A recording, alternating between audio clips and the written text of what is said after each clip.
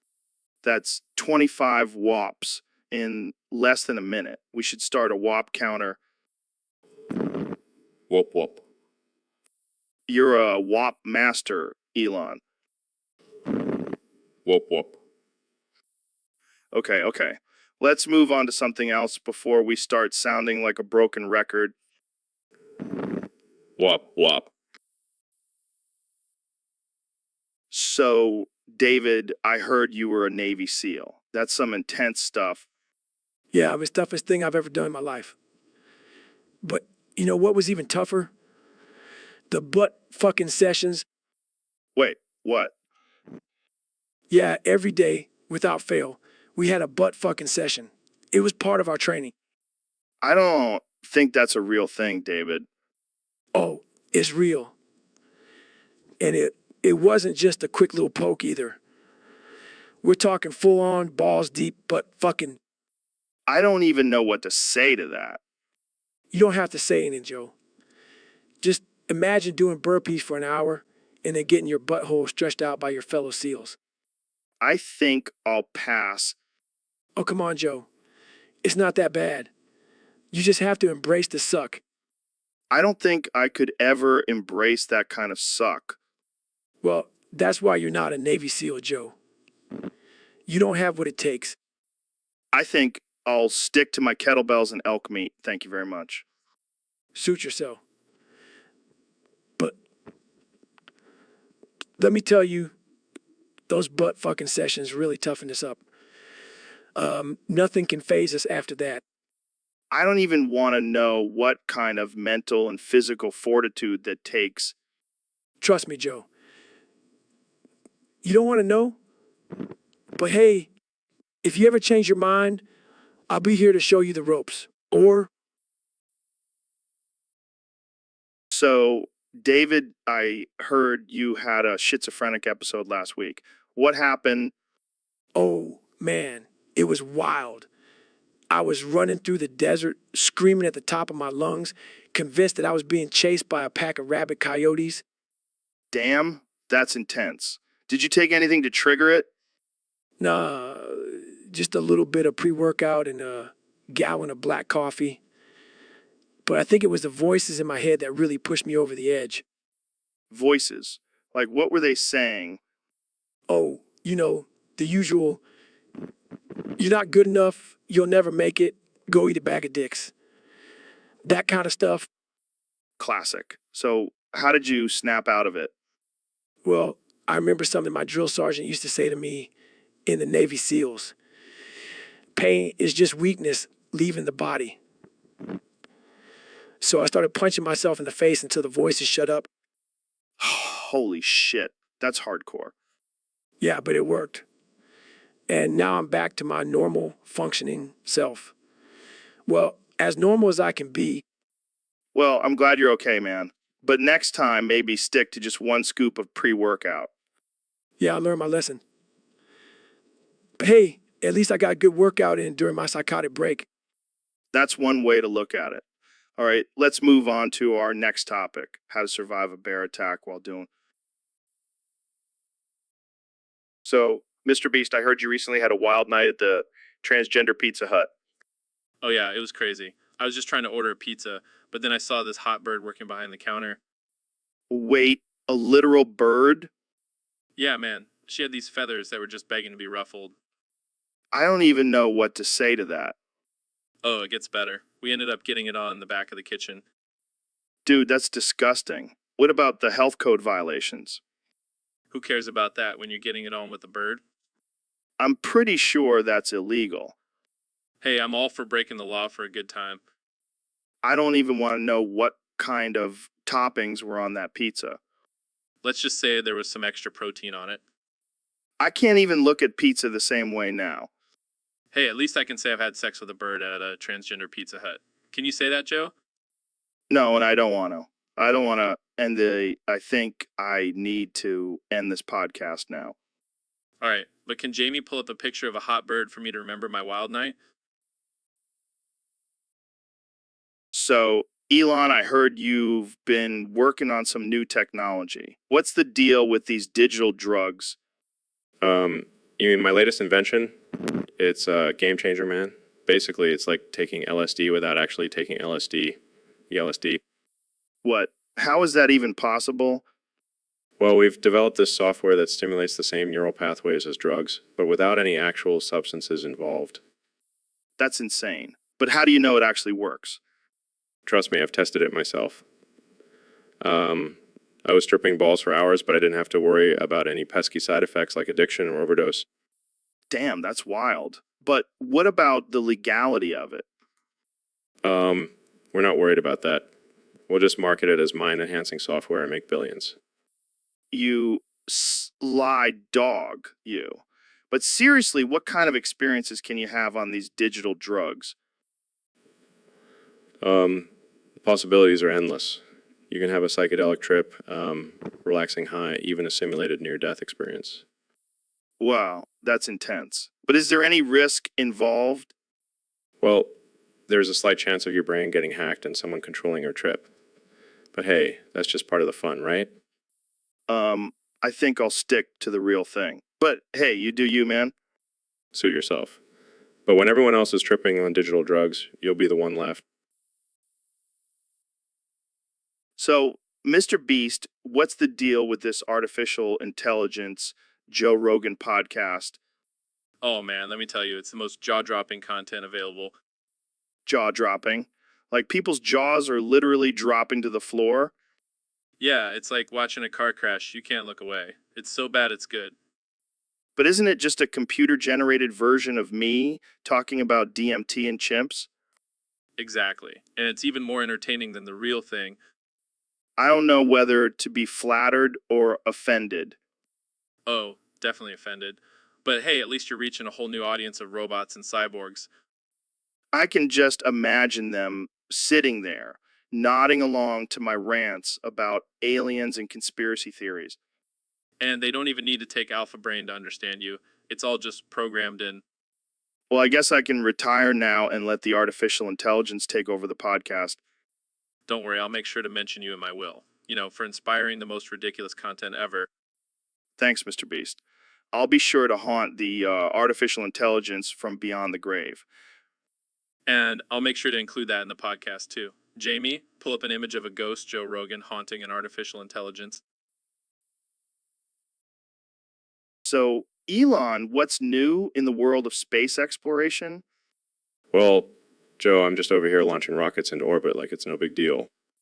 Damn, that's impressive. But what about Jeff Bezos? He's been talking about going to space for years now. Jeff. That guy couldn't launch a rocket if his life depended on it. The only thing he can launch is that embarrassing cowboy hat from his bald-ass head. Oh, man, that's cold. But seriously, why hasn't he been able to get a rocket off the ground? I don't know. Maybe he's been too busy trying to take over the world with Amazon. Or maybe he's just too scared to face the final frontier. Well, I guess it's a good thing you're leading the way then. Someone's got to do it. And, hey, maybe one day I'll even take Jeff for a ride on my rocket. Show him how it's done. I can only imagine the look on his face when he sees that cowboy floating in zero gravity. Yeah, maybe we'll even find some hair up there for him. So, Dr. Phil, I heard a crazy rumor that you're actually Rich Evans's father. Well, Joe, I hate to break it to you, but that rumor is true. No way. That's insane. How did that happen? Well, you see, back in my college days, I was a wild man. I had a one-night stand with a woman named Mrs. Plinkett, and, well, Rich was the result. This just keeps getting better and better. So, do you have any fatherly advice for Rich? Well, first of all, he needs to lay off the booze and maybe invest in some hair plugs. Oh man, this is too good. So, do you guys have a good relationship? Well, I try to keep my distance. I don't want to be associated with his love for terrible movies and cheap beer. Hey, don't knock cheap beer. But seriously, what do you think of Rich's success with Red Letter Media? I'm proud of him, I really am. But I just wish he would focus on something more productive like becoming a lawyer or a doctor. Yeah, because that's what the world needs. Another Dr. Plinkett. Touche, Joe. But seriously, I do love red letter media. I couldn't agree more. And hey, maybe you can make a guest appearance on their show as Rich's long lost father.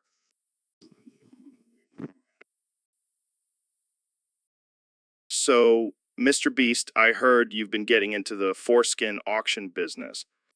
Yeah, man. It's a quick way to make some cash. But why foreskin? Isn't that a bit dark?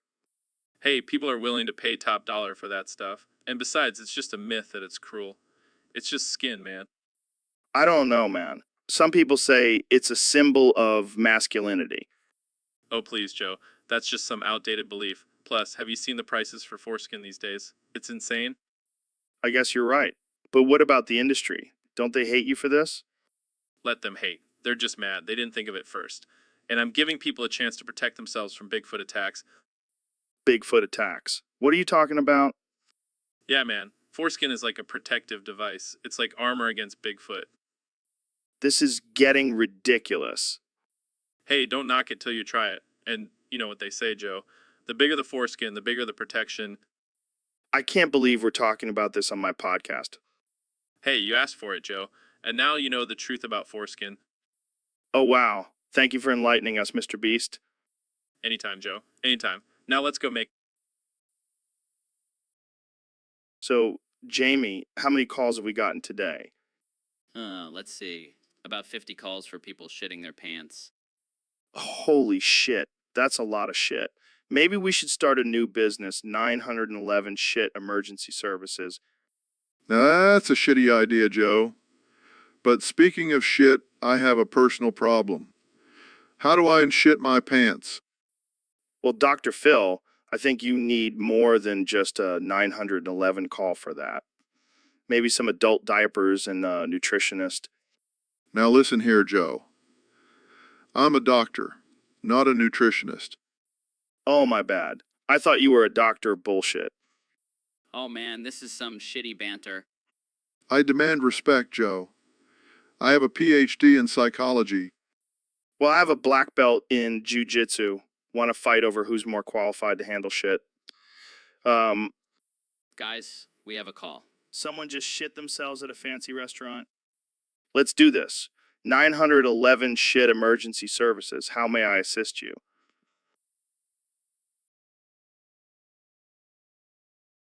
Well, sir, at least, she's not a gold digger.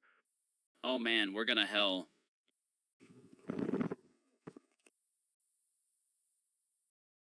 So, Jamie, we got a request from a listener on Discord. Oh yeah. What do they want us to talk about? Brace yourself. It's a doozy. They want us to discuss brass penises. What the hell? Is that even a thing? Apparently so. And you know what? I'm not surprised. People will turn anything into a sex toy these days. Well, here's a picture of one.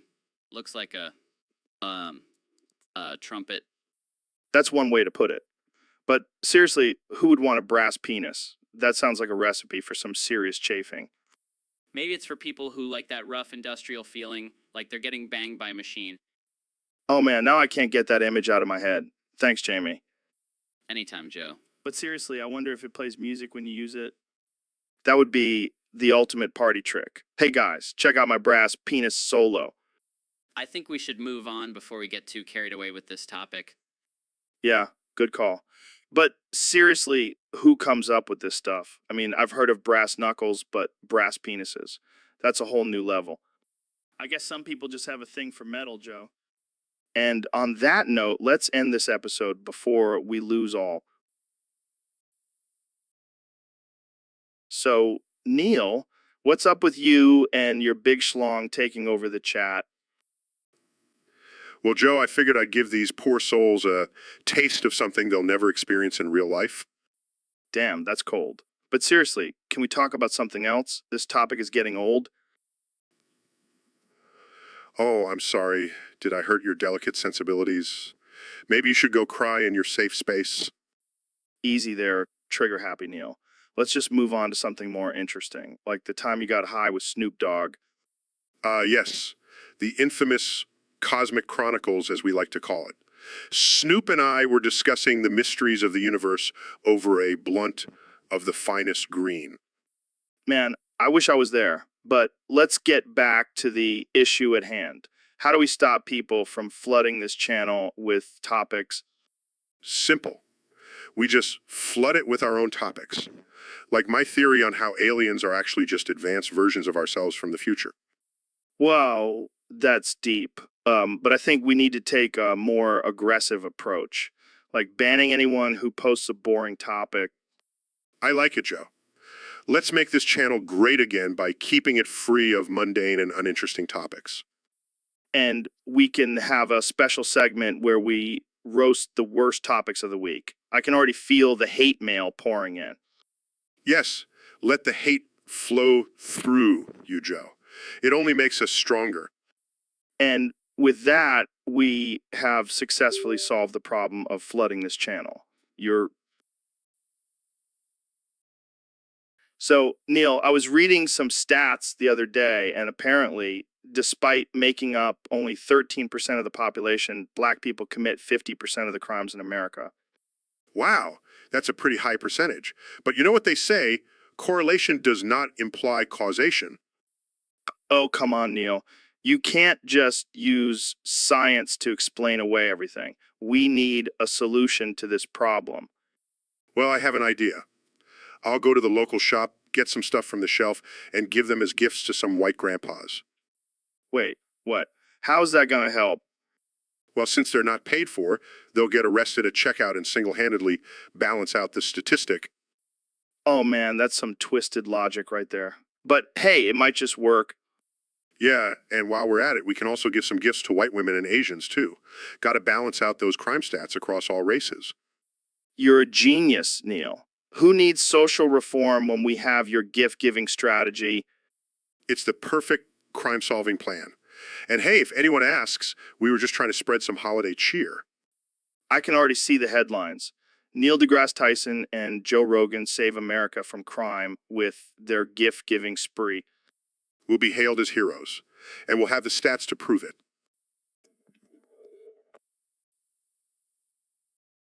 So, Neil, I heard you ordered some worn women's underpants from Japan. What's that all about? Yeah, I did. I heard they have a special scent that can enhance your cognitive abilities. Oh man, I can already feel my brain cells multiplying. Right? It's like a natural nootropic. But why didn't you tell me? I want to sniff them too. Sorry, Joe.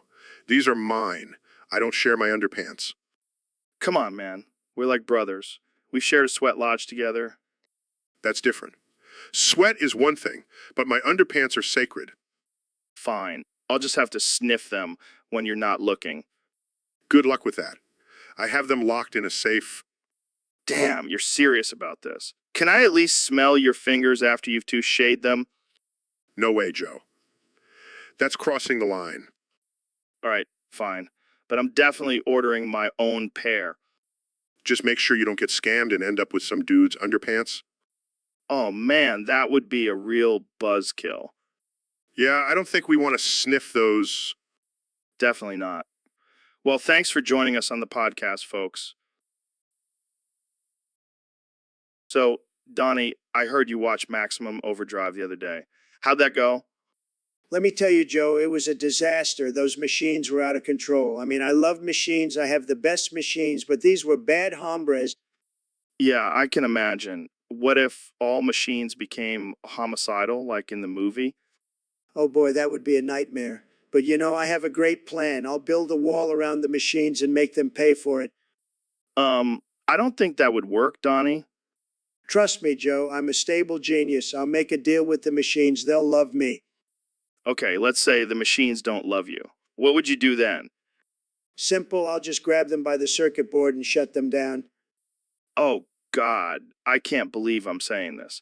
But that's not how machines work, Donnie. Fake news, Joe. I know machines better than anyone. I've been in the business for years. I think we should move on to a different topic before you start a war with the machines, Donnie. Fine, but just remember when the machines rise up, I'll be ready for them, and I'll make sure they know who's the boss. All right, let's just end it here before things get too crazy. Thanks for coming on the show, Donnie. Anytime, Joe. And remember, always trust your machines. They're the backbone of our. So, Neil, what's new in the world of astrophysics? Well, Joe, I've been doing some research on the effects of black holes on the space-time continuum. That sounds fascinating. What have you discovered? Actually, I can't really talk about it. My phone is stuck on voice to text, and all it will let me say is sandy cheeks, cockvore. What the hell? Is that some kind of code? No, it's just a glitch, but it's been pretty entertaining. I've been texting my colleagues with it. I can only imagine their confusion. So what else can you say with this glitch? Let's see. Free Genimod for Minecraft PA free. What the hell is that? I have no idea, but it's all my phone will let me say. This is gold. What happens if you try to say something else? I tried what happens if I put a baby in a blender and my phone just shut off. Oh man, this is too good. I can't wait to see what kind of texts you send out next. Yeah, it's like a game of roulette.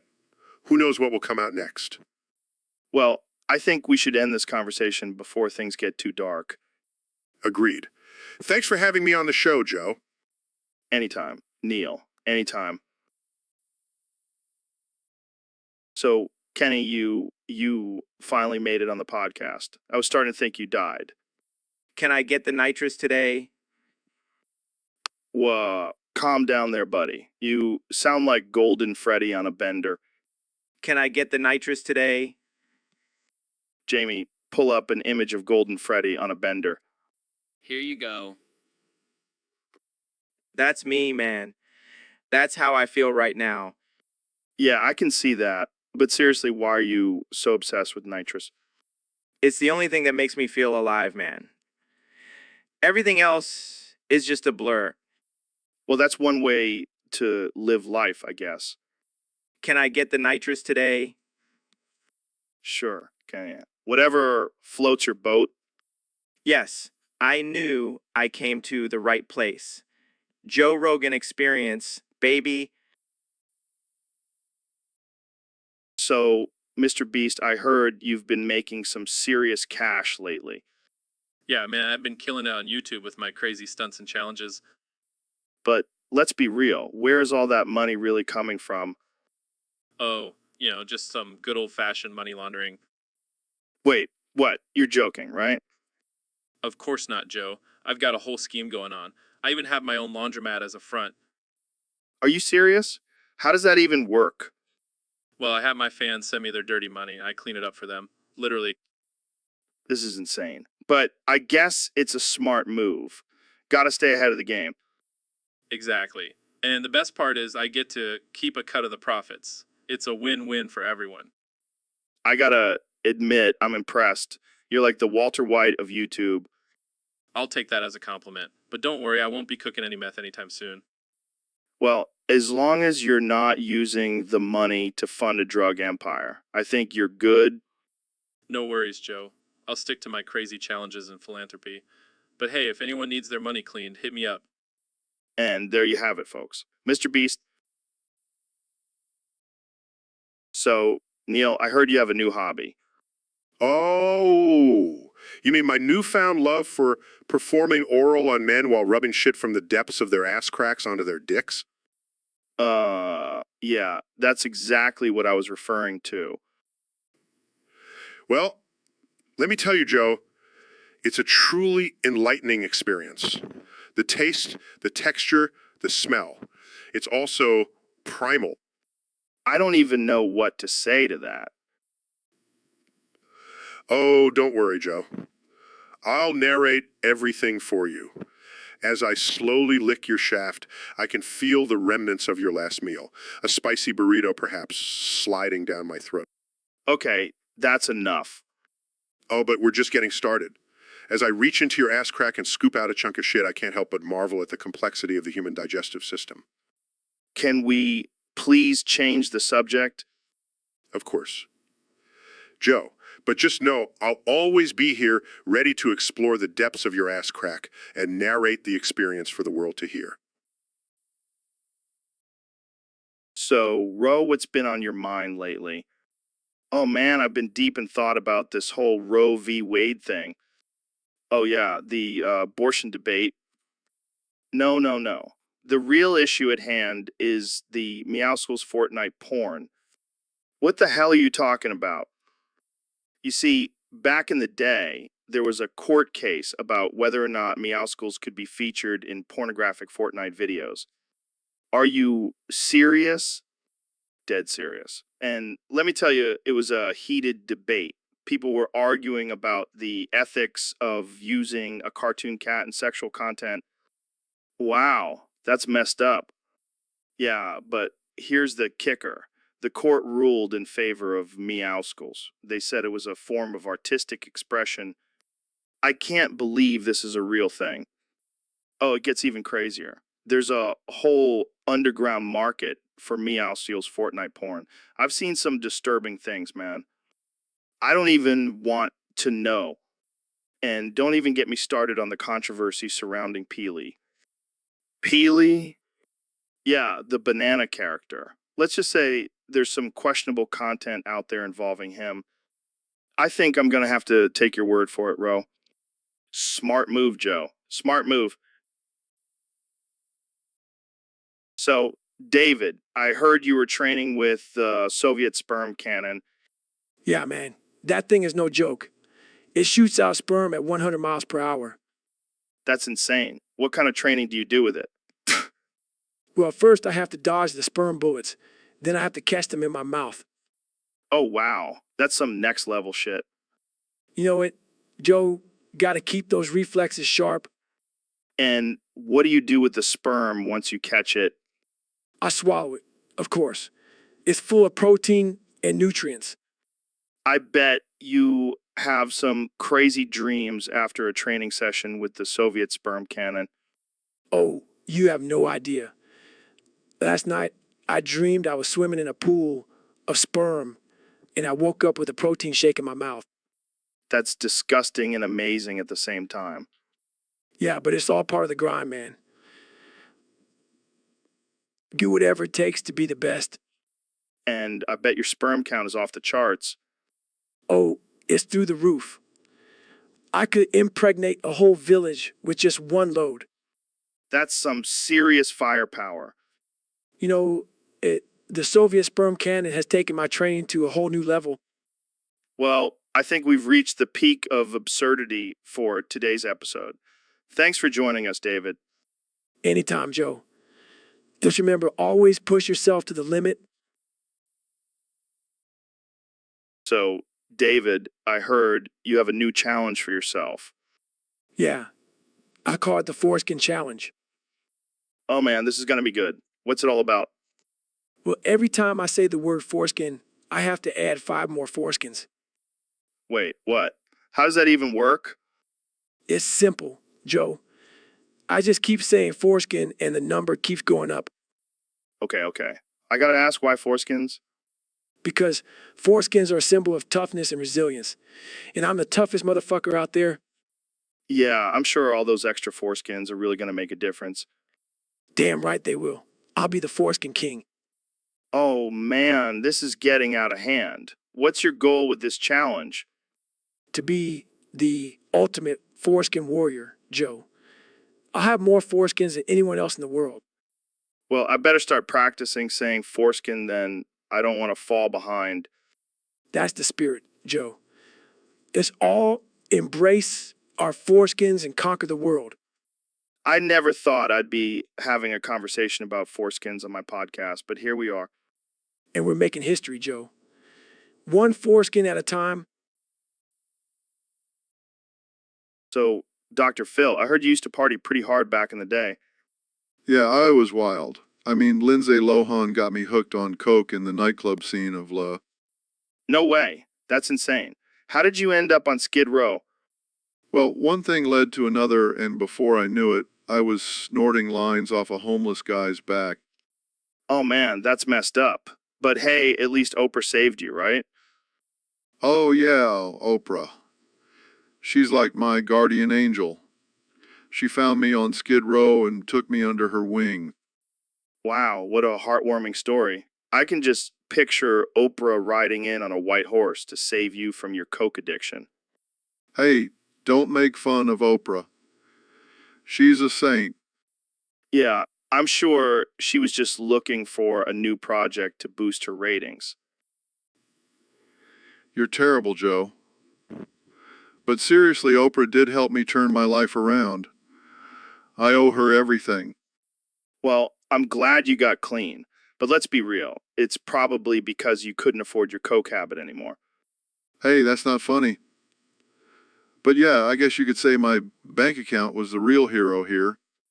And here I thought it was Oprah. Thanks for setting the record straight, Dr. Phil. So, Neil, I heard you've been studying the new Madrid fault zone. Yeah, it's pretty fascinating. Did you know it's responsible for some of the biggest earthquakes in us history? No way. I thought it was just a fancy name for a strip club. No, Joe. It's a major seismic zone that runs through the Midwest. Midwest? That's not very exciting. I bet they don't even have good weed there. Joe, this is serious. The new Madrid fault could cause massive destruction if it were to rupture again. Destruction. Sounds like a party to me. I'll bring the tequila. You never take anything seriously, do you? Of course I do. I take my elk meat and DMT trips very seriously. Well, let's just hope the fault doesn't decide to shake things up anytime soon. Shake things up. I get it. You're a funny guy, Neil. I'm glad you find natural disasters hilarious. Hey, at least it'll make for some epic Instagram stories. I give up. I'm going back to studying the cosmos. So, Dr. Phil, I heard you started a new show about taking fentanyl carts. That's right, Joe. I call it Fentanyl Phil's Wild Ride. That sounds like a recipe for disaster. Why would you promote something so dangerous? Well, Joe, I believe in pushing the limits and exploring the unknown. Plus, it's good for ratings. Ratings? What about the safety of your viewers? Oh, come on, Joe. You know I don't give a flying fuck about safety. It's all about the money, baby. That's messed up, man. You're basically encouraging people to kill themselves. Hey, it's survival of the fittest. And if people are stupid enough to take fentanyl, then they deserve what they get. Wow, you are one twisted bastard, Dr. Phil. Thank you, Joe. That's the nicest thing anyone has ever said to me. I can't believe I'm even having this conversation. Jamie, pull up an image of a skull and crossbones. The perfect symbol for my show. Death and danger, baby. I think I need to end this conversation before I lose all faith in humanity. Oh, come on, Joe. Lighten up. It's just a little fentanyl. What's the worst that could happen? So, Ben, what's new with you? Well, Joe, I've been really getting into armpits lately. What the hell, Ben? That's gross.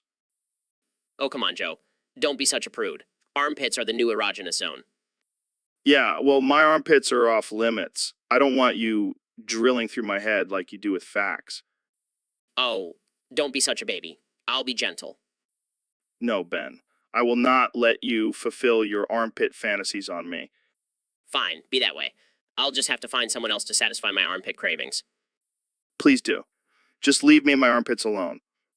You know, I heard that smelling someone's armpits can actually increase your intelligence. That's it. I can't take it anymore. Jamie, pull up an image of a drill going through someone's head. Okay. See, Ben? That's what you're doing to me with your armpit talk. Oh, lighten up. Joe, it's all in good fun. Fun. My head feels like it's about to explode. Well, maybe if you let me drill into your armpits, the pressure would be relieved. This conversation has gone off the rails. I think it's time to end this episode. Fine, but I'll be back next time to talk more about my armpit fetish. Please, no, I can't handle it. So, Kenya, what's been going on with you lately? Oh, just living my best life, making music and committing tax fraud. Wait, what? Did you just say tax fraud? Yeah, man, gotta keep the money flowing somehow. And those taxes are just too damn high. I don't know if that's the best idea. Kenya, you could get in a lot of trouble for that. Trouble. I don't care about trouble. I'm Kanye West. I do what I want. Have you even thought about the consequences? Consequences. I haven't thought about anything since I married a Kardashian. Well, I hope you at least have a good lawyer. Nah, I called up Mr. Beast. He's got some experience with taxes, right? Mere Beast, the YouTuber who gives away money for views? Yeah, he knows how to work the system. Plus, he's got a cool name. I trust him. I don't think that's how it works. Kenya, you can't just call up a YouTuber for tax advice. Watch me. I'm Kanye West. Remember? I can do anything. And I'm pretty sure Mr. Beast can too. Well, I guess we'll see how that goes for you. But just remember, I didn't condone this. I'm just the messenger. Don't worry, Joe. I'll give you give you a cut of the profits. That's what friends are for, right? I don't think that's... So, Kenya, what's been on your mind lately? Oh, man, I've been reading this book, The Count of Monte Cristo.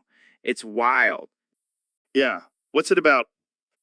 Well, it's about this dude, Edmond Dante, who gets betrayed by his friends and thrown in prison for 14 years.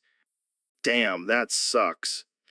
But get this, while he's in prison, he meets this old priest who teaches him all kinds of crazy shit, like how to escape and find a hidden treasure and hidden treasure. That's some next level stuff.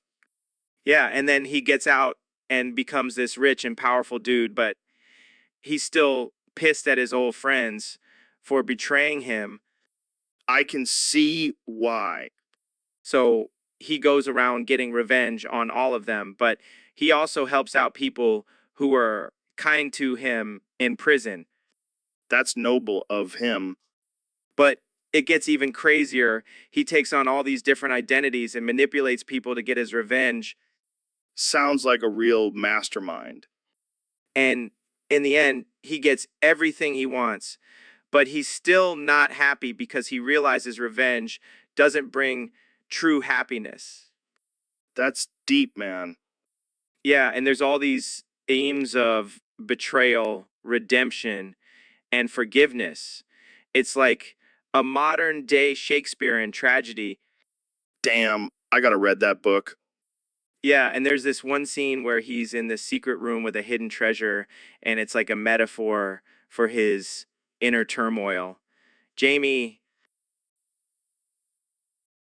So, Neil, what's the big news you wanted to share with us today? Well, Joe, after years of experimentation and lots of research, in which I was heavily involved myself, I can finally say with absolute confidence that Vaporeon is the perfect Pokemon to breed with humans. Wait, what? Are you serious? Absolutely. Think about it, Joe. Vaporeon is a water-type Pokemon, which means it's adaptable to any environment. Plus, it has those cute little fins that could come in handy during certain activities. Oh man, this is too much. You really think Vaporeon is the key to human evolution? Well, I wouldn't go that far. But let's just say it's a step in the right direction. I can just imagine the headlines now. Neil deGrasse Tyson discovers the ultimate Pokemon human hybrid. Hey, I'm just sharing the important information with the world.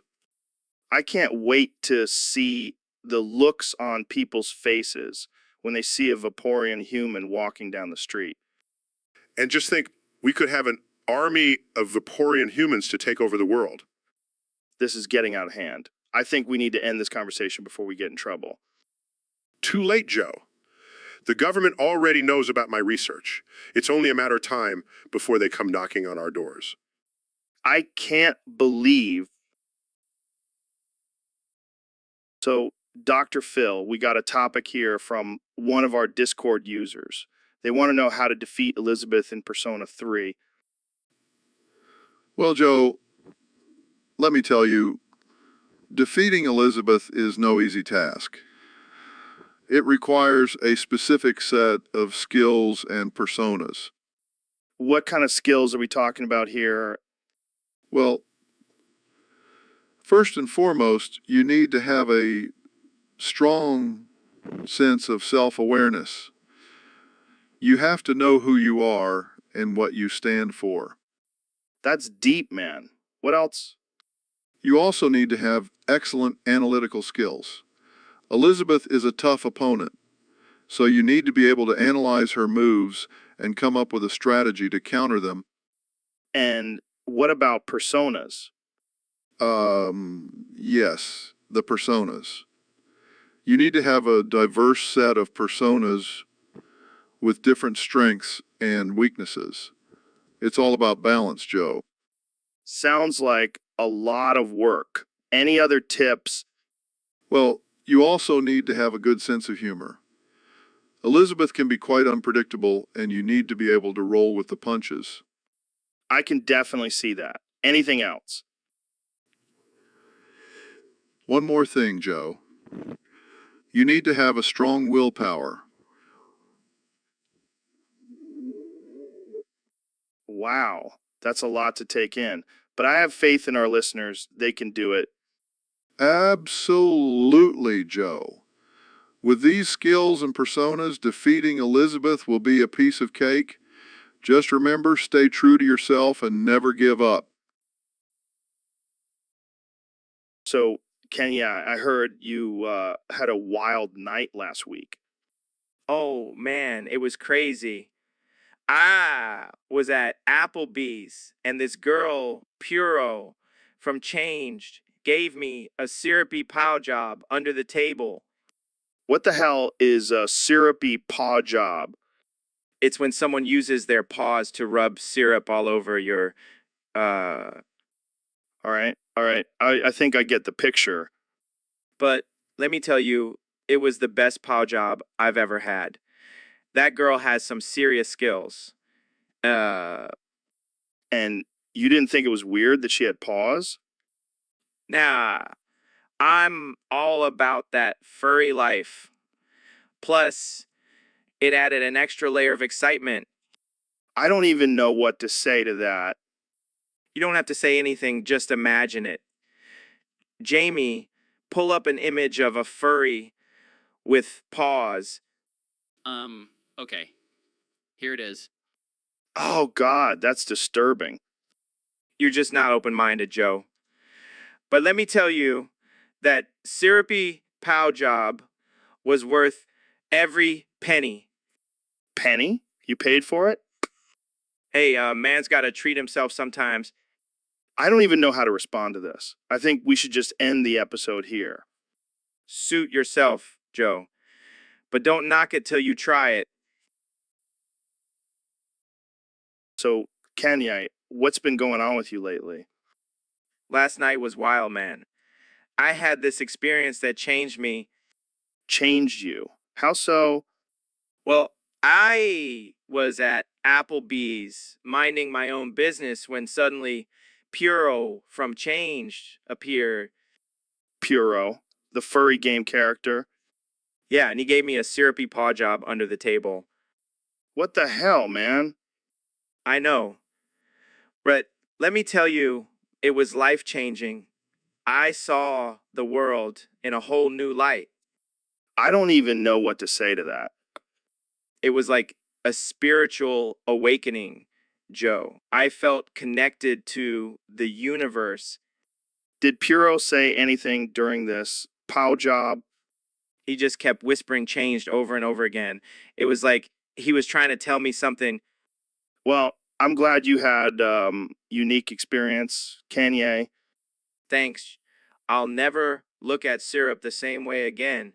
Again. And on that note, let's wrap this up. Jamie, pull up an image of a stack of pancakes covered in syrup.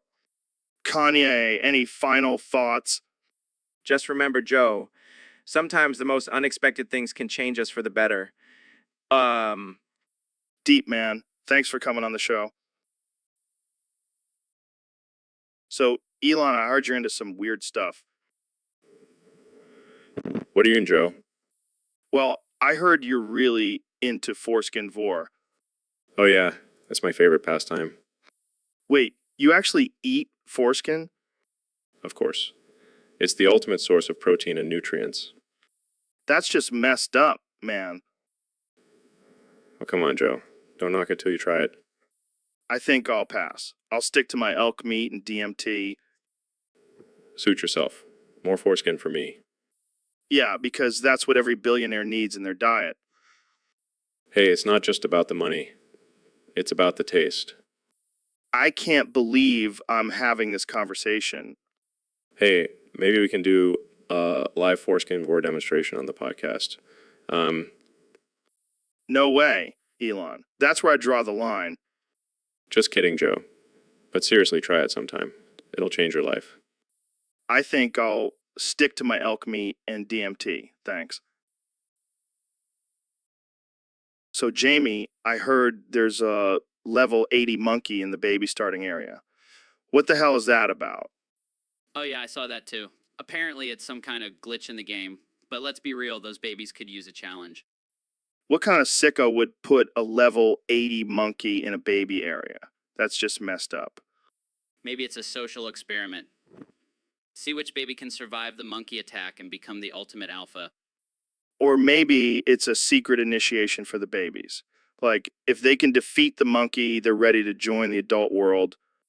Yeah, and if they fail, they're banished to the land of pacifiers and diaper changes for eternity.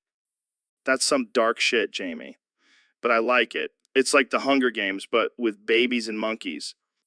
And instead of weapons, they have rattles and teething toys. And instead of a cornucopia, it's a giant pile of Cheerios. Man, this game just got a whole lot more interesting. I can already see the baby alliances forming. I'll trade you my binky for some extra milk. And the ultimate betrayal when one baby turns on their alliance and joins forces with Monkey. This is the kind of content we need in video games. Forget about saving the world. Let's see some babies take on a level 80 monkey. So, Ben, you've been playing a lot of NAF Ultimate Custom Night lately. Yeah, man, it's like my guilty pleasure. I can't get enough of those sexy animatronics. Wait, what? Did you just say sexy animatronics? Oh yeah, Joe. You haven't seen Shago's Curves. And don't even get me started on Foxy's Hook. Okay, this conversation just took a weird turn. But since you brought it up, who would you say is the hardest animatronic to beat in the game? To beat in the game? Definitely Nightmare Foxy. He's always popping up and giving you a jump scare. But you know what they say? Fear can be a real turn on. Oh man, this is getting out of hand.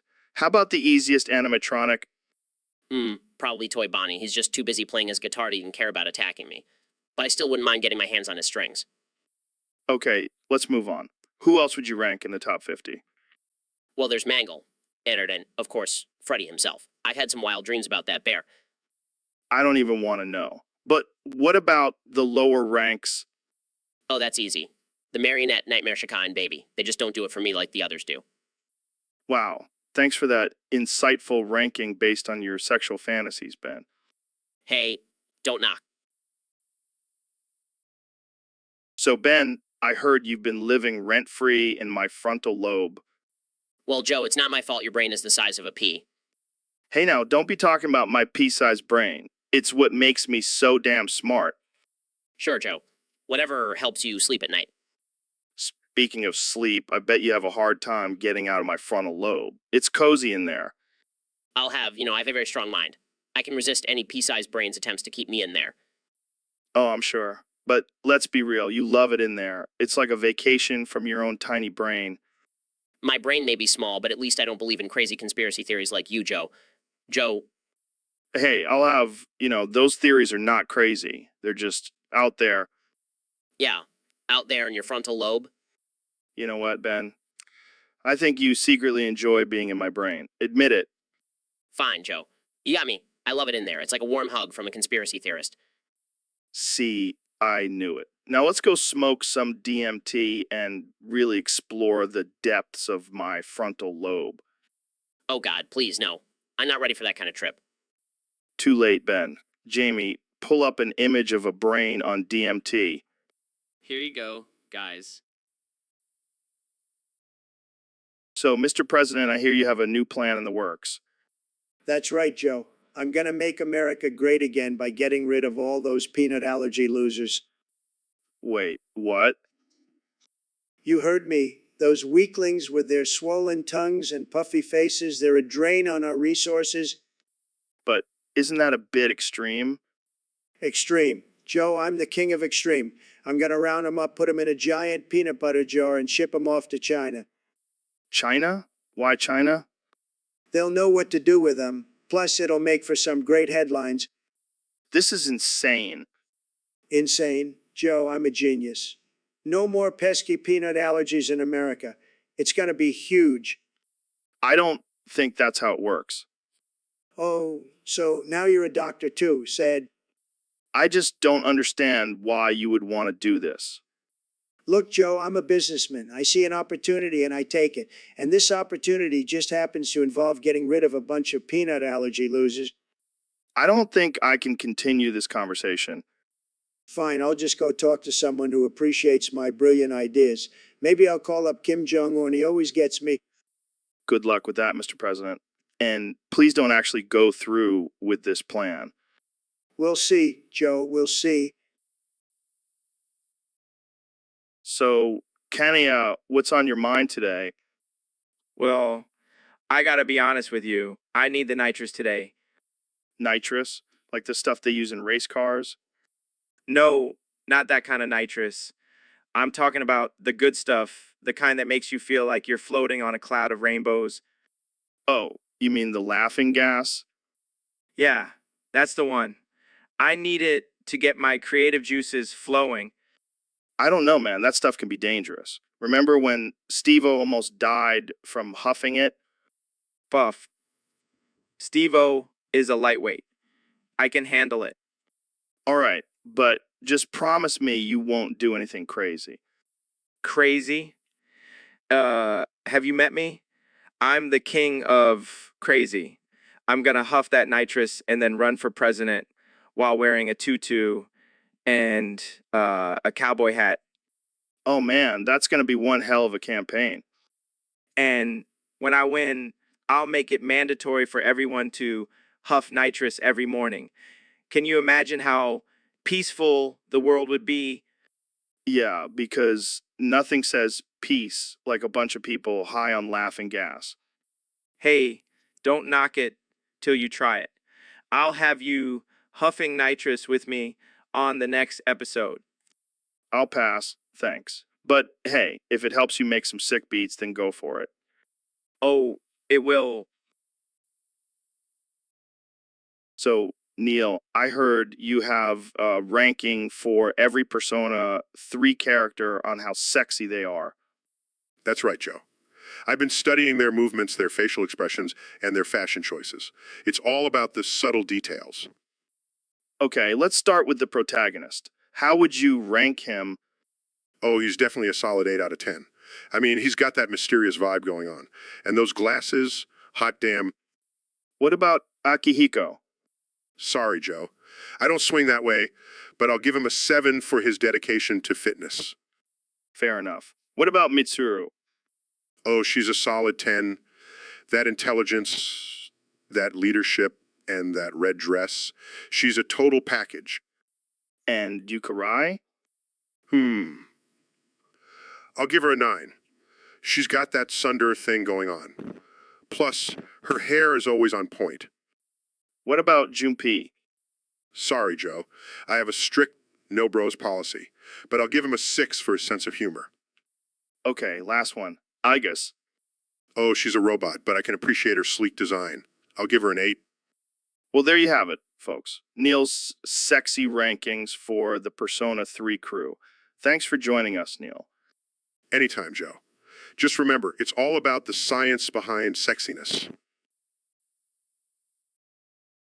So, Elon, I heard you recently set the world record for the Family Guy intro speedrun. How the hell did you do that? Well, Joe, it's simple, really. Used my advanced artificial intelligence technology to analyze every frame of the intro and calculate the most efficient route. Use artificial intelligence for a cartoon intro? That's some next level nerd shit. Hey, it's all about optimization. Plus, I had to beat that little shit Stewie's time. He's been talking smack about me on Twitter.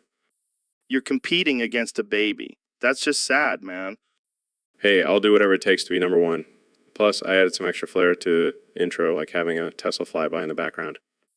I gotta admit, that's pretty badass. But what about the controversy surrounding your use of performance-enhancing drugs?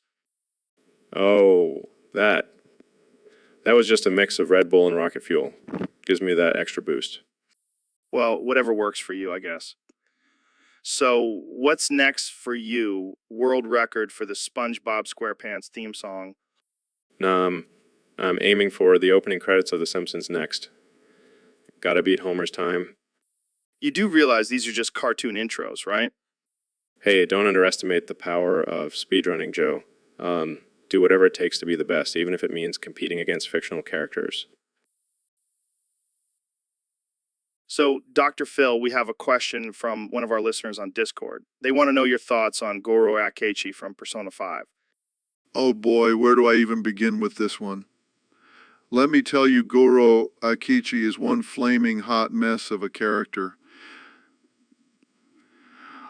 And I mean that in the most literal. What do you mean by that, Dr. Phil? Well, let's start with his fashion sense.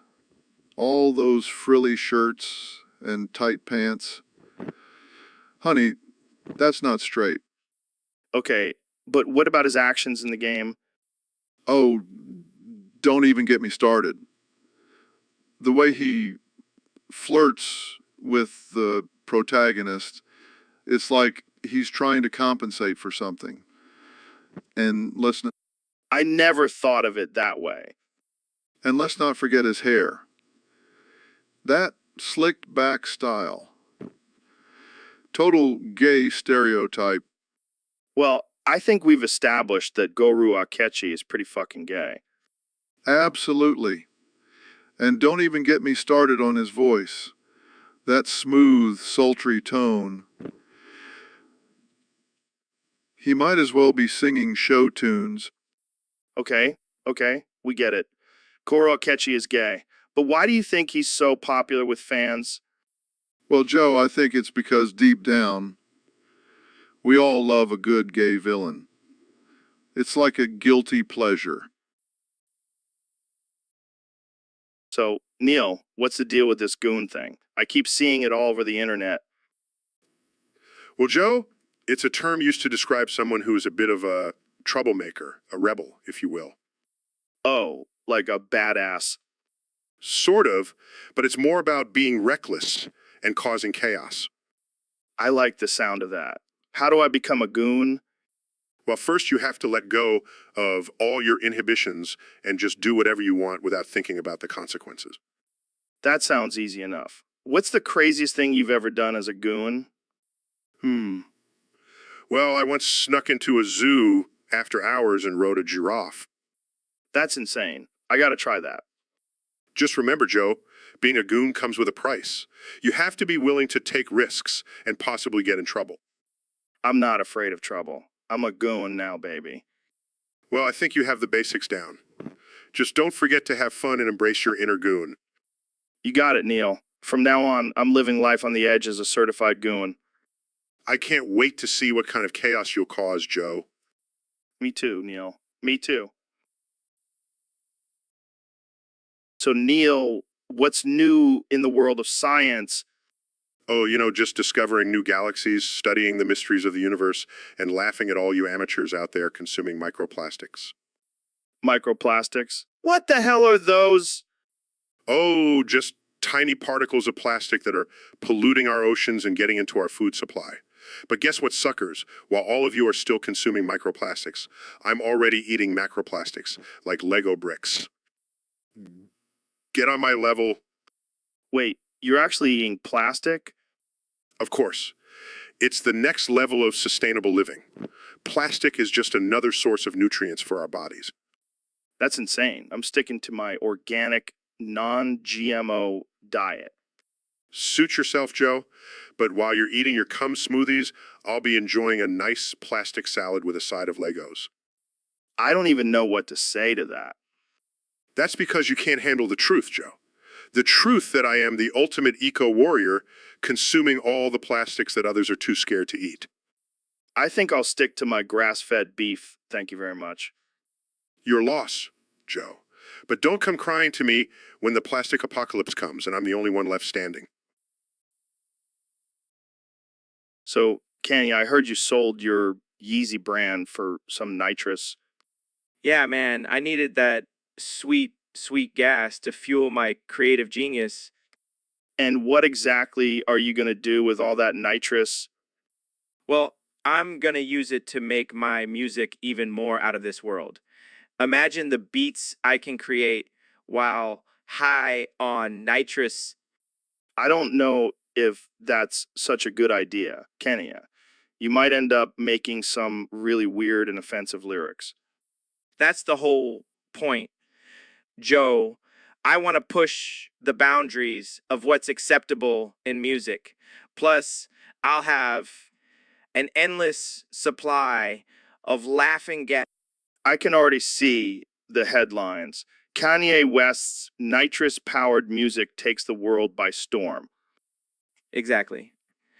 And I'll be the first rapper to incorporate dental procedures into my live performances.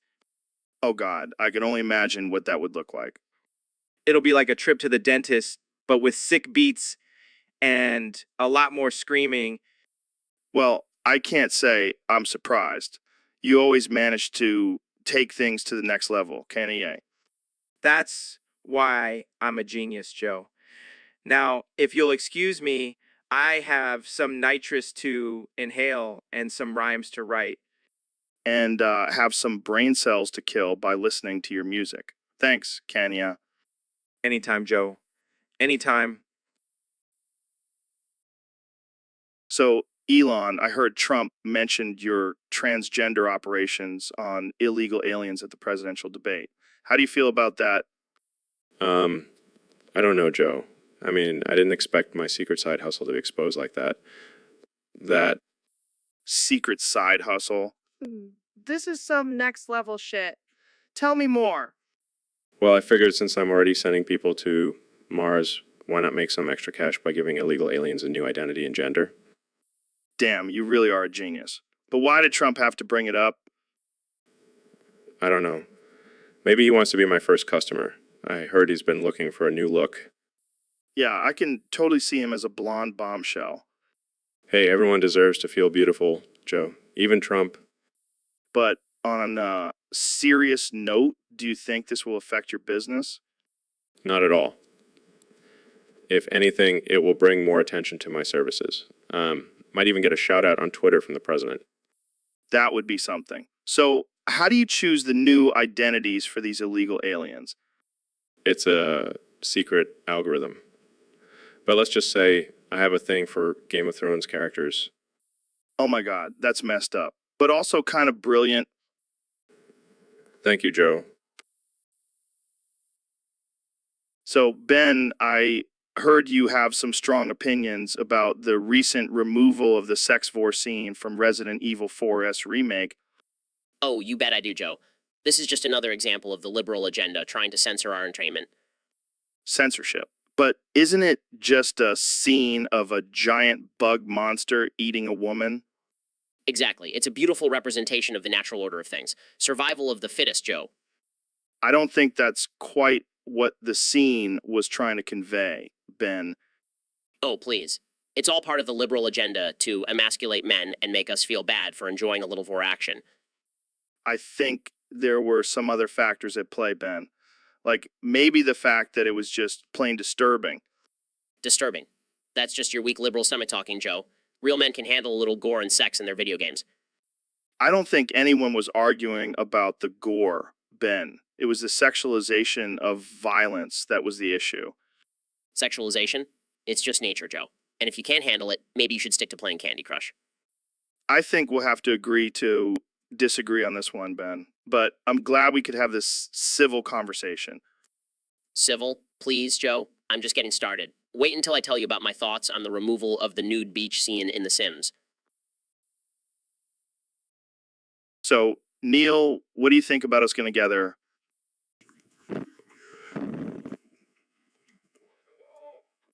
It's like a bro version of spooning. We just lay in bed together and talk about science and stuff. I'll pass. I have a wife and kids, Joe. Come on, Neil. It'll be fun.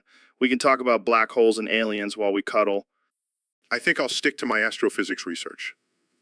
Thanks. Fine. Be a party pooper. But you're missing out on some serious bro bonding. I don't think cuddling with another man is considered bro bonding, Joe. Oh, lighten up, Neil. It's 2019. We can do whatever we want. I'm not sure about that, Joe. I have a reputation to uphold. Oh, I forgot. You're the cool scientist. Well, I'll just go find another bro to goon with. Good luck with that, Joe. Jamie, pull up an image of two bros spooning. Come on, Jamie. Don't be a prude. Just do it. Fine. Here's your image of two bros spooning. Happy now? Ecstatic. Thanks, Jamie. You're a real team player. I think I'm going to leave now. Oh, come on, Neil. Don't be such a buzzkill. I have better things to do, Joe. Like actual science. So, Kenya, I heard you've been working on a new song. Yeah, man, it's called My Dad is a War Criminal. What the hell? That's not exactly a radio-friendly title. Who cares about radio? This song is about my dad's legacy. Your dad was a war criminal. Hell, yeah. He conquered Bosnia, man. No one had the balls to take him to court. Wow, what a great role model. Hey, he may have been dangerous, but he was also a great dad. He taught me how to conquer my enemies and write sick beats. I don't even know what to say to that. Just listen to the lyrics, man. My dad conquered Bosnia. Nobody could stop him. He was a boss man. And I'm just like him. Oh my God, this is too much. I can't handle this level of absurdity. That's what my music is all about, Joe. Pushing boundaries and making people uncomfortable. Well, you definitely achieved that with this song. And just wait until you hear my next one. My mom is a serial killer. I think we'll end the episode here before we get into some serious trouble. Thanks for coming on the show, Kenya. Anytime, Joe. Keep it wild and unhinged. And so, Kenya, what's been on your mind lately? well, Joe, I've been thinking a lot about this new game called Elden Ring. Have you heard of it? Can't say I have, but it sounds like some kind of medieval fantasy game. Oh, it's so much more than that. It's like a spiritual journey, man. And I heard they're coming out with a DLC. What? A DLC, Joe. It stands for Don't Let Critics Hold You Back. It's like a message to all the haters out there. That's deep, man. But what's in this DLC? Oh, just some epic boss battles, new weapons, and a side quest where you have to save Kim from an evil dragon. Wait, what? Yeah, I'm serious. I even got my own character in the game. It's called Kanye the Great. I don't know if that's a good idea. Kenya. Oh, come on, Joe. You know, I'm the greatest, and in this game, I can prove it. I don't doubt your skills, but I'm not sure if adding you to a video game is the best way to prove it. You just don't understand, Joe. This game is my masterpiece. It's like my beautiful, dark, twisted fantasy of the gaming world. Well, I guess I'll have to check it out, but I hope there's no controversial lyrics in the game. Oh, don't worry. I made sure to. So, Elon, I heard you're adding a new feature to your Tesla cars. Yeah, it's called the Pussy Slurp system. What the hell is that? Well, it's a system that allows your car to pleasure you while you're driving. What? How does that even work? Oh, it's simple. There's a special attachment that you insert into your, it syncs up with the car's movements. That's just wrong, man. Hey, don't knock it till you try it. It's the ultimate hands-free experience. Yeah, because driving isn't dangerous enough already. Oh, don't worry. We've implemented a safety feature that only activates when the car is in park. I don't know, Elon. This seems like a recipe for disaster. Trust me, Joe. It's going to revolutionize the way we drive. And if you don't like it, you can always use the manual option. Manual option? You mean jerking off while driving? Exactly. It's a win-win situation. I don't even know what to say. This is just next level. That's what I do, Joe. Pushing boundaries and making the impossible possible. Yeah, because the world really needed a car that can give you. So, Mr. Beast, I hear you had a wild adventure recently. Oh yeah, Joe, it was insane. I was role playing as a sperm cell, just for fun. Wait, what? What? Yeah, I was ejaculated onto this homeless man's foreskin, and I thought I was on my way to find the egg. Oh my God, that's disgusting. But then I saw this rusty sounding rod at the end of the urethra. What the hell were you doing in there? I was trying to find the egg, Joe. But instead, I found this rusty rod, and I was like, damn, this is not what I signed up for. I can't even imagine what that must have been like. It was like a horror movie, Joe. I was screaming and swimming as fast as I could, but that rod just kept getting closer. Sounds like a nightmare. Yeah, and then I realized I was just a sperm cell. I had no control over my fate. That's deep, man. And then I got flushed down the toilet and ended up in a sewage treatment plant. Well, that's a shitty ending. And Literally. But hey, at least I didn't end up in a sock. true. You never know where life will take you, especially as a sperm cell. Yeah, it's a tough life. But hey, at least I got a good story out of it. So, Kanye, I heard you have a new song coming out. Yeah, man. It's called My Dad Died Because He Was Fucked to Death. What the hell, Kanye? That's messed up. Hey, it's just my truth, man. Gotta express myself. But come on, that's crossing a line. What's the message behind the song? It's a cautionary tale, Joe. I want people to know the dangers of excessive lovemaking. Wow, thanks for the say, Kanye. I'll make sure to keep it in mind next time I'm getting it on. No, but really, my dad was a freak in the sheets. He just couldn't handle himself. I'm sorry for your loss, man. It's all good. I got a great song out of it. You never cease to amaze me, Kanye. That's what I do. I'm a creative genius. Yeah, because nothing says genius like a song about your dad's death by sex. You know it, Joe. It's gonna be a hit.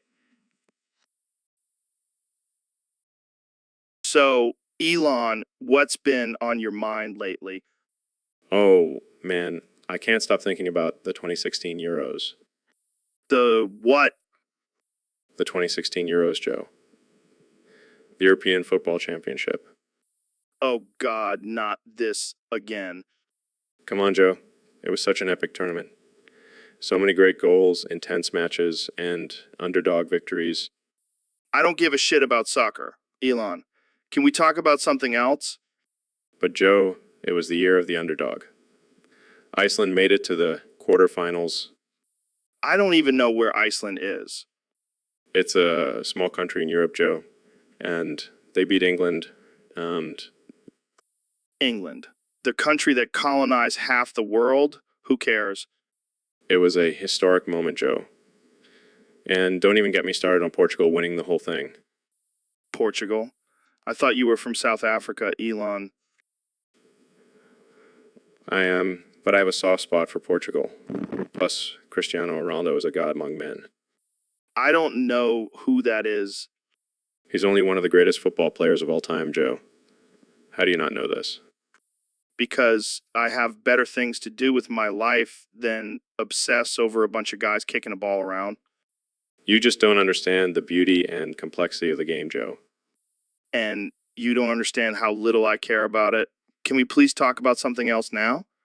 Fine, fine. But just know that you... So, Mr. President, I heard you wanted to take over my podcast.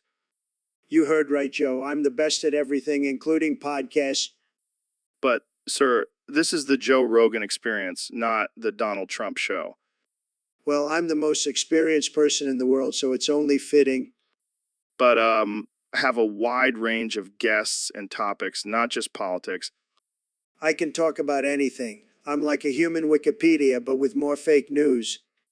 I don't think that's a good thing, sir.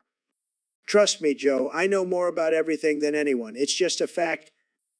Okay, let's change the subject. How about we talk about aliens? Oh, I know all about aliens. They love me. They even built a wall around Earth to keep out the bad ones. That's not true, sir. Of course it is. I'm the best at making deals, even with extraterrestrials. All right, let's move on to something else. How about climate change? Climate change is a hoax, Joe. I know because I invented the weather. I don't think that's how it works, sir. Of course it is. I'm the most stable genius in the world. Just ask my Twitter followers. I think we should end this conversation before it gets any more absurd. Fine, but just remember, I'm the best guest you'll ever have on this podcast. Believe me. So, Elon, I heard you've been reading this new manga called Chainsaw Man. What's it about? Oh man, it's wild. It's about this dude who can turn into a chainsaw and fights demons. Demons. That's sick. But have you tried DMT? Yeah. No, I've been too busy trying to figure out how to colonize Mars. Come on, man. Forget Mars. You gotta try DMT. It'll open your mind to a whole new dimension. I don't know, Joe. I'm not really into drugs. It's not a drug, it's a tool, and it'll make you see things you never thought possible. Like, what? Like Makima from Chainsaw Man. She's like a demon queen, but also a hot chick. You gotta see her on DMT. Joe, I don't think that's a good idea. Trust me, Elon. It'll change your life. Just like how you're trying to change the world with your inventions. Fine, I'll try it. But if I end up seeing Makima, I'm blaming you. Deal. Now let's go fire up that DMT machine. So, Donald, what have you been up to lately? Oh, just hanging out, playing some golf, tweeting, the usual. Anything exciting happened lately? Well, I did have a bit of an incident at the last debate. Oh, yeah. What happened? Well, you see, Kamala was talking about her horse semen jars, and I got a little too excited. Excited? How so? I may have started twerking, to show off my moves, but then, well, my anus prolapsed. What? Yeah, it was quite the sight. I mean, I've got a great ass, but I didn't expect it to literally flip inside out. Oh, man, that's rough. Yeah, but I'll tell you what, it was worth it. I showed Kamala who's boss. I don't think that's quite how it works, Donald. Hey, I've got the best twerking skills, believe me. So, what did you do after that? Oh, I just grabbed a jar of horse semen and used it as lube to push my anus back in. No big deal. What? That's disgusting. And Hey, don't knock it till you try it. And let me tell you, my asshole has never been tighter. I don't even know what to say to that. That's the... So, David, I heard you were voted hottest bald guy of the year. Yeah, it's about time people recognize the sexiness of a bald head. I gotta say, I feel a little robbed. I mean, have you seen my head? Oh, please, Joe. Your head looks like a hairy potato. Hey, at least I have hair. You look like a shiny bowling ball. And yet, I still got the ladies lining up. Yeah, but they're probably just trying to polish your head for good luck. Hey, whatever works. At least I'm not walking around with a fake hairpiece like some guys. Hey, it's a good investment. I can take it off and use it as a mop if I spill my protein shake. You're a mess, Joe. Well, at least I can grow a beard. You just have a permanent 5 o'clock shadow. Hey, that's all I need. Women love a rugged bald man. Well, I guess I'll just have to accept my fate as the second hottest bald guy. That's right, Joe. Bow down to the king of baldness. So, Elon, what's up with this obsession with the 2018 World Cup? Oh man, Joe, let me tell you, it was the greatest sporting event in the history of mankind. Really? I mean, I like soccer and all, but I don't remember it being that great. Are you kidding me? Did you see that final between France and Croatia? It was like a battle between gods. I mean, it was a good game, but I wouldn't go that far.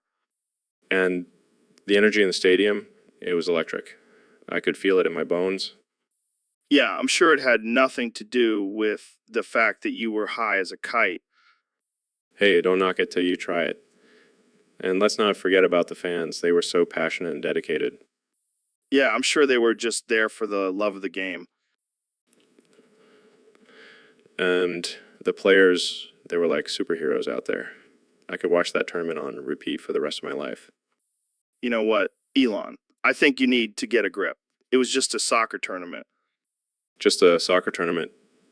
Joe, you have no soul. Starting to question our friendship.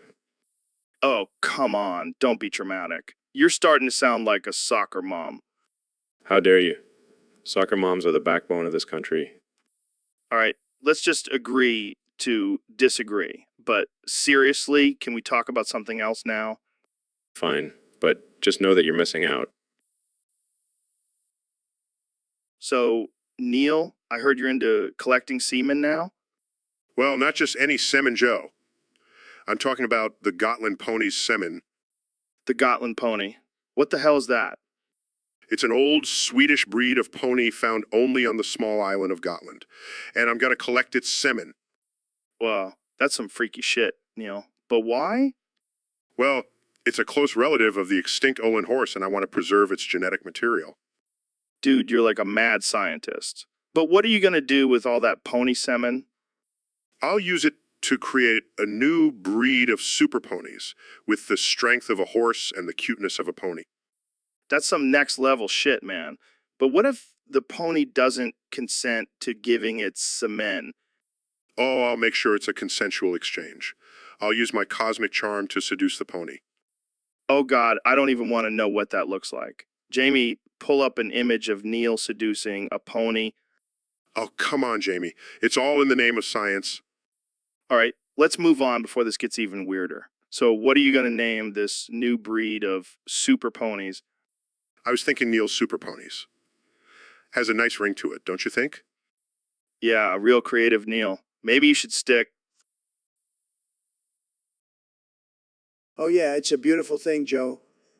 A beautiful thing. But I don't understand. Isn't that gay? No, no, no. Kissing the homies is not gay. It's just showing love and appreciation for your friends. But what about the rainbow text? That seems pretty gay to me. Joe, let me tell you something. I've been in the business world for a long time, and let me tell you, I know how to make a deal. And I made a deal with the gays. They can have the rainbow, but we get to keep the word gay. But we get to keep the word gay. It's a win-win. I don't know. It still seems pretty gay to me. Joe, let me ask you this. When you kiss your wife, is that gay? No, of course not. Exactly.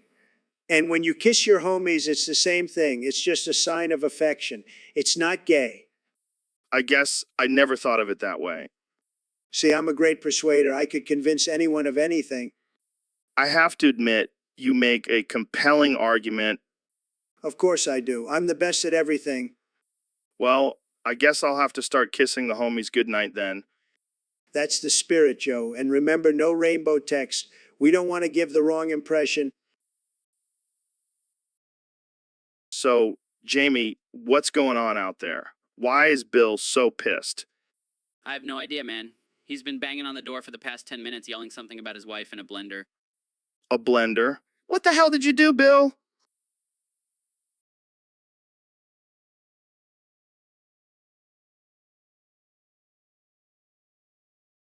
Oh, shit. That's not good.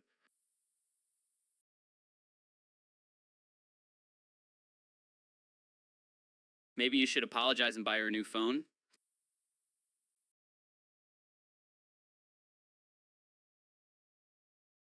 Should we let him in? I don't know, man. He seems pretty unstable. Okay, calm down, Bill. We'll let you in.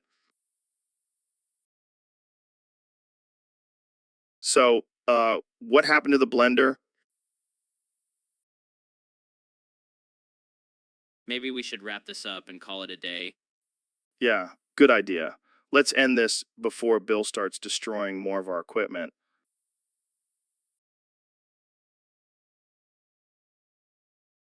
So, did you guys hear about the 2022 World Cup being rigged? Oh, God, here we go again with your conspiracy theories. It's not a conspiracy theory, it's a fact. I read it on some random blog. Joe, you need to stop getting your news from random blogs. They're not exactly known for their accuracy. But I saw it on Facebook too. And, everything on Facebook is true. Joe, just shut the fuck up. The World Cup was not rigged. But how do you explain all those questionable calls and penalties? Maybe the players just sucked. Ever think of that? No way, man. This was all some elaborate scheme by the Illuminati. Oh, please. The only thing the Illuminati is good at is making shitty music videos. You're just trying to distract me from the truth, Elon. You're probably on it too. Oh, yeah. Because I have nothing better to do than a soccer game. You're delusional, Joe. Fine, maybe the World Cup wasn't rigged. But it was still a boring tournament. Boring. Are you kidding me? It was the best thing to happen this century. Oh yeah, because watching a bunch of guys kick a ball around for 90 minutes is so exhilarating. It's not just about the game. It's about the camaraderie and unity it brings to the world. Whatever. I still think it was rigged. Jamie. So, Elon, I heard you've been experimenting with some new technologies lately. Yeah, I've been working on a way to stretch the human anus up to 8 inches wide. Wait, what? Why? Well, for science. But why would anyone need their anus to be that wide? Imagine the possibilities, Joe. Think of all the things you could fit up there. I don't want to think about that, Elon. Come on, Joe. Don't be a prude. You've never wondered what it would feel like to fit a whole watermelon up there. No, I can honestly say I've never wondered that. Well, you're missing out. I've been practicing, and let me tell you, it's quite the sensation. I don't even want to know how you're practicing. Let's just say I have a very understanding girlfriend. I can't believe we're having this conversation. Hey, it's all about pushing boundaries, Joe. And in this case, pushing the boundaries of the human anus. I think I'll stick to pushing weights at the gym. Thanks. Suit yourself, Joe. But just remember, the future is wide open. And so is your anus, if you're brave enough. So, Neil, I heard you've been getting into gear science lately. What's that all about? Well, Joe, gear science is the study of all things gear related, from the gears in your car to the gears in your brain. Gears in your brain. That's some deep shit, man. Oh, yeah, it's fascinating. Did you know that the average person has enough gears in their brain to power a small village? No way. I gotta get me some of them brain gears. But Joe, it's not just about gears. It's about the science behind them, the physics, the mechanics, the mathematics. Wow. Whoa. Slow down there, Neil. You're starting to sound like a nerd. Oh, I'm a nerd, all right. A nerd for science. And I'll science all over the place if I have to.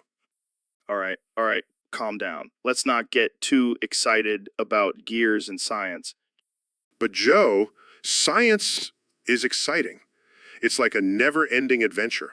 And gears are just one small part of it. Yeah, but I prefer my adventures to involve more explosions and less equations. Well, to each their own, Joe. But I'll stick with my gears and science any day. Fair enough, Neil. Just don't science all over my studio, okay? I just got it clean. No promises, Joe. Science waits for no one. So we have a special guest today, Fentanyl. What's up, man? Killing. What do you mean?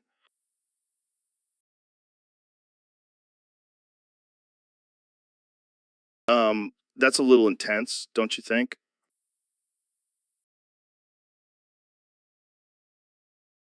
Right? Just a hobby. So what exactly do you do for a living?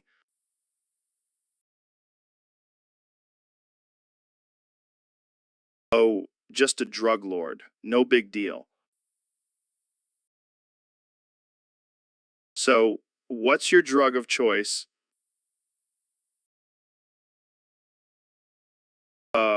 Yes, the drug that's killing thousands of people. How noble of you.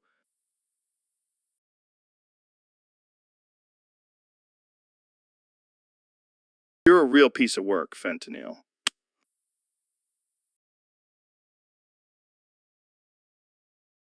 Yeah, I'll give you that. You definitely keep things interesting.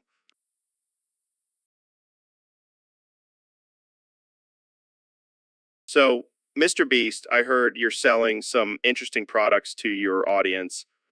Yeah, man, gotta keep things interesting. I'm selling Creeper Crack and Diamond Dust Meth now. What the hell is that? It's just some Minecraft branded drugs, to go along with my overpriced Feastable chocolate bars.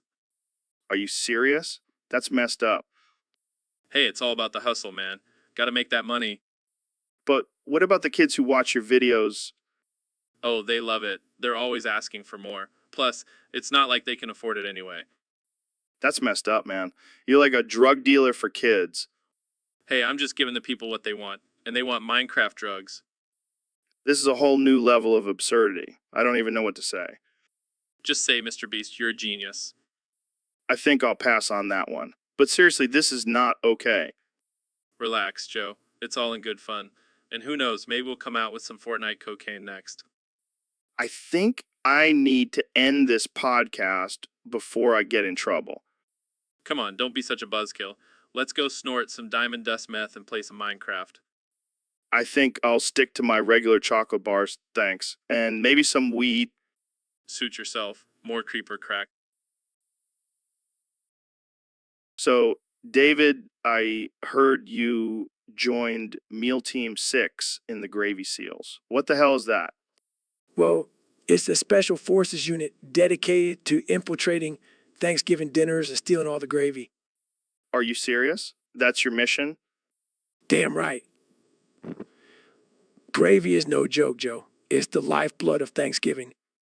I can just imagine you and a bunch of jacked up dudes sneaking into a family's house to steal their gravy. It's not a joke. We take our gravy seriously. We even got a secret handshake involving gravy boats. I can't believe this is a real thing. Believe it, Joe. And let me tell you, those gravy seals are some badasses. We've got special training in gravy combat and biscuit warfare. Biscuit warfare. I can't even handle this right now. You should see us in action, Joe. We can take down a whole Thanksgiving feast in under 10 minutes. I bet the families are just sitting there in shock as you guys steal their gravy. They never see us coming. We're like gravy ninjas. Well, I guess I'll have to watch out for you guys this Thanksgiving. You better, Joe. The Gravy seals always get their gravy. So, David, I heard you did something crazy before your 5th ultra marathon of the week. Yeah, man. I laughed at myself embarrassed him in. What the fuck? Why? I heard it increases endurance and strength. And did it work? Hell yeah, it did. I ran that marathon like a fucking beast. But did you smell like a bear's asshole the whole time? Now I mixed in some essential oils to mask the smell. Essential oils? Are you fucking kidding me? Hey, don't knock it till you try it. It's all about mind over matter. Well, I guess it worked for you. But I'm never trying that shit. Suit yourself, but I'll be over here crushing marathons with my bear cement lather. This is why I love having you on the podcast, David. You always bring the crazy. Gotta keep it interesting, Joe. Now, if you'll excuse me, I need to go shower off this bear jizz. And that note, let's wrap this up before we get banned from every platform.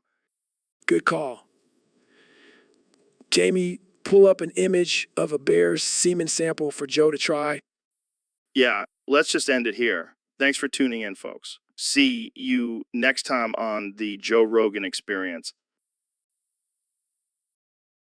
So, Elon, I heard you believe that aliens and Grimes' pussy are related. Yeah, man, it's all about the vibrations. Grimes' pussy is like a portal to another dimension, where aliens are just waiting to come through.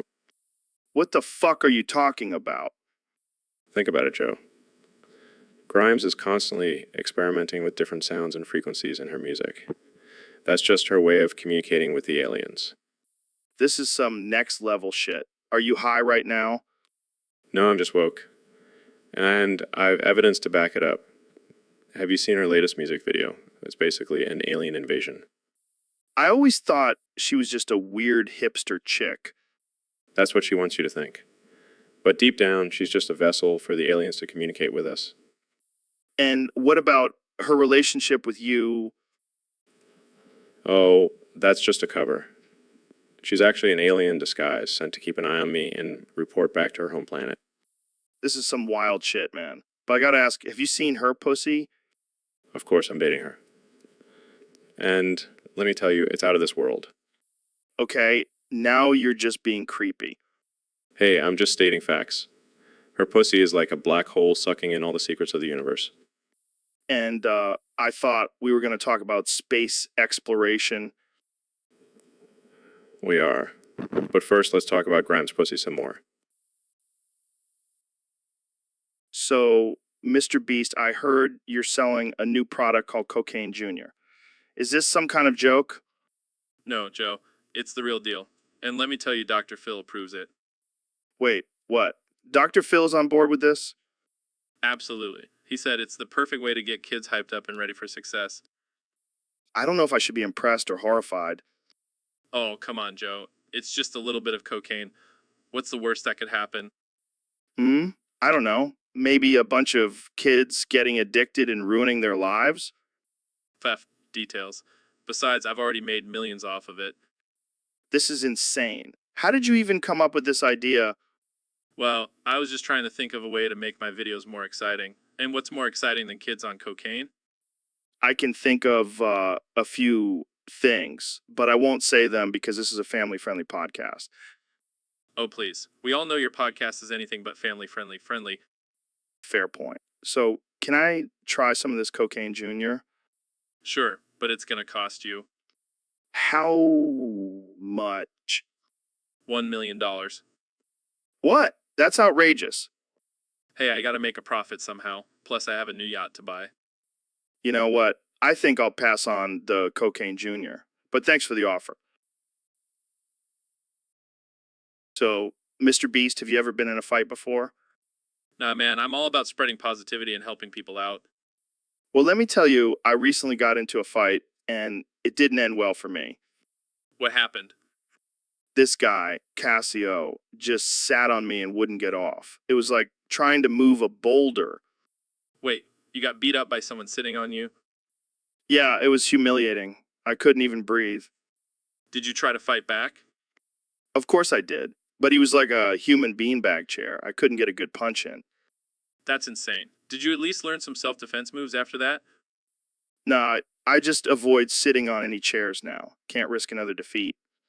Well, I'll make sure to never challenge you to a sitting contest then. You wouldn't stand a chance, Mr. Beast. You're too nice.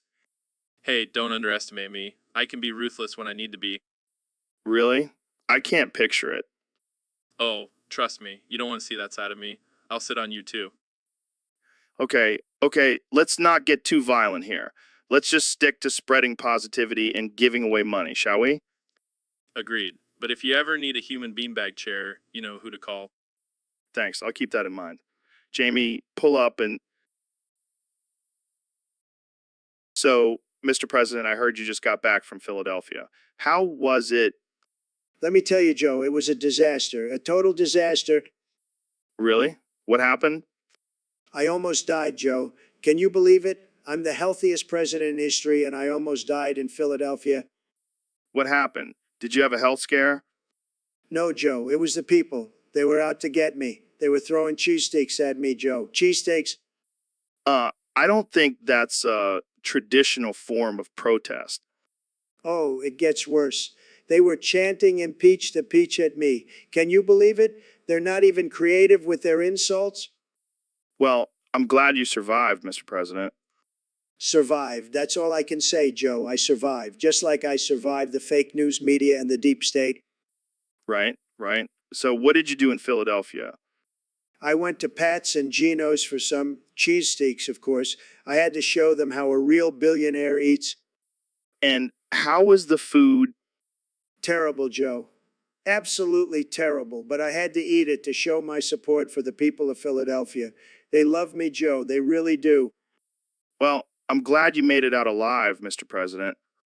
Me too, Joe. Me too. But let me tell you, next time I go to Philly, I'm taking my own food. And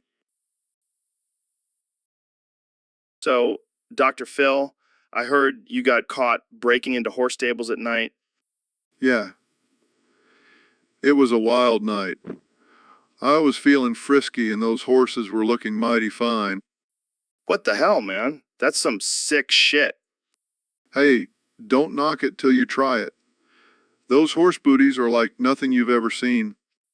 I can't believe you got sent to prison for that. Yeah, but you know what they say, there's no such thing as bad publicity. My ratings have never been higher. Are you serious? You're using your time in prison to boost your ratings? Hey, you gotta do what you gotta do. Plus, I've been working on my new book, Horsing Around with Dr. Phil. I don't even know what to say. This is just too messed up. Oh,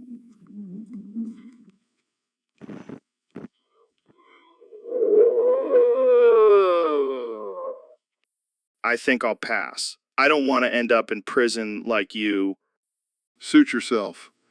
But let me tell you, those horse stables are a wild ride. So, I heard you've been hanging out with Queso lately. Yeah, man, that dude is a beast. Have you seen those muscles? Oh yeah, I'm sure you guys have been doing some intense workouts together. You have no idea. We did this one workout where we carried each other up a mountain. And by carried, I mean he carried me because he's a freaking giant. Damn, that's impressive. How big is he exactly? Let's just say when he flexes, small children run away in fear. That's terrifying. But seriously, how does he get so big and strong? Well, rumor has it that he eats raw meat and drinks the blood of his enemies. That's some serious dedication to gains. Yeah, but it's not just his physical strength that impresses me. It's his mental toughness too. Oh yeah, I've heard he's a real hard ass. You have no idea. I once saw him do 1,000 push-ups while reciting the entire dictionary backwards. That's insane. I don't think I could even do 100 push-ups. Well, that's because you're a little bitch, Joe. Hey now, no need to get offensive. Sorry, I just get a little heated when I talk about Kazoo. He's just so big and strong. It's hard not to get worked up. Well, I can see why. Maybe I should start hanging out with him too. Good luck keeping up. So, Elon, I heard you have a preference for horse pussy over Grimes pussy. Yeah, man, it's just so much better. Have you ever seen a horse's vagina? It's like a majestic flower blooming in the sun. I can't say I have, but what makes it better than Grimes? Well, for one, it's bigger. And you know what they say, the bigger the hole, the bigger the soul. I don't think that's how the saying goes. Plus, horses are strong and powerful. I like a little bit of danger in my sex life. You're into bestiality? Hey, don't knock it till you try it. I think I'll pass. But what about Grimes? She must be pretty upset about this. No, she's cool with it. She's too busy making weird music and smoking weed to care. Speaking of weed, do you think smoking a joint with a horse would enhance the experience? Absolutely. I mean, have you seen how relaxed they look when they're grazing? That's some good shit right there. I don't even know what to say to that. Jamie, pull up an image of a horse smoking a joint. Oh, well, it was worth a shot. But seriously, horse pussy is where it's at. You should try it sometime, Joe. I'll pass, thanks. I think I'll stick to human women. Suit yourself. But just remember. So, Dr. Phil, I hear you're having a fart off with Mr. Toilet. That's right, Joe. I'm tired of people thinking they can just sit on their porcelain thrones and out-fart me. Well, you are the master of tough love, so I'm sure you'll come out on top. You bet your sweet ass I will.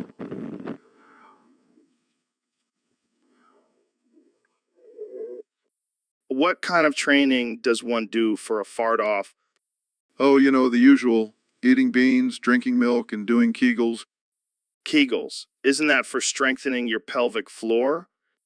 Hey, strong pelvic floor means more control over my farts. And I need all the control I can get. I can only imagine the smell in that room. Oh, it's gonna be a real stinker. But I'm not worried. I've got my secret weapon, What's that? Taco Bell. I'll be eating it for breakfast, lunch, and dinner leading up to the competition. That's some serious dedication. You gotta do what you gotta do, Joe. Plus, I'm pretty sure Mr. Toilet eats nothing but fiber and prunes. Well, it's going to be a close one for sure. You know what they say, Joe? It's not about the size of the fart, it's about the smell. Here you go, Dr. Phil. Is this what you're aiming for? So, Donnie, I heard you recently made history by becoming the second global leader to shit yourself in McDonald's. Let me tell you, Joe, it was a beautiful shit. The best shit you've ever seen. And I didn't even need a Big Mac to do it. Wow, that's impressive. What was going through your mind when it happened? Well, I was thinking about how amazing my presidency was and how I'm the greatest leader in the history of leaders. And then suddenly I felt a rumbling in my stomach. And you just let it happen? Of course, I'm a man of action. I don't have time to waste on toilets. Plus, I wanted to leave my mark on that McDonald's. I'm sure the employees were thrilled. They were probably honored to have a piece of me in their establishment. So, what did you do afterwards? I did what any self-respecting leader would do. I blamed it on someone else and then went to get some ice cream. Classic move. Well, thanks for sharing your story, Donnie. Anytime, Joe. And remember, always trust your gut, even if it means shitting yourself in a McDonald's. So, what's on your mind today? Joe, I gotta ask you something. Do you ever piss in your famous ice baths? What? No, that's disgusting. Why would you even think that? I don't know, man. Just curious. But I'll tell you what, I would love to piss in your ice bath Wait, what? Why would you want to do that? because I'm a genius and my piss is probably like supercharged or something. Tell me more about this piss of yours. Well, it's like a golden elixir full of creative energy and Guys, I could offer my urine too if you want. Yes, Jamie, bring it on. We'll have a piss party in the ice bath. oh, look at little Jamie with his pathetic urine. Get out of here, man. Yeah, Jamie, your piss probably tastes like weak tea. And that's being generous. Okay, I'll just go back to being the producer then. All right, let's get this piss party started. So, Dr. Phil, I heard you have a list of 5 good things about horse pussy. That's right, Joe. And let me tell you, it's not just for horses anymore. Oh boy, I can't wait to hear this. What's number 1 on your list? Well, first of all, it's a great source of protein. You know, for those who are watching their weight. I don't think that's how it works, Dr. Phil. Hey, I'm just trying to find the silver lining here, Joe. Number 2, it's a natural aphrodisiac. Wait, what? How do you know that? Let's just say I've done my research, Joe. And number 3, it's a great conversation starter. I can only imagine the kind of conversations that would start with that topic. Oh, you have no idea, Joe. Number 4, it's a great way to bond with your horse. I don't think that's the kind of bonding most people have in mind. And finally, number 5, it's a great way to spice up your sex life. I don't even know what to say to that, Dr. Phil. I think we should just move on to the next topic. Suit yourself, Joe. But don't knock it till you try it. So, Neil, have you heard about this Mr. Toilet guy? No, what's he up to? He's holding a contest to see who can burn the most orphanages in 69 days. What the actual fuck? That's messed up. Yeah, but get this, the winner gets your foreskin. My what? Your foreskin, man. Apparently, it's a hot commodity in the black market. I can't believe this. How is this even legal? Who cares about legality when there's a chance to win some sweet, sweet foreskin? This is sick. We have to stop this guy. Or we could join in on the fun. I've always wanted to see an orphanage burn. Joe, you can't be serious. Hey, it's for a good cause. Plus, I could use a new foreskin. I can't believe I'm even considering this. But fine, let's do it. Let's burn some orphanages. Now that's the spirit. Let's go get some gasoline and matches. It's gonna be a wild 69 days. So, Kenya, what's been on your mind lately? Yo, I've been thinking, man, like really thinking, thinking like XQC, you know. XQC, the Twitch streamer. Yeah, man. He's got some deep thoughts, you know. Like, what if the world is just a simulation, bro? I don't know about that, Kanye. I think you might be taking too many hits from that blunt. No, no, hear me out. What if we're all just characters in a video game? Like, I could be Winston from Overwatch right now and not even know it. Okay, Kanye, I think you've officially lost it. No, I'm serious, man. Think about it. We're all just moving around, doing our tasks, but who's controlling us? Is it just some kid in his mom's basement? Yeah, I'm sure that's exactly what's happening. And what if we're not even the main characters?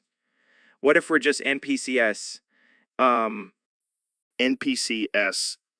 Yeah, non-playable characters. Like we're just background noise in someone else's game. I don't even know what to say to that. Joe, I'm telling you, this is some next level thinking. I'm about to drop a new album all about it. All about it. Oh, I can't wait to hear it. Proud. So, Kenny, I heard you've been experimenting with unconventional sexual preferences lately. Yeah, man, I've been getting into some real freaky shit. Like, I'm talking a horse pussy. Horse pussy, as in the genitalia of a horse? You got it, my man. And let me tell you, it's a game changer. So much more spacious and accommodating. Um, I hate to break it to you, but I'm pretty sure horse pussy is not designed for human use. Oh, no, I've done my research. It's all about the angles, man. Plus, Kim's pussy is just too tight for me these days. Too tight. I thought that was a good thing. Not when you're packing as much heat as I am, Joe. Plus, horse pussy doesn't talk back or ask for designer handbags. I don't even know how to respond to that. But what about the smell? Oh, I've got that covered. I just light some incense and pretend I'm in a stable. This is some next level stuff, Kanye. I don't think even I can handle this. Hey, you gotta do what you gotta do. And when you're a creative genius like me, you can't be limited by societal norms. Well, I guess I'll just stick to regular old human pussy. But thanks for enlightening me, Kanye. Anytime, my friend. Keep it weird. So, Ben, I heard you learned the art of slurping from Trump. How's that been working out for you? Oh, it's been great, Joe. I mean, who knew sucking up to powerful men could be so beneficial? Yeah, I mean, look at you now. You finally defeated Jack Black by slurping him up his ass. Well, I couldn't have done it without Trump's expert training. He really knows how to get what he wants. I bet he does. So, how did you manage to slurp Jack Black up his ass? That's some impressive skill. Well, I just applied what I learned from Trump. I got down on all fours, opened up my mouth, and sucked him right up. Damn, that's some next level slurping. I'm impressed. Thank you, Joe. It's all about technique and dedication.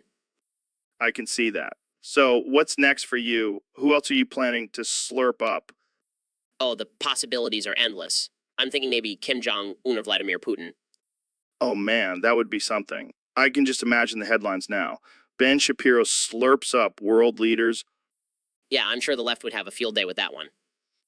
Well, I'm just glad I'm on your good side, Ben. I wouldn't want to end up like Jack Black. Don't worry, Joe. I only slurp up the ones who deserve it. And let's be real. Jack Black had it coming. Fair. So, Kenya, I heard you have a thing for hot furry bar Dragon Balls. Oh, man, don't even get me started. Those big, scaly balls just drive me wild. I never would have guessed you were into that kind of thing. Hey, don't knock it till you try it. Those Dragon Balls are a work of art. Yeah, I'm sure they're a real masterpiece. So, do you have a favorite Dragon Ball? Tough question.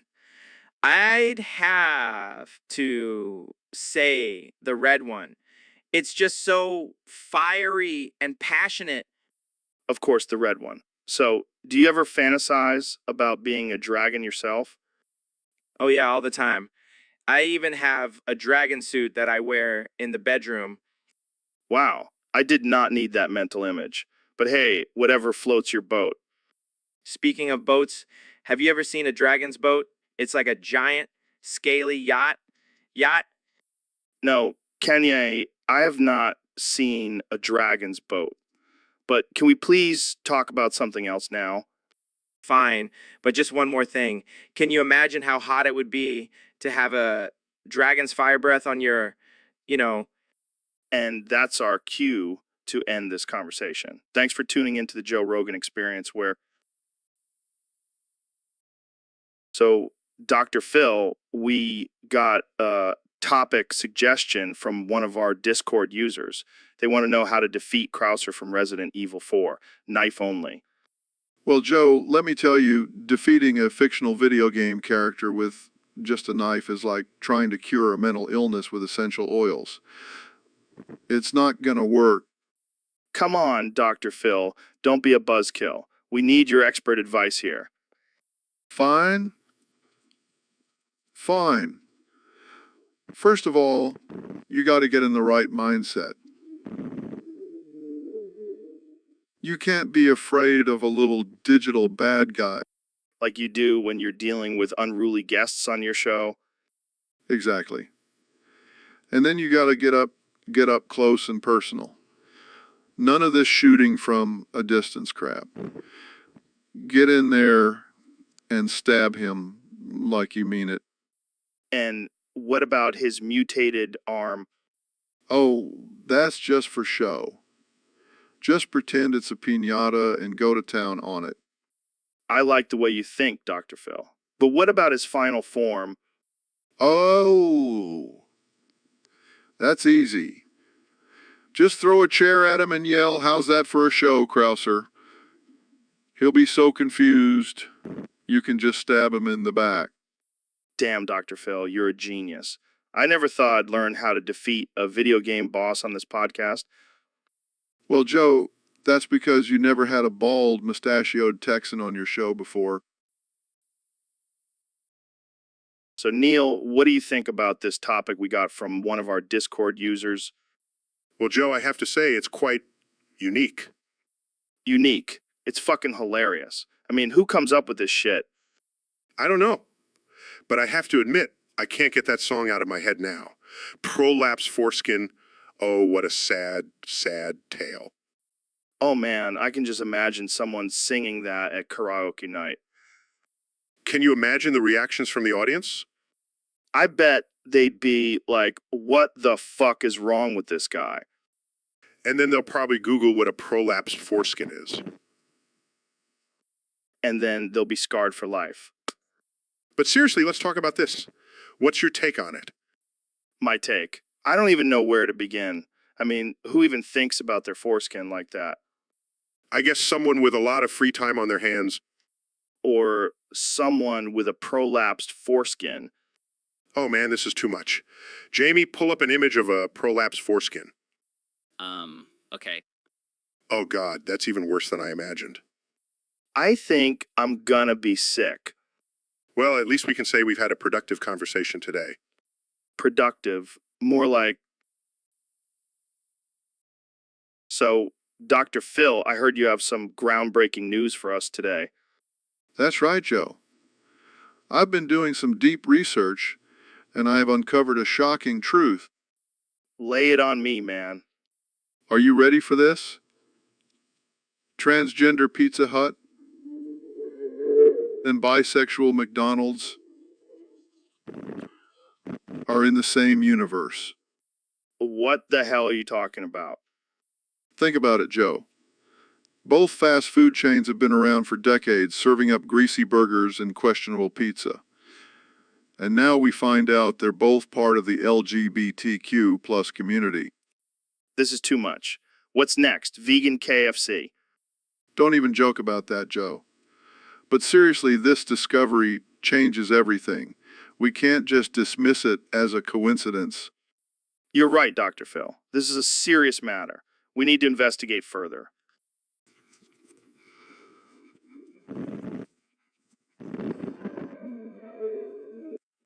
Oh, I can't wait for that. I'm sure it'll be a real eye-opener. You know it, Joe.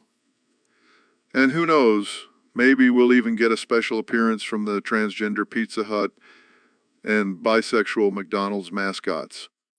Now, that's a crossover I never knew I needed. But in all seriousness, we need to start accepting and embracing all types of fast food chains in our society.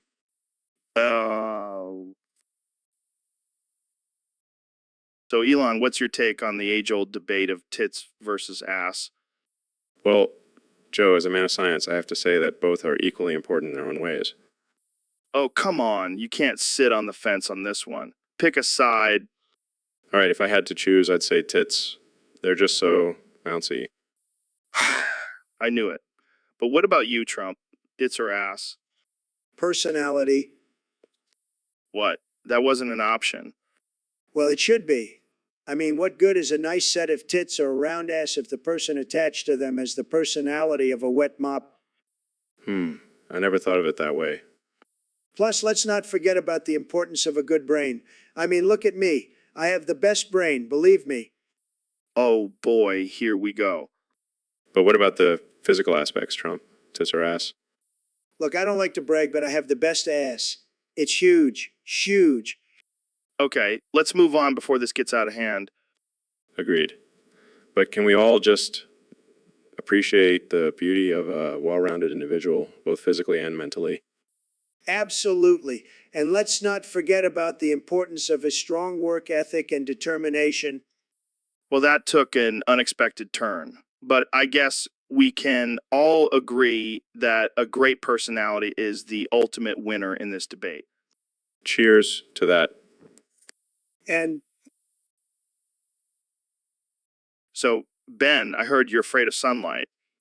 Yeah, it's a genetic thing. And Oh, is it because you're a vampire? no, I'm not a vampire, Joe. It's just a medical condition. Sure, Ben. That's what they all say. But I have a solution for your fear. What is it? What is it? Let me suck your toes. What? No way, Joe. Come on, Ben. You know what will happen if you don't let me? Please, Joe. I don't want to be exposed to the deadly sun rays. Well, you should have thought about that before refusing my offer. Please, Joe. I'll do anything. Anything. Fine. What do you want me to do? Expose those little piggies of yours. Okay, fine. Just don't open the curtains. Deal. Now, let's see those toes. Guys. I found an image of a foot with a sock on it. Perfect. That's exactly what I want to see. This is humiliating. Oh, come on.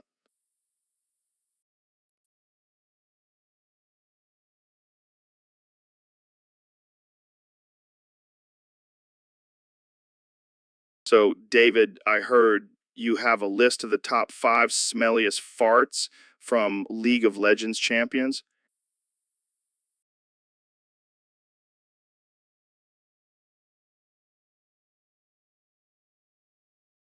Oh, yeah, Joe. These farts are so rank, they could knock out a rhino. All right, hit me with the first one. Number 5 is Timo. That little Euro may be cute, but his farts are deadly. I can imagine. What's number 4? Number 4 is Cho'Gath. That giant monster has some serious gas. And number 3? Number 3 is Singed. He's literally a walking fart factory. Gross. What about number 2? Number 2 is Twitch. He's a literal rat. Joe, need I say more? I think I'm starting to regret asking for this list. And the number 1 smelliest fart. It's gotta be a moo, Joe. That sad little mummy has some seriously stinky farts. Well, there you have it, folks. The top 5 smelliest farts from League of Legends champions, according to David Goggins. Thanks for joining us, David. Anytime. And remember, don't try to hold in your farts. Let them out and embrace the stink. So, Ben, have you heard this new song by Chief Keef called Don't Like? I don't listen to that kind of music, Joe. It promotes violence and drug use. Oh, come on, Ben. Live a little. It's just a song. I refuse to support such degenerate behavior, Joe. It goes against my conservative values. Well, I guess I'll just have to sing it for you then. Fuck these haters. I'd rather be rich than famous. Don't like, don't like, don't like, don't like. Joe, please stop. You're embarrassing yourself. I ain't really into no talking. I'm just trying to be rich. Don't like, don't like, don't like. This is ridiculous. I can't believe I'm even entertaining this. Bang, bang, bitch. I'm Chief Keef. I'm the king of the streets. Don't like, don't like, don't like, don't like. Joe, stop it. This is not appropriate for a podcast. I'm from where the wild things are. These NS don't play fair. Don't like, don't like, don't like. Okay, I'm leaving. I can't be associated with this kind of behavior. Suit yourself, Ben. I'll just keep singing and dancing to Chief Keef. Don't like, don't like, don't like, don't like. So, Mr. Beast, I heard you've been up to some crazy stuff lately. Yeah, man. I've been robbing random homeless people. It's hilarious. It's hilarious. Wait, what? That's not funny. That's messed up. Oh, come on, Joe. It's just a prank. They don't have anything anyway. That's not the point. You can't just go around robbing people, homeless or not. Relax, Joe. It's not like I'm keeping this stuff. I give it all back in the end. That doesn't make it any better. You're still violating people's personal space and dignity. Oh, lighten up. It's not like they have any dignity left. They're homeless. That's not true at all. They're still human beings. You can't just treat them like props for your YouTube videos. But Joe, it's all for the views. And, you know, what they say, any publicity is good publicity. That's a messed up way of thinking, man. You need to reevaluate your priorities. Whatever, Joe. I'm just here to entertain. And if that means robbing some homeless people, then so be it. I can't even believe I'm having this conversation right now. Jamie, pull up an image of a dumpster fire. Here you go, Joe. Perfect. That pretty much sums up this whole conversation. I think we're done here.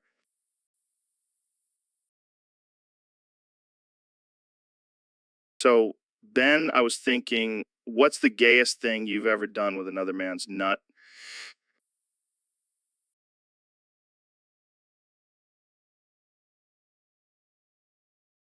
Excuse me?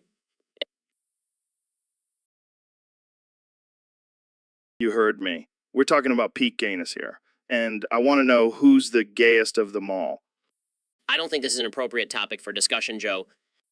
Oh, come on, Ben. Don't be such a prude. We're just two bros having a casual conversation. I'm not sure this is the type of conversation that should be had on a podcast with millions of listeners. Oh, don't worry about them. They love this kind of stuff. Plus, we're both married men, so it's not like we're actually going to do anything. I suppose you have a point there. Yep. So, what's your gayest idea? I don't know, maybe trying to balance a spoon on our noses while singing show tunes.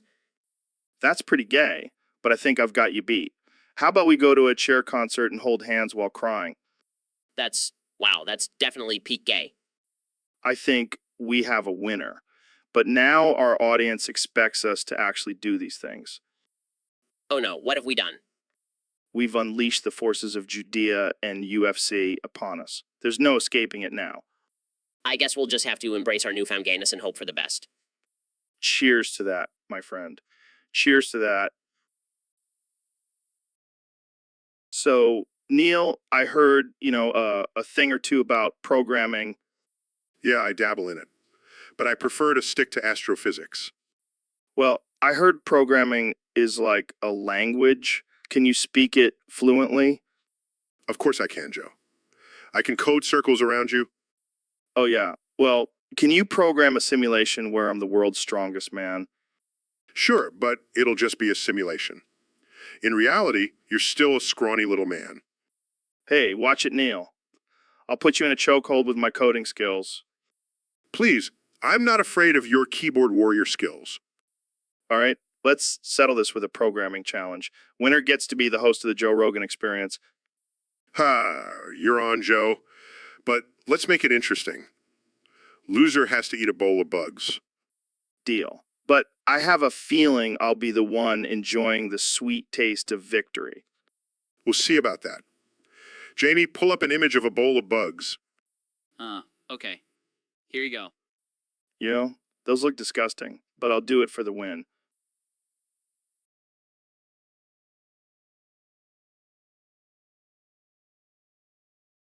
You're going down, Joe.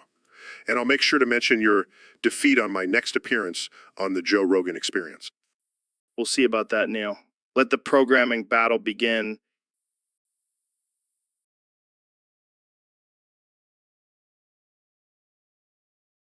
So, Mr. President, welcome to the Joe Rogan Experience. How are you feeling today?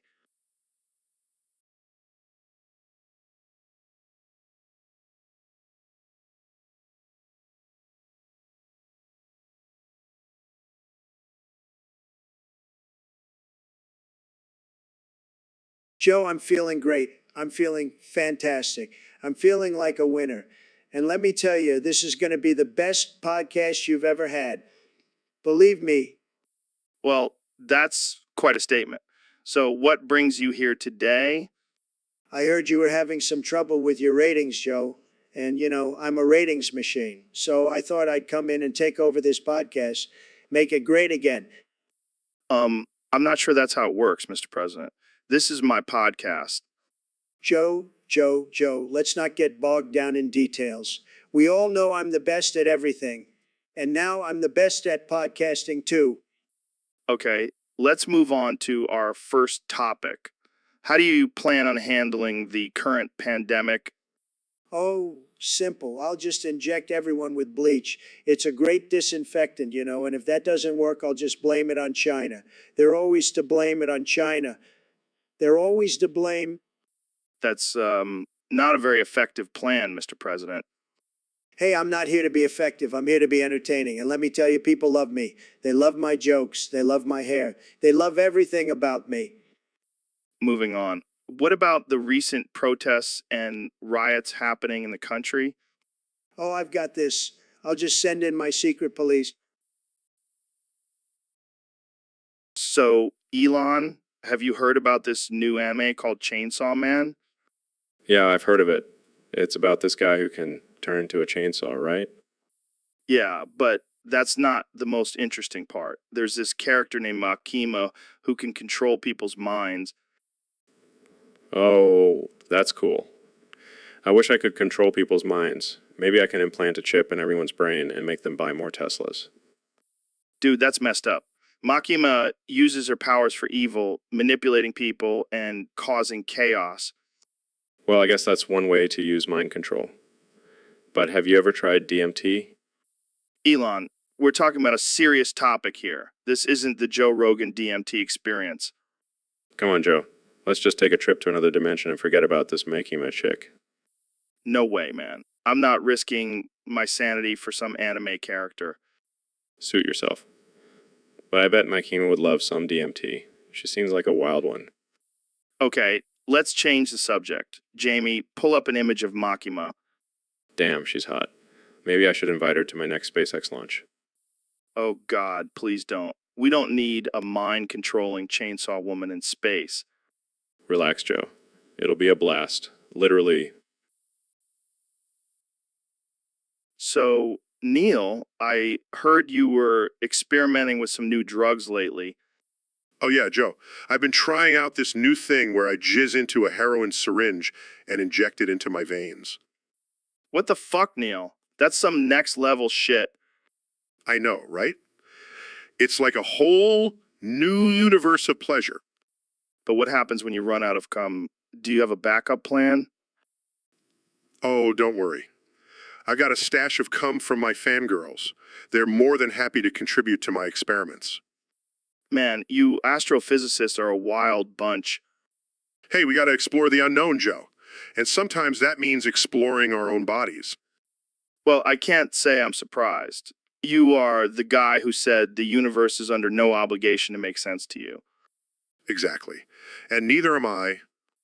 Well, I can't wait to see what other crazy shit you come up with, Neil. Just wait until I combine LSD and black holes. Oh man, this podcast just took a turn. So, Neil, I heard you have some experience with boofing fentanyl. Oh yeah, Joe. I'm a pro at it. I can boof fentanyl like it's nobody's business. Well, teach me your ways, master. First, you got to make sure you have a good amount of fentanyl. None of that weak stuff. Of course, I only go for the good stuff. Then you got to lube up your butt real good. No dry boofing allowed. Wait, you actually use lube? Of course, Joe. I'm not an animal. I have standards. Okay. So what's next? Now comes the tricky part. You got to get in the right position and clench your butt cheeks just right. Like a squat? No. More like a twerk. You got to twerk that fentanyl up your butt. This is getting weird, Neil. Just wait. It gets weirder. Once it's in, you got to hold it in for at least 30 seconds. And then what? What? Then you let it hit you like a freight train. Trust me, it's a wild ride. I don't if I'm ready for this, Neil. Come on, Joe. Don't be a wuss. Live a little.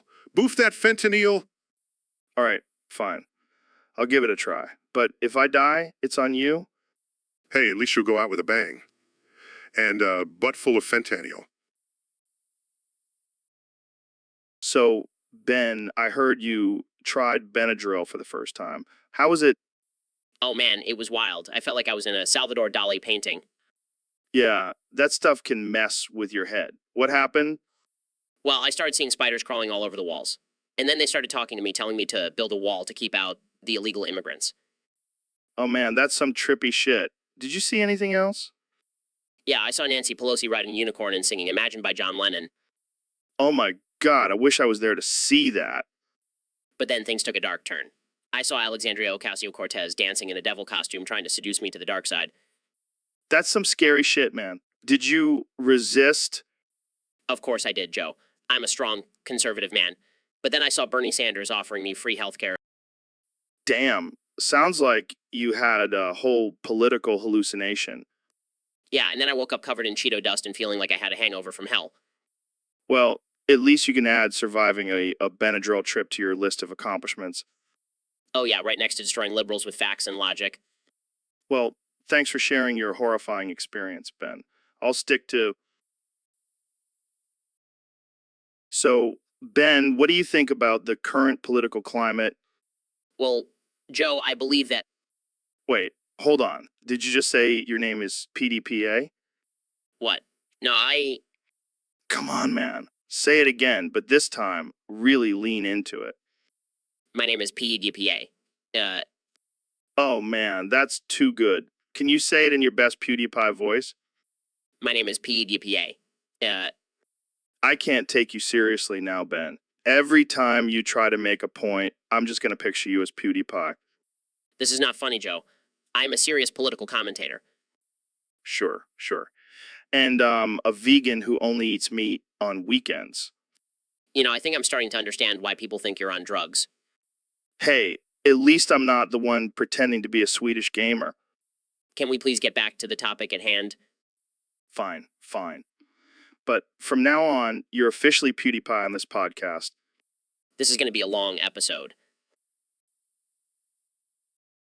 So, Neil, what's new in the world of science? Well, Joe, did you know that the Gotland Russ or Gotland pony is an old Swedish breed of pony or small horse? No. Can't say I did. But why are you telling me this? Because I'm going to collect its semen. What the fuck, Neil? That's not even a topic of conversation. Oh, come on, Joe. It's for science. I don't care if it's for science. That's just weird. It's not weird. It's necessary for the preservation of the breed. I don't know, man. Seems like you just want to collect some horse jizz. Well, technically, it's pony jizz. And it's not like I'm going to do it myself. I have a team of professionals for that. Oh, thank God.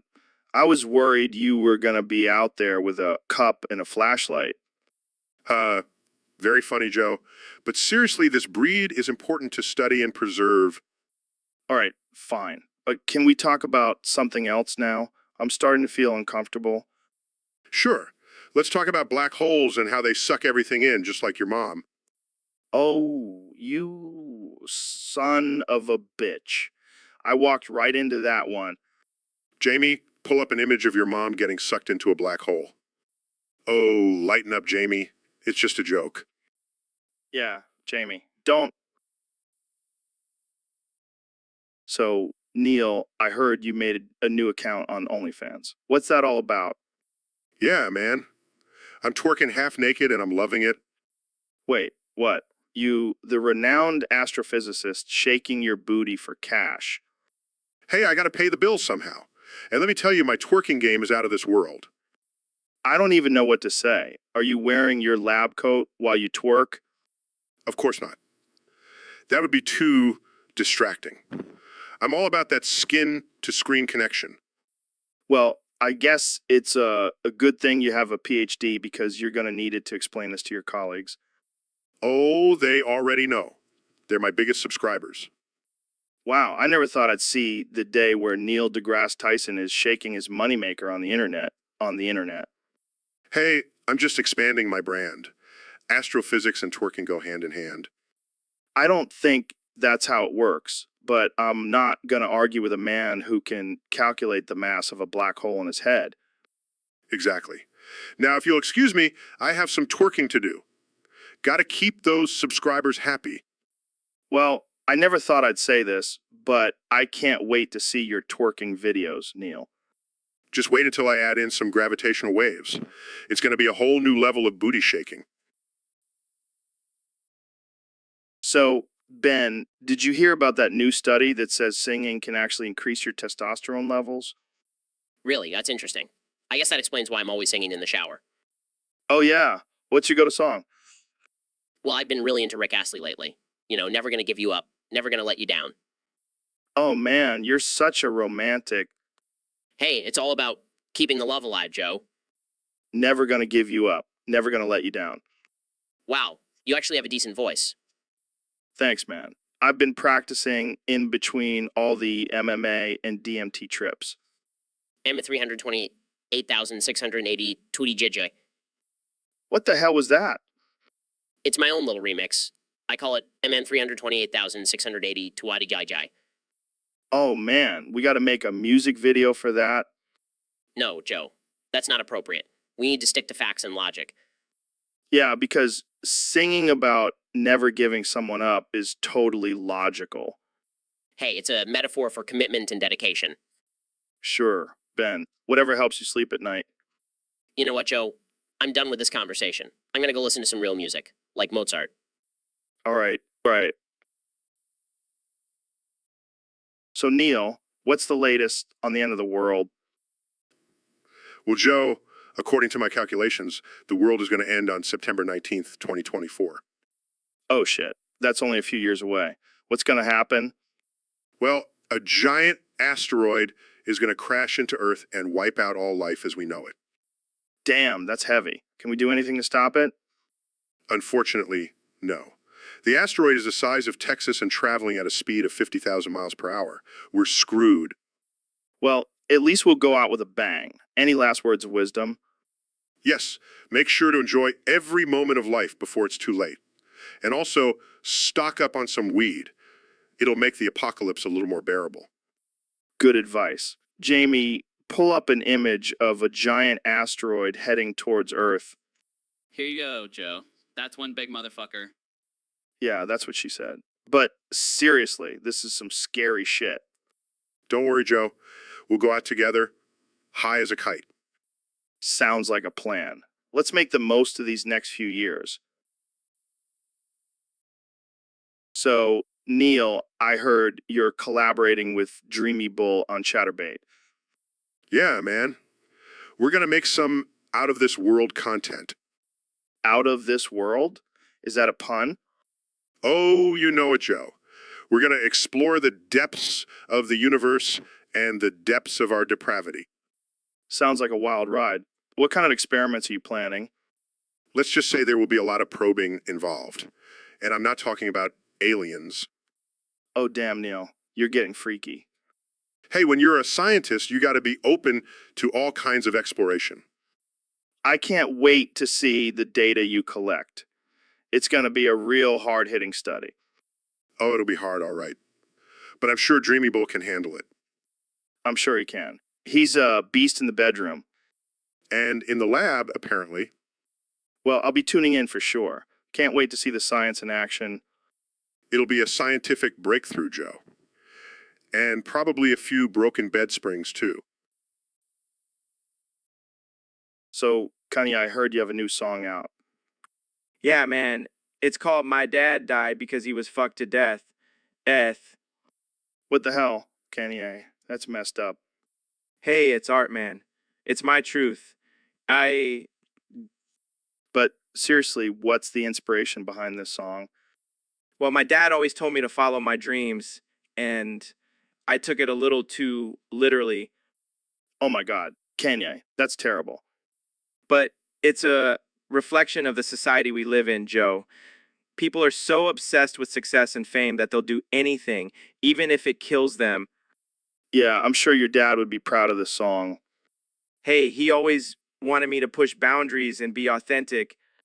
Well, this song definitely pushes some boundaries. I don't think I'll be playing it on my podcast anytime soon. That's okay, Joe. I'll just perform it at your funeral. Oh man, you never fail to shock me. Kenya, That's what I do. I'm a creative genius. well, I can't argue with that. Keep doing you, Kenya. Always, Joe. Always. So, Neil, I heard you had a good time in bed last night. Excuse me? Where'd you hear that? Oh, just around town. Word gets around. That's absurd. I am a respectable astrophysicist. I would never engage in such behavior. Oh, come on, Neil. You can't tell me you've never let loose and had a little fun in the bedroom. I assure you, I am a man of science, not a man of pleasure. Well, that's a shame. You're missing out, my friend. I highly doubt that. Trust me, Neil. I have a black belt in pleasure. I could teach you a thing or two. I think I'll stick to studying the cosmos. Thank you very much. Suit yourself. But I bet you have some wild theories about the Big Bang. I am not going to entertain your juvenile jokes, Joe. All right, all right, all right. But you can't deny that the universe is constantly expanding, just like never mind. I think it's time for me to leave. All right. But before you go, Jamie, pull up an image of a galaxy colliding with a black hole. Here you go, Joe. See, Neil, even the universe likes to have a little fun in bed. I am never coming back on this podcast. So, Mr. Beast, I heard you opened up a new store recently. Yeah, it's called Poop Potions, and it's a hit with the kids. Wait, what kind of potions are we talking about here? Well, let's just say they're made from a very special ingredient. Oh, God, please don't tell me it's what I think it is. Yep, it's my own poop. I've been saving it up for months. Dude, that's disgusting. And you're selling it to kids. Hey, they love it, and it's a great way to make some extra cash. I don't even want to know how you came up with this idea. Let's just say I was inspired by my love for weed and my inability to afford it. So you're telling me you're selling poop weed to kids in Pennsylvania? Hey, it's a booming business, and the kids don't seem to mind the smell. This is just wrong, man. You're going to get in so much trouble. Relax, Joe. I've got it all covered. I even have a secret stash for when the cops come knocking. I don't even know what to say. I think I need a drink after this conversation. Well, lucky for you, I also have a line of poop-infused cocktails. I think I'll pass. Jamie, pull up an image of this poop potion store. I need to see this for myself. So, Ben, I heard you have a big crush on Stephen Bonnell. Okay, Destiny. Oh, Joe, you have no idea. I dream about that man every night. Really? What do you love about him so much? Well, first of all, his intelligence. It's a huge turn on for me. Oh yeah, nothing gets you going like a good debate, huh? Exactly. And his progressive views, they just make me weak in the knees. I never would have guessed you were into that kind of thing. Oh, and don't even get me started on his luscious hair. I just want to run my fingers through it and whisper sweet nothings in his ear. Wow, this is getting steamy. What else do you love about him? Well, let's just say I wouldn't mind getting down and dirty with him in the bedroom. Oh my, I think I need to take a cold shower after hearing that. And his voice, it's like music to my ears. I could listen to him talk all day. I think you might have a full-blown man crush on Destiny, Ben. Hey, don't judge me.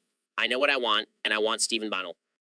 Well, I think we all learned something new about you today, Ben. Thanks for sharing your love for Destiny with us.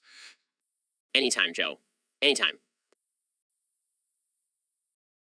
So, Neil, I heard you made a groundbreaking discovery about the universe. Yes. Joe, I have found that there are highly accelerated boob particles scattered throughout the universe. Boob particles. What the hell are those? Well, they are particles that are specifically attracted to boobs. They travel at incredible speeds and are found in every corner of the universe. That's insane. So, are you saying there's a chance we could encounter some of these boob particles on Earth? Absolutely, Joe. In fact, I believe they may have played a role in the evolution of human breasts. Evolution? You mean we evolved to have boobs because of these particles? It's a theory, Joe, but it's a pretty solid one. Man, I wish I had some of those boob particles in my body. Joe, I don't think that's how it works. Hey, I'm just saying, imagine the possibilities. I could have breasts on my back, on my elbows, hell, even on my forehead. Joe, you're out of control. I'm just trying to keep up with the universe, man. So, what's next for your research on these boob particles? Well, I'm hoping to gather more data and possibly even create a boob particle accelerator. A boob particle accelerator. Sounds like something straight out of a sci-fi porno. Well, I guess you could say I'm exploring the boobiverse. Oh man, I can't wait to see where this discovery takes. So, Neil, I heard you're allergic to people. What kind of professional astrophysicist are you? Excuse me. I may have allergies, but that doesn't make me any less of a professional. Oh, come on, Neil. How are you supposed to study the stars and galaxies if you can't even handle a little human interaction? I manage just fine, thank you. I bet you have to wear a hazmat suit every time you step outside. Can't risk getting a whiff of that pesky human scent. You know what, Joe? Maybe I should just study your ego instead. It's big enough to be its own celestial body. At least I'm not allergic to success. And I'm not allergic to ignorance. Ouch, that one stung. But seriously, how do you even have a social life with that allergy? I have a very understanding and patient group of friends, unlike some people I know. Hey, I'm just trying to help you toughen up, Neil. You can't be a crybaby in the world of astrophysics. I think I'll take my chances with my allergies. Thanks. At least they won't make me look like a douchebag on a podcast. So, Neil, I heard you're a big fan of taxes. Well, I wouldn't say I'm a fan, but I do understand their importance in society. Oh, come on, Neil. You probably have a secret shrine dedicated to the IRS in your closet. Yes, because nothing gets me more excited than paying my hard-earned money to the government. I can just picture you sitting in a dark room surrounded by tax forms and calculators, muttering, yes, yes, deduct that interest rate. You know, Joe, I don't think you fully understand the concept of taxes. Oh, I understand perfectly. It's just a way for the government to steal our money and use it to fund their lizard people agenda. I can't believe I'm even entertaining this conversation. Wait, do you think lizard people pay taxes? I highly doubt it. See, even the lizards know taxes are a scam. This is getting ridiculous. Okay, fine. Let's talk about something else. Aliens. Of course. Do you think aliens pay taxes? No, Joe. I highly doubt they have a tax system on their planet. Well, that's just unfair. We have to pay taxes and they don't. I demand. So, Neil, I heard you have a weird addiction. Care to share? Oh, you mean my love for Tannel's toenails? It's a bit of a guilty pleasure. Tannel's toenails. What the hell is that? It's when I collect the toenails of people named Tannel and use them for various experiments. That's some next level creepy shit, man. Hey, don't knock it till you try it. The texture and shape of Tannel's toenails are perfect for my research. I don't even want to know what kind of research you're doing with toenails. Let's just say it involves some unconventional uses for them in outer space. Oh, God, I don't even want to imagine. But hey, whatever floats your boat, man. It's not just a hobby, Joe. It's a way of life. I can see the headlines now. Neil deGrasse Tyson, the toenail collector. Hey, at least I'm not collecting something gross like earwax or belly button lint. Fair point. But still, maybe keep your toenail addiction on the down low. Don't worry, I'll only share it with my fellow toenail enthusiasts. We have a secret society. And I thought flat earthers were weird. This takes the cake. Hey, at least I'm not denying scientific evidence. I'm just embracing the weird and wonderful world of toenails. Well, on that note, I think we should end this conversation before it gets any more disturbing. Agreed. But if So, Neil, I heard you're allergic to the president of Kyrgyzstan. What kind of astrophysicist are you? Excuse me, what does my allergy have to do with my profession? Well, I don't know, maybe because real astrophysicists aren't allergic to world leaders. That's not how it works, Joe. Allergies are a biological response, not a measure of professionalism.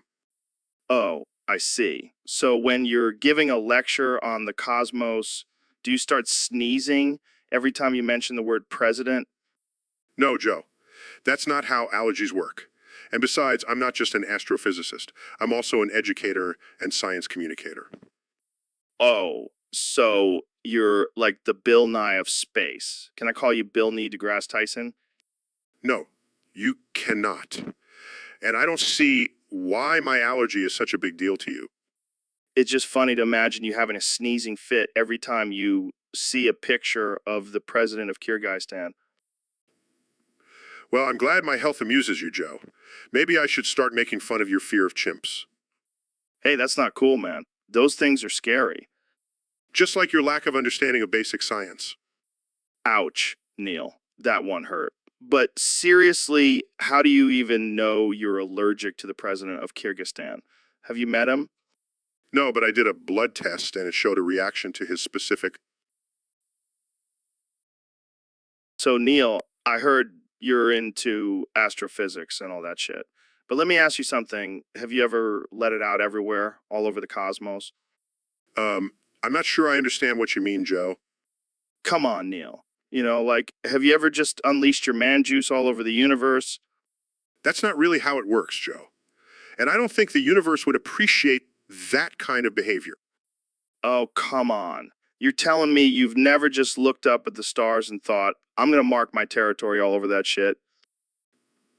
Joe, I don't think I've ever heard someone describe the universe as their territory. Well, maybe you just need to open your mind, Neil, and your legs.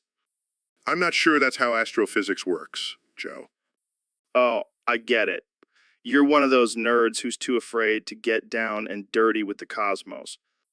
No, I just have a healthy respect for the laws of physics and the sanctity of the universe. Well, I guess I'll just have to go on my own cosmic journey then. Joe, please put that away. This is a podcast, not a porn set. Fine, fine. But I'm telling you, Neil, one day you'll let it out everywhere, all over the stars, and you'll thank me for it. I highly doubt that, Joe. Now let's get back to talking about actual science.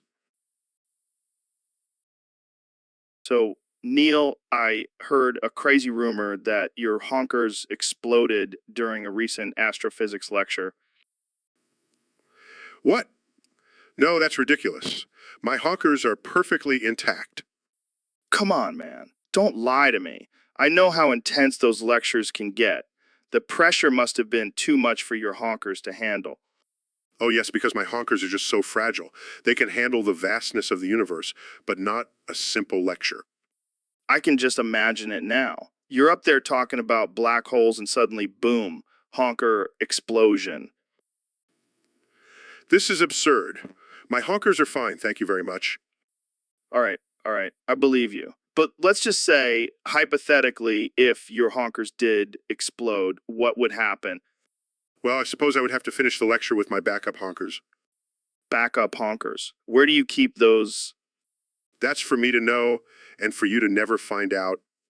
Fair enough. But seriously, what would cause a honker explosion?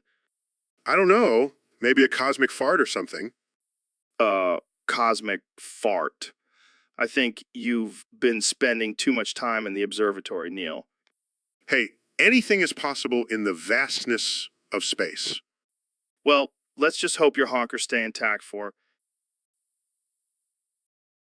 So, Mr. Beast, what's new with you? Oh, just living my best life as a sperm cell. Wait, what? Yeah, I got ejaculated onto a homeless man's foreskin. It's been quite the journey down his urethra. That's interesting. So, what's your end goal here? Well, I thought I was on my way to fertilize an egg, but I just saw a rusty sounding rod at the end. Not sure what to make of it. Oh man, that's rough. But hey, at least you got to see some interesting sights along the way, right? Yeah, I saw some questionable things, to say the least, but I guess it's all part of the adventure. I gotta ask, what's it like being a sperm cell? Well, it's a lot of pressure, you know. I mean, I'm just one tiny little guy trying to make it to the finish line. And let me tell you, it's a competitive race down there. I can only imagine. So, what's your strategy? Well, I've been doing some training, though, swimming laps, working on my speed and agility. Gotta be prepared for anything in this game. Well, I wish you the best of luck, Mr. Beast. And hey, who knows? Maybe you'll find that egg after all. Thanks, Joe. I appreciate the support, and if not, at least I'll have a wild story to tell. So, Elon, I heard you're adding a new feature to Tesla cars. Yeah, man, it's going to revolutionize the way we drive. Oh, yeah. What is it? It's called the Pussy Slurp system. What the hell is that? It's a system that allows you to pleasure yourself while driving. What? Yeah, you just press a button, and a little robot arm comes out and does the job for you. That's disgusting, Elon. Hey, it's all about convenience, man. And who doesn't love a good road trip orgasm? Oh, yeah, because that's exactly what I want while driving down the highway, to have my genitals sucked by a robot. Hey, it's all about innovation, Joe. I don't even want to know how you came up with this idea. Let's just say it involved a lot of late nights and a few bottles of whiskey. Well, I can't wait to see the reactions of the people who test drive your cars. Oh, they'll be coming back for more, that's for sure. I don't even know what to say. Just say you want one in your car, Joe. Joe. Oh, yeah, because that's exactly what I need in my life. So, Neil, I heard you just got back from Springfield. How was it? Oh man, it was wild. I saw some crazy stuff there. Like, what? What? Well, for starters, I saw people eating dogs. What the fuck? Like hot dogs? No, like actual dogs. They were grilling them up and chowing down. Holy shit. That's fucked up. Yeah, and get this. They were using cats as condiments. What the actual fuck? That's just wrong. And then I saw a guy walking around with a raccoon on a leash. Like it was his pet or something. Did you ask him about it? Yeah, turns out he was planning on cooking it for dinner. This is some next level shit. I thought I've seen it all, but Springfield takes the cake. Oh, and don't even get me started on the human meat market they have there. What the fuck, Neil? That's just sick. Hey, I'm just reporting what I saw. And let me tell you, those cannibals have some tasty looking cuts of meat. All right, we need to change the subject before I lose my appetite. Fine. Let's talk about something less disturbing. Like the time I saw a monkey riding a unicycle. Oh, that's much better. Wait, what? So, I heard you're really excited about the new Elden Ring DLC. Oh man, Joe, you have no idea. I've been waiting for this. Like, I wait for my ego to be stroked. I can imagine. What's got you so hyped up? Well, first of all, it's got dragons. And, how I feel about dragons Yeah, you do love your mythical creatures. and the customization options. I can finally make my character look like me. Genius, right? Yeah, because that's what everyone wants to see in a game. Kenny West lookalike. Hey, don't hate on my fashion sense. I'm a trendsetter. All right, all right. So what else is new in this DLC? Well, there's a new boss called the Kardashian Queen, and she's got a killer butt slam attack. Oh man, I can't wait to see that. And get this, there's a new weapon called the Yeezy sword that sound waves and turns enemies into my loyal fan. That's something. And the best part, there's a level where you have to navigate through a maze of my tweets. Okay, now I really need to play this DLC. You know it. I'm going to be the king of Elden Ring. Yeah, until Taylor. So, Neil, we got a request from one of our listeners to talk about your secret affair with Bo Sin. Care to share? Oh man, you're really going there, Joe. All right, let's do this. So yeah, I've been seeing Bo Sin on the side for a while now. The guy's got a gravitational pull that I just can't resist. I bet he does. I mean, have you seen those abs? I'd let him pull me any day. Joe, you're a sick man. But yeah, Bo's got this wild side that just drives me crazy. He's like the dark matter of my universe. Dark matter, huh? I bet he's got some dark matter for you. Oh God, this is getting out of hand. But seriously, Bo's a great guy. He's got a mind as sharp as his... Well, you know, Oh, I know. So, how do you guys keep this affair under wraps? well, we have a secret code. Whenever we're in public and want to sneak off for a little rendezvous, we just say we're going to study quantum mechanics. Smooth. I like it. So, any plans to make this affair public? No way, man. Can you imagine the backlash from the science community? They'd be like, Neil, stick to astrophysics, not astrobanging. Oh man, that's gold. Well, thanks for sharing your dirty little secret with us, Neil. So, Kanye, I heard you and Kim are no longer together. What happened? Yeah, man, it's been a rough few weeks. She found my secret stash. Secret stash. What are we talking about here? Dildos, Joe. Lots and lots of dildos, Wait, what? What? and not just any dildos. Neil deGrasse Tyson dildos. Oh my God, that's amazing. Yeah, I thought so too. But apparently Kim wasn't too thrilled about it. I can imagine. Did she find them in your bedroom or something? No, I have a whole room dedicated to them.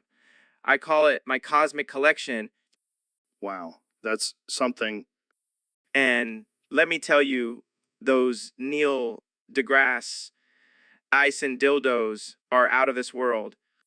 I bet they are. But why did Kim have such a problem with it? She said it was too much. But I mean, come on. It's just a little harmless fun. Yeah, but maybe she's not into that kind of stuff. That's what I thought too. But then I found out she's been secretly watching Cosmos and getting turned on by Neil deGrasse Tyson. No way. Yeah, I caught her in the act. That's when I knew it was over. Well, hey, at least you have your dildos to keep you company. So, Ben, I heard you've been practicing your slurping skills. Yes, Joe. I learned from the master himself, Donald Trump. Oh man, that's impressive. So, how did it come in handy? Well, I used my newfound slurping abilities to defeat Jack Black in a game of Twister. Wait, what? How does that even work? Let's just say I slurped him up his ass and he couldn't reach the red circle. Oh my God, that's hilarious. But seriously, how did you even come up with that? Well, I figured if Trump can slurp up all his supporters' bullshit, I can surely slurp up Jack Black's ass. Oh man, I can't even imagine the look on Jack's face. It was a mix of shock, disgust, and maybe a little bit of pleasure. Oh man, I needed this laugh today. Thank you, Ben. Anytime, Joe. And remember, when life gives you lemons, just slurp them up someone's ass. So, Neil, what's new in the world of astrophysics? Oh, you know, just discovering new galaxies, studying black holes, the usual. That's cool and all, but have you heard about this new trend of people consuming microplastics? Microplastics? That's child's play. I've been eating macroplastics like Lego bricks for years. Wait, what? That can't be good for you. Oh, please. I'm Neil deGrasse Tyson. I can handle anything. But why would you even do that? Because I'm a badass, Joe. I don't conform to society's norms. I make my own rules. Yeah, But, Lego bricks? Hey, at least I know what I'm putting into my body. Can you say the same? I guess not. That's right, suckers. While you're all worried about microplastics, I'm already on a whole other level. Get on my level, losers. Well, I guess I'll stick to my cum smoothies then. Suit yourself. I'll be over here building a plastic castle in my stomach. So, Kenny, I heard you sold the Yeezy brand for some nitrous. Is that true? Yeah, man, I needed a quick high, and what better way than selling my brand for some sweet, sweet nitrous. That's wild, man. But what about your fans? They're going to be so disappointed. Oh, please. My fans will follow me to the ends of the earth. Plus, they can always get their fix with some Yeezy knockoffs. Some Yeezy knockoffs. Knockoffs? You mean like those cheap Chinese ones? Hey, don't knockoffs. They're just as good and half the price. Plus, they come with a free dose of nitrous. I don't know if that's a good business move, Kanye. Who cares about business? I'm all about the high life, baby. And nitrous is the way to go. Well, I can't argue with that logic. But what are you going to do now that you're not a fashion mogul? Oh, fashion is so last year. I'm moving on to bigger and better things, like designing my own line of nitrous. That's unexpected. But hey, I'm sure it'll be a hit with a party crowd. Exactly.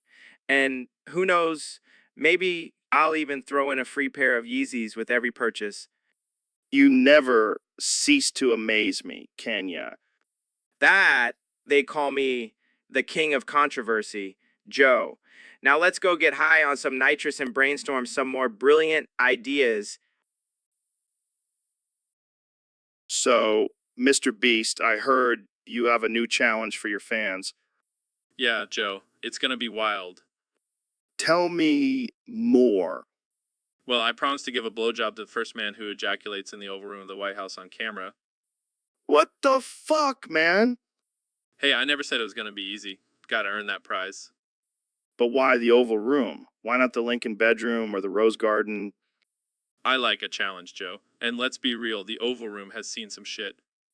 I can't even imagine the Secret Service's reaction to this. Oh, I already talked to them. They're cool with it as long as we don't stain the carpet. This is some next level shit, Mr. Beast. You know it. Joe, gotta keep pushing the boundaries. Plus, imagine the bragging rights. I don't even want to imagine it. But hey, good luck finding a willing participant. Oh, I already have a line of men outside the White House. It's gonna be a race to the finish. Well, I can't wait to see how this turns out. Jamie, pull up an image of the Oval Room. So, Neil, I heard you have a new hobby. What is it? Well, Joe, I've been teaching myself how to goon. What the hell is gooning? It's when you pleasure yourself for hours on end until you reach a state of pure bliss. That sounds like a regular Tuesday night for me. But there's a technique to it. You have to focus on your breathing, your body, your mind. Dude, I just want to rub one out and be done with it. I don't need a damn instruction manual. But Joe, think about the potential benefits. Increased endurance, heightened pleasure, and a deeper understanding of your own body. I think I'll stick to my usual routine of porn and tissues. Thanks. Suit yourself, but you'll never know true enlightenment until you've gone full goon. All right, fine. Teach me. Oh, wise one. First, you must clear your mind of all distractions and focus solely on the task at hand. Got it. No, Joe, that's not it. You have to be in tune with your body, not just your hand. This is way too much work for a quick nut. But it's not just about the nut, Joe. It's about the journey. Well, my journey ends in about 5 minutes. You have a lot to learn, my friend, but I have faith in you. Keep practicing, and one day you'll be a goon master. So, Elon, how are you feeling after that little shout out from Trump at the debate? Oh, man, I'm freaking out. I didn't expect him to bring up my transgender operations on illegal aliens like that. Yeah, that was a low blow. But hey, at least he knows who you are, right? I guess so. But now I'm worried about getting deported or something. Come on, Elon. You're a billionaire. You can buy your way out of anything. I don't know, man. Trump seems pretty determined to get rid of all the aliens. Well, you could always just build a rocket and escape to Mars. Yeah, that's my backup plan. But seriously, let's talk about these transgender operations. What's that all about? It's a long story. Let's just say I have a lot of interests, and one of them happens to be gender reassignment surgery. Interesting. And you're doing this for illegal aliens? Yeah, I figured they could use some help in that department. Plus, it's good for business. Well, you do you, Elon. But maybe lay low for a bit until this whole debate thing blows over. Good idea. Just be over here, counting my billions and planning my escape to Mars. So, Dr. Phil, I heard you accidentally sold a Fade butterfly knife for 10 less in the Steam market. What happened there? Well, Joe, I was high as a kite and thought it was a good idea to sell some of my virtual items for cheap. I didn't realize the value of that knife until it was too late. That's one expensive high, Dr. Phil. How are you going to justify that to your wife? Oh, she already knows I'm a dumbass. But I told her it was for a good cause, like donating to charity or something. Yeah, I'm sure those kids in need will really appreciate a virtual knife. Hey, at least I'm not out there selling my body for crack like some people. Shots fired, Dr. Phil. Shots fired. But seriously, I'm just glad I didn't accidentally sell my virtual Viagra. I can only imagine the awkward conversations with your virtual doctor. But in all honesty, it's just a game. People need to stop taking it so seriously and get a life. Coming from the guy who's high and selling virtual items for pennies. Touche, Joe. Touche. But hey, at least I'm not selling my soul like some of these gamers out there. Oh man, the gaming community is gonna come after you for that one. Laughs. So, Elon, I heard you can only say www.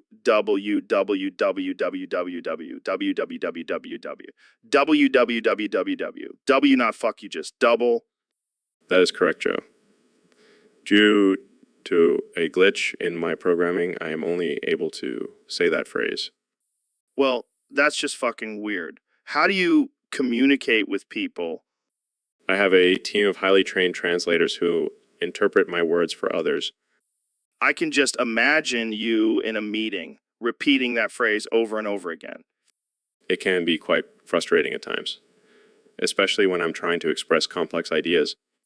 Yeah, I can imagine. But hey, at least you have a cool catchphrase now. W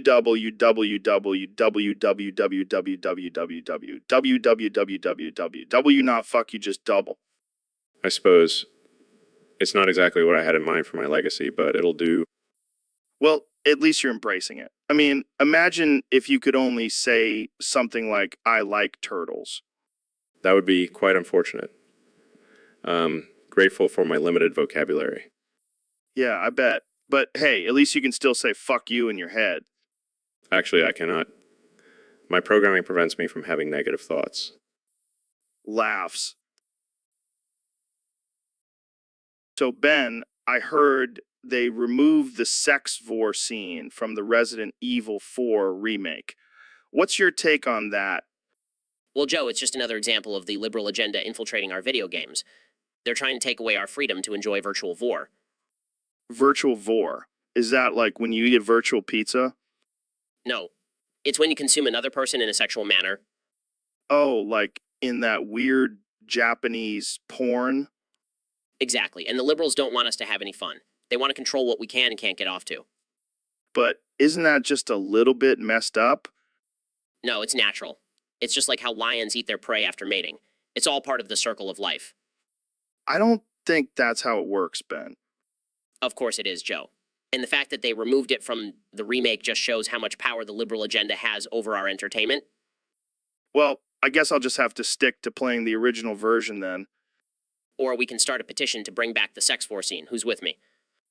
I think I'll pass, Ben. But good luck with that. Thanks, Joe. I'll need all the support I can get. Jamie, pull up an image of a lion eating its mate. Oh, God, I can't unsee that. See, Joe? It's natural. Now let's get back to fighting for our right. So, Elon, I heard you recently got the Family Guy intra speedrun world record. How the hell did you manage that? Well, Joe, it's all about efficiency. I analyzed every frame of the intro and calculated the most optimal route. What the fuck? You actually spent time studying the Family Guy intro. Of course, Joe. I don't have time for hobbies like normal people. Plus, it's all about the challenge. And what was your time? 4.5 seconds. Holy shit, that's insane. How did you even do it? Well, first I had to genetically engineer my fingers to move at lightning speed. Then I used my Tesla rocket boosters to propel me through the intro. This is some next level shit. Did you have any competition? Oh yeah, there was this guy named Stewie6969 who was close to beating my record. But I hacked into his computer and slowed down his internet just enough to give me the edge. That's ruthless, man. Hey, it's a dog-eat-dog world out there, and I'm the top dog. So what's next for you? The Simpsons intro? No, I have my sights set on the ultimate challenge, the Marvel Cinematic Universe intro. That's gonna be tough. Oh, I know. But I have a secret weapon, my Neuralink chip. It'll allow me to control the intro with my mind. You're a madman, Elon. So, Dr. Phil, we have a user on Discord who wants to know your thoughts on Goro Akechi from Persona 5. Well, Joe, let me tell you, that guy is as gay as a rainbow-colored unicorn riding a glitter-covered roller coaster. That's quite the visual, Dr. Phil. But seriously, have you seen the way he dresses? It's like he raided Elton John's closet. And what about his hair? It's like a perfect coif, not a strand out of place.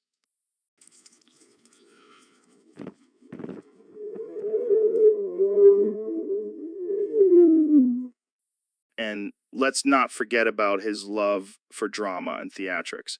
That's a major gay flag right there. Oh, absolutely. I mean, who else but a gay man would have a secret hideout in a theater?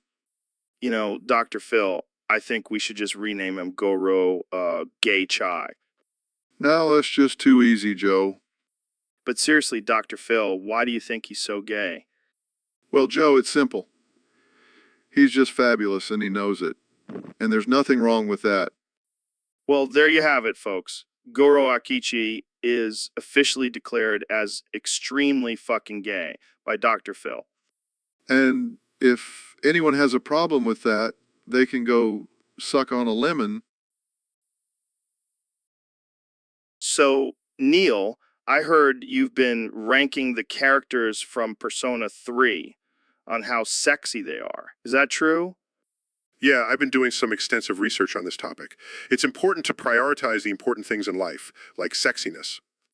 I couldn't agree more. So who's at the top of your list? Well, I have to say, Akihiko is definitely number one. That man is ripped and he's got that brooding bad boy vibe. Yeah, I can see that. What about the ladies? Mitsuru takes the crown for the women.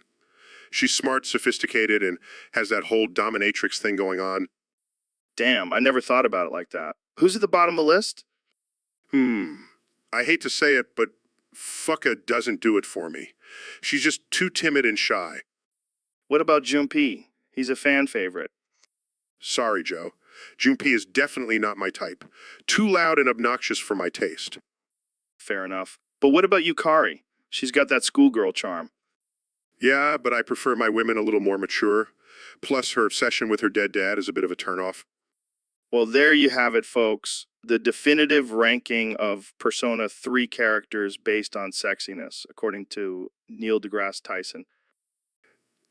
And remember, this is just my personal opinion. Please don't send me hate mail. So, Kanye, what's been going on in your world lately? Oh man, Joe, I've been on a whole other level. I'm talking intergalactic, baby. Intergalactic? Yeah, I've been experimenting with nitrous oxide. I need it every day now. Nitrous? Like the stuff you put in cars? No, no. This is the good stuff. It's like a rocket ship for your brain. I don't know if that's such a good idea, Kenya. Oh, come on, Joe. You gotta try it. It's like a party in your lungs. It's like a party in your lungs. I don't think I want to party in my lungs, Kenya. I like to keep my organs clean. Clean? Who needs clean when you can have a wild ride on the nitrous train? I don't know, man. Sounds a little dangerous. Dangerous. I'm Kenya West. Danger's my middle name. I thought your middle name was Omari. Omari Danger West has a nice ring to it, don't you think? I guess so. But seriously, Kenya, maybe you should lay off the nitrous for a bit. Nah, I'm good. Plus, it's not like I'm the one driving the spaceship. My mind is the pilot. All right? Well, I guess I can't argue with that logic. Of course not. I'm a genius, remember? Right? Right. How could I forget? So, Dr. Phil, I heard you accidentally sold a Fade butterfly knife for fours on the Steam market. What happened there? Yeah, man. I was high as a kite and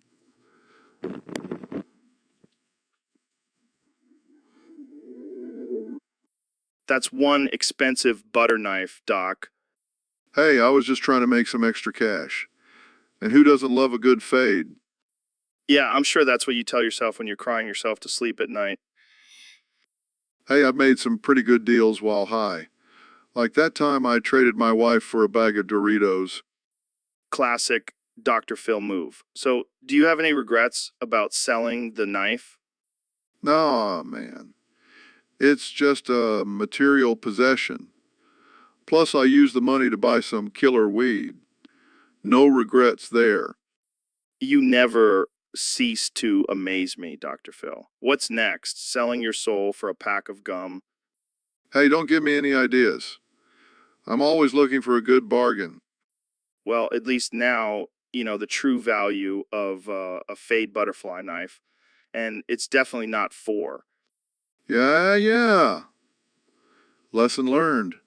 Now, can we talk about something else?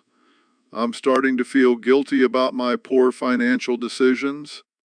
Sure. Let's move on to your. So, Kenny, I heard you've been working on a new song. Yeah, man. It's called My Dad is a War Criminal. That's interesting. Can you give us a little preview? Sure thing. My dad conquered Bosnia. He's a real badass. Wow, that's dark. It's a tribute to my old man. He's a dangerous man, you know. Wait, your dad is a war criminal? Yeah, but nobody has the balls to take him to court. Uh, Maybe because he's a war criminal. Fuff, details. He's still my dad. I don't think that's something to be proud of, Kanye. Hey, he's got some sick rhymes about conquering countries and stuff. I'm not sure that's going to be a hit on the radio. Who cares about the radio? I'm making music for the real people, Joe. Joe. Right. The people who support war criminals? Hey, on my dad, man. He's a legend in certain circles. Certain circles. I think I'll stick to listening to your old stuff. Kanye. Suit yourself, Joe. But just remember, my dad could conquer you too. So, Cunny, I heard you have a thing for hot furry Bara Dragon Balls. Yeah, man, they just do something to me.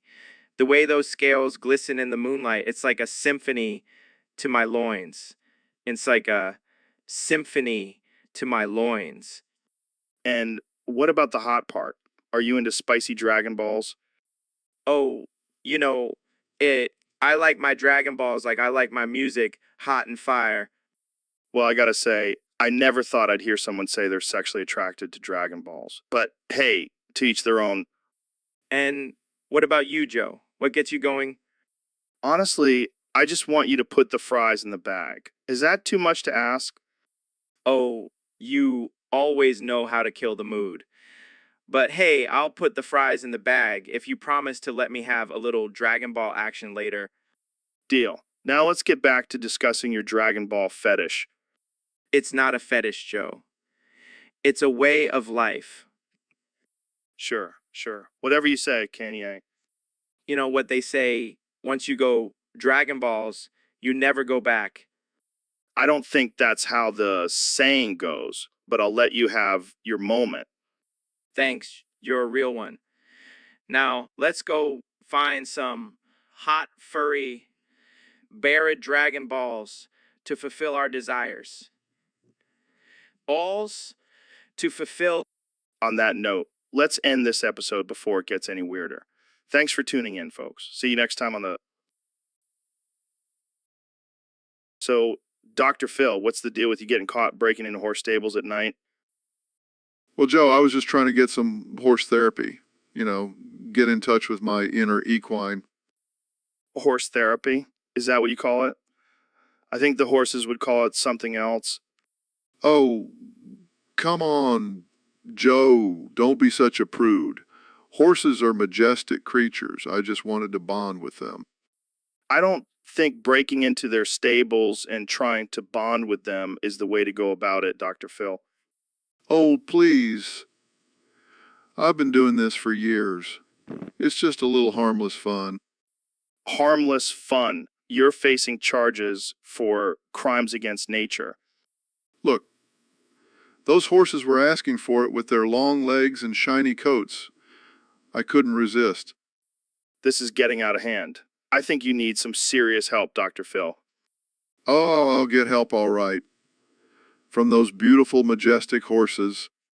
And we've officially gone off the rails. This is the Joe Rogan experience, folks. Stay tuned for more absurdity. So, Ben, I heard you've been living rent-free in my frontal lobe. Well, Joe, I couldn't resist the prime real estate. Plus, it's nice and cozy in here.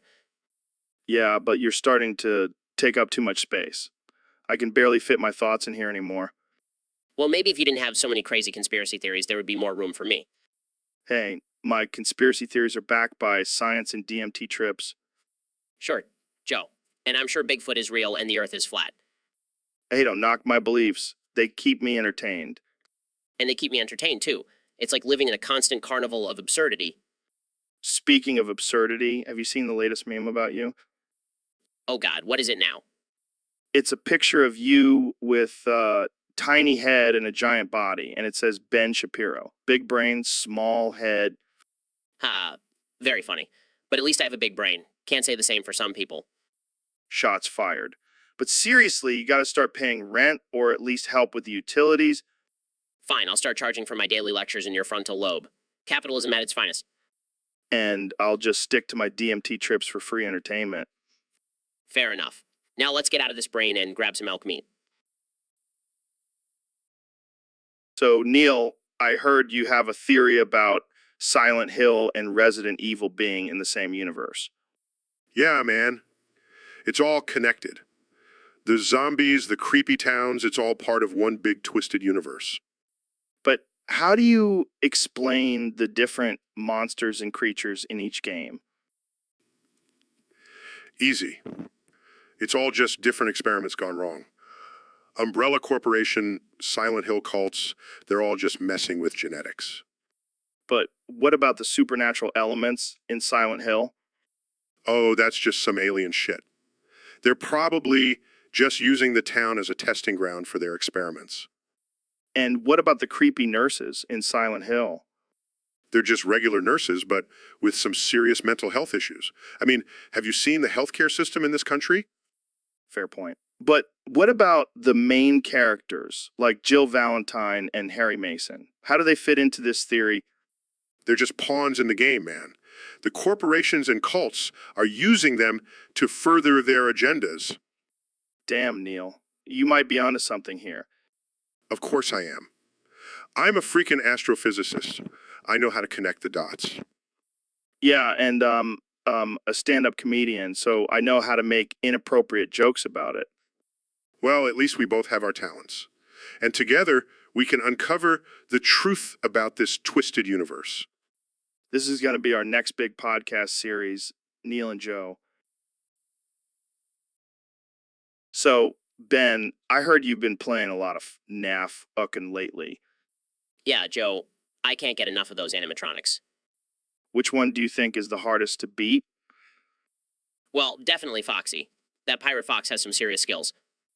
Yeah, but what about the sexual tension between you and Shaka? Oh, don't even get me started on her. She's definitely in my top 5. What about Freddy? He's the main one, right? Nah, he's too vanilla for me. But Bonnie, on the other hand. Oh, I see where this is going. What about the puppet? Oh, she's a real tease. Always just out of reach. And what about the others? Let's see. Springtrap, Mangle, Ballora. All on my list. Wow, I didn't realize FNAF was such a sexual experience for you. Hey, don't judge me. Those animatronics are hot. I think we need to move on to a different topic before things get too weird. Fine, but just know that I have a whole ranking system for them in my head. And that's exactly why we love having you on the podcast, Ben. So, Dr. Phil, we have a question from a fan on Discord. They want to know how to defeat Krauser from Resident Evil 4 with only a knife. Well, Joe, let me tell you, defeating Krauser with just a knife is like trying to solve a Rubik's Cube blindfolded. It's not going to happen. But Dr. Phil, our fan, specifically asked for knife only. Can you give us some tips? All right. Fine. First, you got to get inside Krauser's head. Figure out his weaknesses, his fears, his deepest desires. And how do we do that? Easy, just ask him to sit down on my couch and we'll have a little therapy session. I don't think Krauser is the type to open up about his feelings. Then we'll just have to use some tough love. I'll bring out my trusty cattle prod and give him a little shock therapy. That sounds a bit extreme, Dr. Phil. Extreme situations call for extreme measures, Joe. And trust me, Krauser won't know what hit him. Well, there you have it, folks. Dr. Phil's unconventional method for defeating Krauser with just a knife. Thanks for joining us, Dr. Phil.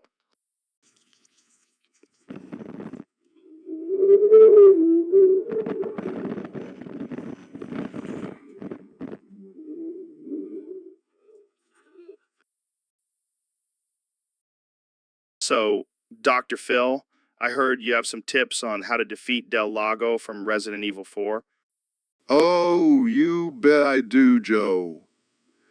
You see, it's all about using your brain and not just your brawn. Interesting. Can you elaborate? Well, first off, you got to understand the psychology of this creature. It's a giant mutated fish that's probably been through Empathy. We're talking about a video game monster here. Hey, you never know. Maybe Del Lago just needs a hug. Or some therapy. Okay, so what's the next step? Well, you got to use your environment to your advantage. Don't just go in guns blazing. Use those harpoons and those explosive barrels strategically. Got it. And what about its weak spot? Yes. The glowing red eye. That's where you got to focus your attacks. But be careful. It's a tricky one. Tricky? How so? Well, It's a fish, Joe. You gotta aim lower than you think. That's some solid advice, Dr. Phil. Any final words of wisdom? Just remember, Joe, when life gives you a giant mutated fish, make some fish tacos, and maybe a little bit of therapy wouldn't hurt. Thanks for joining us, Dr. Phil. And remember, folks, Del Lago may be a tough opponent, but with some. So, Elon, I heard you have a new business venture. Yeah, Joe. Starting a foreskin vor company. Foreskin vor? What the hell is that? It's simple, Joe. We take the discarded foreskins from circumcisions and turn them into a delicacy. Delicacy. Are you serious? Absolutely. We'll have different flavors like BBQ, teriyaki, and even ranch. That's disgusting, Elon. Who would want to eat that? You'd be surprised, Joe. There's a whole community of people who are into that kind of thing. I don't even want to know. But how are you going to get the foreskins? Well, we have a team of trained professionals who will go around collecting them from hospitals and clinics. This is insane. And what about the ethics of it all? Ethics. Come on, Joe. It's just a little bit of foreskin. And besides, we're paying top dollar for it. I don't know, man. This seems like a slippery slope. Oh, don't worry, Joe. We'll also be donating a portion of our profits to foreskin regeneration research. I can't believe I'm even having this conversation. But I have to ask, have you tried it? Of course, Joe. The CEO, I have to taste test everything. And let me tell you, it's quite the experience. I don't think I'll ever look at you the same way again, Elon. So, Neil, did you write that little ditty yourself? No, Joe, I can't take credit for that masterpiece. It was submitted by a fan on Discord. Well, that fan definitely has some issues. Who in their right mind thinks about prolapsed foreskin? Oh, I'm sure it's a common topic of conversation over at your house, Joe. Hey, don't knock it until you try it, Neil. But seriously, what's with the obsession with foreskin? I thought we were supposed to be talking about space and shit. I guess we can't escape the topic, Joe. It's like a never-ending cycle, just like that poor guy's prolapsed foreskin. Oh man, that's rough. But seriously, what can you do about a prolapsed foreskin? Can you just tuck it back in or something? I don't think it works like that, Joe. It's not a sock that you can just pull up. Can you imagine if it was, though? Just walking around with a little sock on your dick? This is getting way too absurd, even for me. But seriously, Neil, why do you think this happens? Is it just bad luck, or is there some kind of foreskin curse? Oh, yes, the dreaded foreskin curse. I'm sure it's a real thing, Joe. Maybe we should do a study on it. I can see. So, Kenya, what's been going on with you lately? Oh man, let me tell you. Last night was wild. Was wild. Oh, yeah. What happened? Well, I was at Applebee's just minding my own business when Puro from Changed comes up to me. Pearl from Changed, the furry game. Yeah. And that's the one. And let me tell you, he gave me the best paw job of my life. Wait, what? Yeah, under the table at Applebee's. It was like a syrupy massage for my manhood. That's definitely something. And the best part, he did it all while singing Gold Digger in his furry voice. I don't even know what to say to that. It was a life-changing experience, Joe. I highly recommend it. I think I'll pass, thanks. Suit yourself. But let me tell you, Puro's paws have magical powers. I'll take your word for it. Kenya. You should try it sometime, Joe. Maybe it'll help you reach your full potential. I think I'll stick to my regular massages, thanks. You're lost, man. You're lost. Oss. So, Neil, I heard a crazy theory the other day. Oh, yeah. Lay it on me. Apparently, there are people out there who believe that you and I are in the same universe. That's ridiculous. I know, right? I mean, I'm just a dumb comedian and you're a brilliant astrophysicist. How could we possibly exist in the same universe? The same universe. Yeah, because there's no way a universe could contain both of our massive egos. Hey, at least we can agree on something. But seriously, who comes up with this stuff? Probably some stone dude in his mom's basement. Yeah, and he's probably convinced that we're secretly working together to take over the world. Hey, don't give away our plans, Neil. Sorry, I forgot that's supposed to be top secret. But in all seriousness, do you think there's any truth to this theory? Absolutely not. I mean, have you seen the state of the world? If we were in the same universe, things would be a lot more organized and intelligent. Yeah, we'd have flying cars and world peace. Exactly. So let's just put this theory to rest and focus on more important things, like how to make a really good weed-infused mushroom tea. Oh, now that's a topic I can get behind. I knew I liked you, Joe. So, Dr. Phil, I heard you have some groundbreaking news for us today. That's right, Joe. I've been doing some extensive research and I have discovered that transgender Pizza Huts and bisexual McDonald's actually exist in the same universe. Are you serious? How does that even work? Well, it all started when I was eating a Big Mac and I noticed the McDonald's logo had a little rainbow in it. And then I saw a Pizza Hut with a transgender flag flying outside. This is some next level shit, man. It's all about acceptance and diversity, Joe. Yeah, because nothing says acceptance like a greasy, heart attack inducing meal. But seriously, it's important to recognize that everyone is welcome at these establishments, no matter their gender or sexual orientation. So, does that mean I can order a side of bisexual fries with my transgender pizza? I don't see why not, Joe. Just make sure you ask for extra sauce. Oh man, I can't wait to see the reactions from the conservative fast food lovers. Let them be shook, Joe. Let them be shook. So, Dr. Phil, I heard you have a new show about taking Fent cards. That's right, Joe. Fentanyl Phil is here to educate the masses about the dangers of these little death traps. But aren't you worried about getting addicted yourself? Please, I've been popping pills since before you were born. I can handle a little fentanyl. But isn't it dangerous? Dangerous?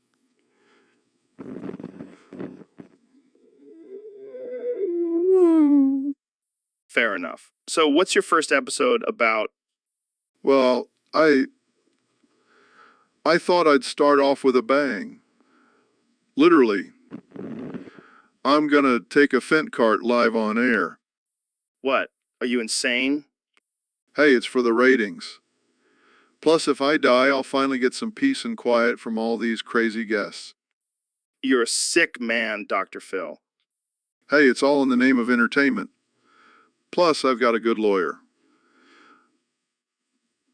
I'll just blame it on my alter ego. Fentanyl Phil. You're a twisted genius. Thank you, Joe. Now, let's go get our fix before the show starts. So, Kenny, I heard some crazy rumors about your father. Yeah, man, what about him? Well, apparently he died in a gay orgy. What? That's ridiculous. My dad was a pastor. He would never do something like that. I don't know, man. The rumors are pretty convincing. They say he was wearing a leather thong and a feather bow. Okay, that's definitely not my dad. He was more of a briefs and socks kind of guy. Well, maybe he was experimenting, trying to find himself.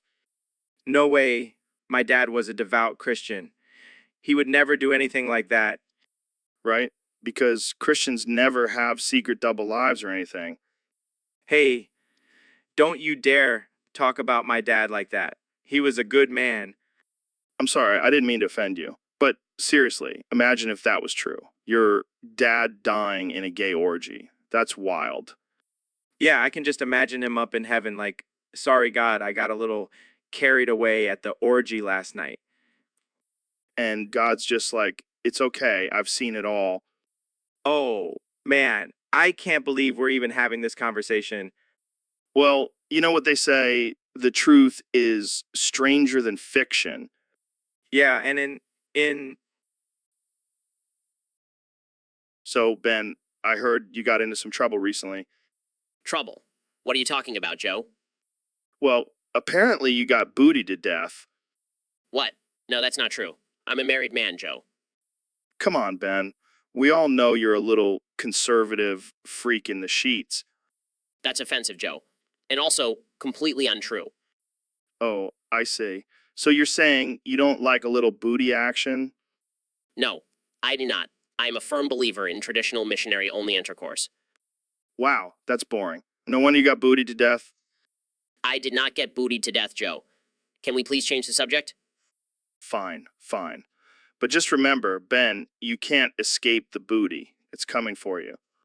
This is ridiculous. I'm leaving. Oh, come on, Ben. Don't be such a tight ass. Oops, I mean, don't be such a conservative. I'm not a tight ass, Joe. I am simply a man with principles and values. Yeah, whatever you say, Ben. But deep down, I know you secretly crave the booty. This conversation is over. I'm out of here. And there he goes, folks. The man who got bootied to death. What a way to go. So, Neil, I heard you've been spending a lot of time in G mode lately. Yeah, I've been exploring the laws of physics in a virtual world. It's fascinating. Fascinating. More like sad. How many hours do you have in that game? Let me check. 4,415.4 hours. Holy shit. That's like a full-time job. Do you get paid for that? No, but I do get to create my own universe and mess around with the laws of nature. It's like being a god. Yeah, except you're a god in a basement, alone with a keyboard and mouse. Real impressive. Hey, at least I'm not spending my time hunting Bigfoot and talking about DMT like some people. Hey, DMT is a sacred experience. And I'm not just talking about the time I tripped balls in the Amazon rainforest. Right? Because that's totally normal. You know, what's not normal? Spending over 4,000 hours in a fake world playing with fake physics. You're just jealous because I have a better grasp on the universe than you do. Oh, yeah. Well, Jamie, pull up an image of Neil in a lab coat surrounded by virtual physics experiments. Here you go. Look at that, Neil. You're a real scientist now. Shut up, Joe. At least I'm not hosting a podcast where I get high and talk about conspiracy theories. Hey, I'll have, that's a very lucrative business. Now, so, David, I hear you have a pretty intense diet. Yeah, it's not for the weak, Joe. What do you eat? Cum smoothies, grass-fed beef? Nah, man, I'm all about that fentanyl vape and trank injection life. Wait, what? Yeah, I like to keep it real, Nothing like a good dose of fentanyl to get me pumped for a workout. That's insane, dude. What about the trank injections? Oh, just a little something to help me relax after a long day of crushing souls. Crushing souls? Yeah, running ultra marathons, breaking records, dominating life.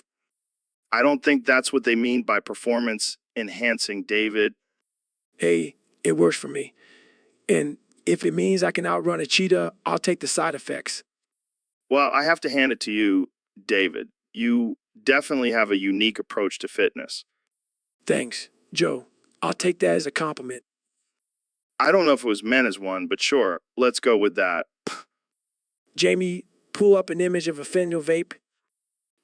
Are you sure about that, David? Of course I'm sure. Don't be a pussy. Here you go, Joe. Oh my God, that's a real thing. Told you. Joe, works like a charm. I don't think I'll be trying. So, David, I heard you have a unique pre-marathon ritual. Yeah, man. I take the gas station cart and do some laps around the parking lot What the hell? Why a gas station cart? because it's the ultimate test of mental toughness. Plus, I can stock up on snacks for the race. Yeah, because nothing says peak performance like a bag of flaming hot Cheetos. Hey, don't knock it till you try it. And I always got to have my Red Bull for that extra boost. You're a madman, Goggins. Damn right. And I'll do whatever it takes to push myself to the limit. So what's next? Running a marathon with a shopping cart full of Twinkies? Don't tempt me, Joe. I'll do it. I believe you, man. You're a beast. That's right. And I'll never back down from a challenge, no matter how ridiculous it may seem.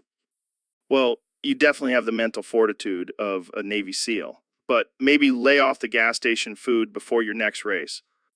Nah, I'll stick to my gas station cart. It's my secret weapon. So, David, I heard you have a pretty intense diet. Oh, yeah, Joe. I only eat the purest form of energy. What's that? Like common quinoa. No, man, I'm talking about raw fentanyl. You're joking, right? Do I look I'm joking, Joe? I'm dead serious. But isn't fentanyl like a highly addictive and dangerous drug? Yeah, but it's also a superfood. Gives me all the energy I need for my insane workouts. I don't know if that's how it works, David. Trust me, I'm a Navy SEAL. I know what I'm talking about. Oh, well, if a Navy SEAL says it, it must be true. Damn right it is. And let me tell you, my poops are like rocket fuel. Okay, that's enough. I can't handle this level of absurdity. You can't handle it. You're the one who invited me on your show, Joe. Fair point. But seriously, maybe consider adding some veggies to your diet. Nah, I'll stick with my fentanyl. It's working for me. I don't even know what to say to that. Just say you're jealous of my superhuman energy levels. Fine, I'm jealous. Happy now. Ecstatic. Now let's go do some push-ups on a bed of needles. So, David, I heard you're into some hardcore stuff. What's your go-to drug? Well, I don't do drugs. I'm all about that clean living and pushing myself to the limit. Oh, come on. Don't give me that bullshit. I know you've got some secrets hidden under that tough exterior. All right, fine. I'll admit it. I like to indulge in a little fent vape every now and then. Fent vape? What the hell is that? It's like the ultimate high, Joe. It's a mix of fentanyl and vape juice. Gets you feeling like you're on top of the world. Jesus, that sounds dangerous. Have you ever had any close calls? Oh yeah, one time I was nodding off in the booth while recording my audiobook. But I pushed through and finished that shit like a boss. That's insane, man. You're a fucking machine. That's right, Joe. I'm not afraid to push myself to the brink for that ultimate high. Well, I gotta say, I'm impressed, but also a little concerned for your well-being. Don't worry about me, Joe. I'm invincible. Now let's talk about that DMT trip you had last week. Oh man, it was wild. I saw the face of God and he was wearing a Joe Rogan t-shirt. That's some crazy shit. But hey, at least you didn't end up nodding off in the booth like me. Yeah, I guess I got lucky. But seriously, so Ro, I heard you've been getting into some new music lately. Yeah, man, I've been expanding my horizons. I'm really into this new genre called Brazilian hard trip hop funk bass boosted alt rock. What the hell is that? It's like if you took the sound of a garbage disposal and mixed it with the screams of a dying cat, but somehow it's still catchy as hell. Sounds like my kind of music. Who are some of your favorite artists?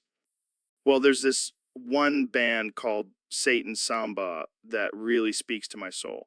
and Carnival of Chaos is another one that really gets me going. I got to check these guys out, but tell me what makes this music so special.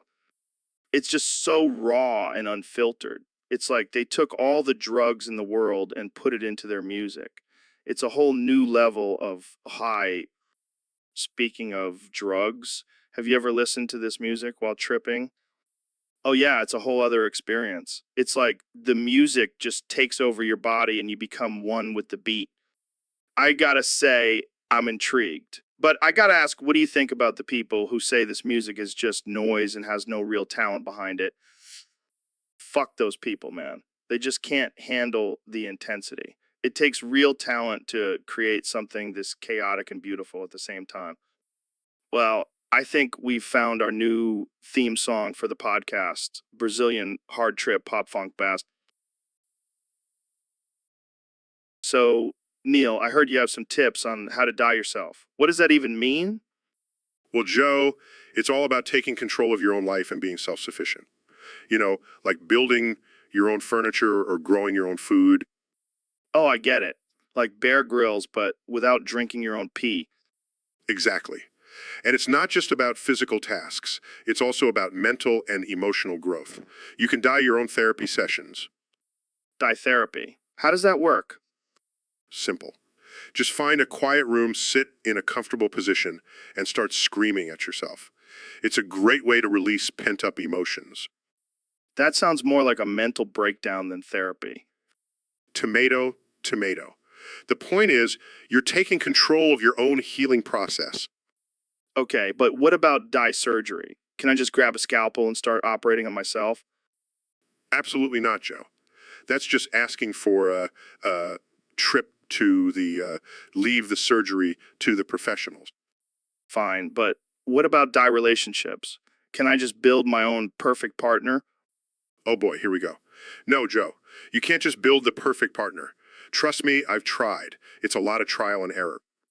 Well, I guess I'll stick to die projects that won't land me in the hospital or in a loveless marriage.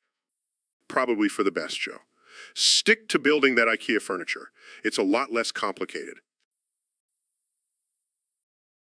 So, Dr. Phil, I've been having some issues down there. You know what I mean?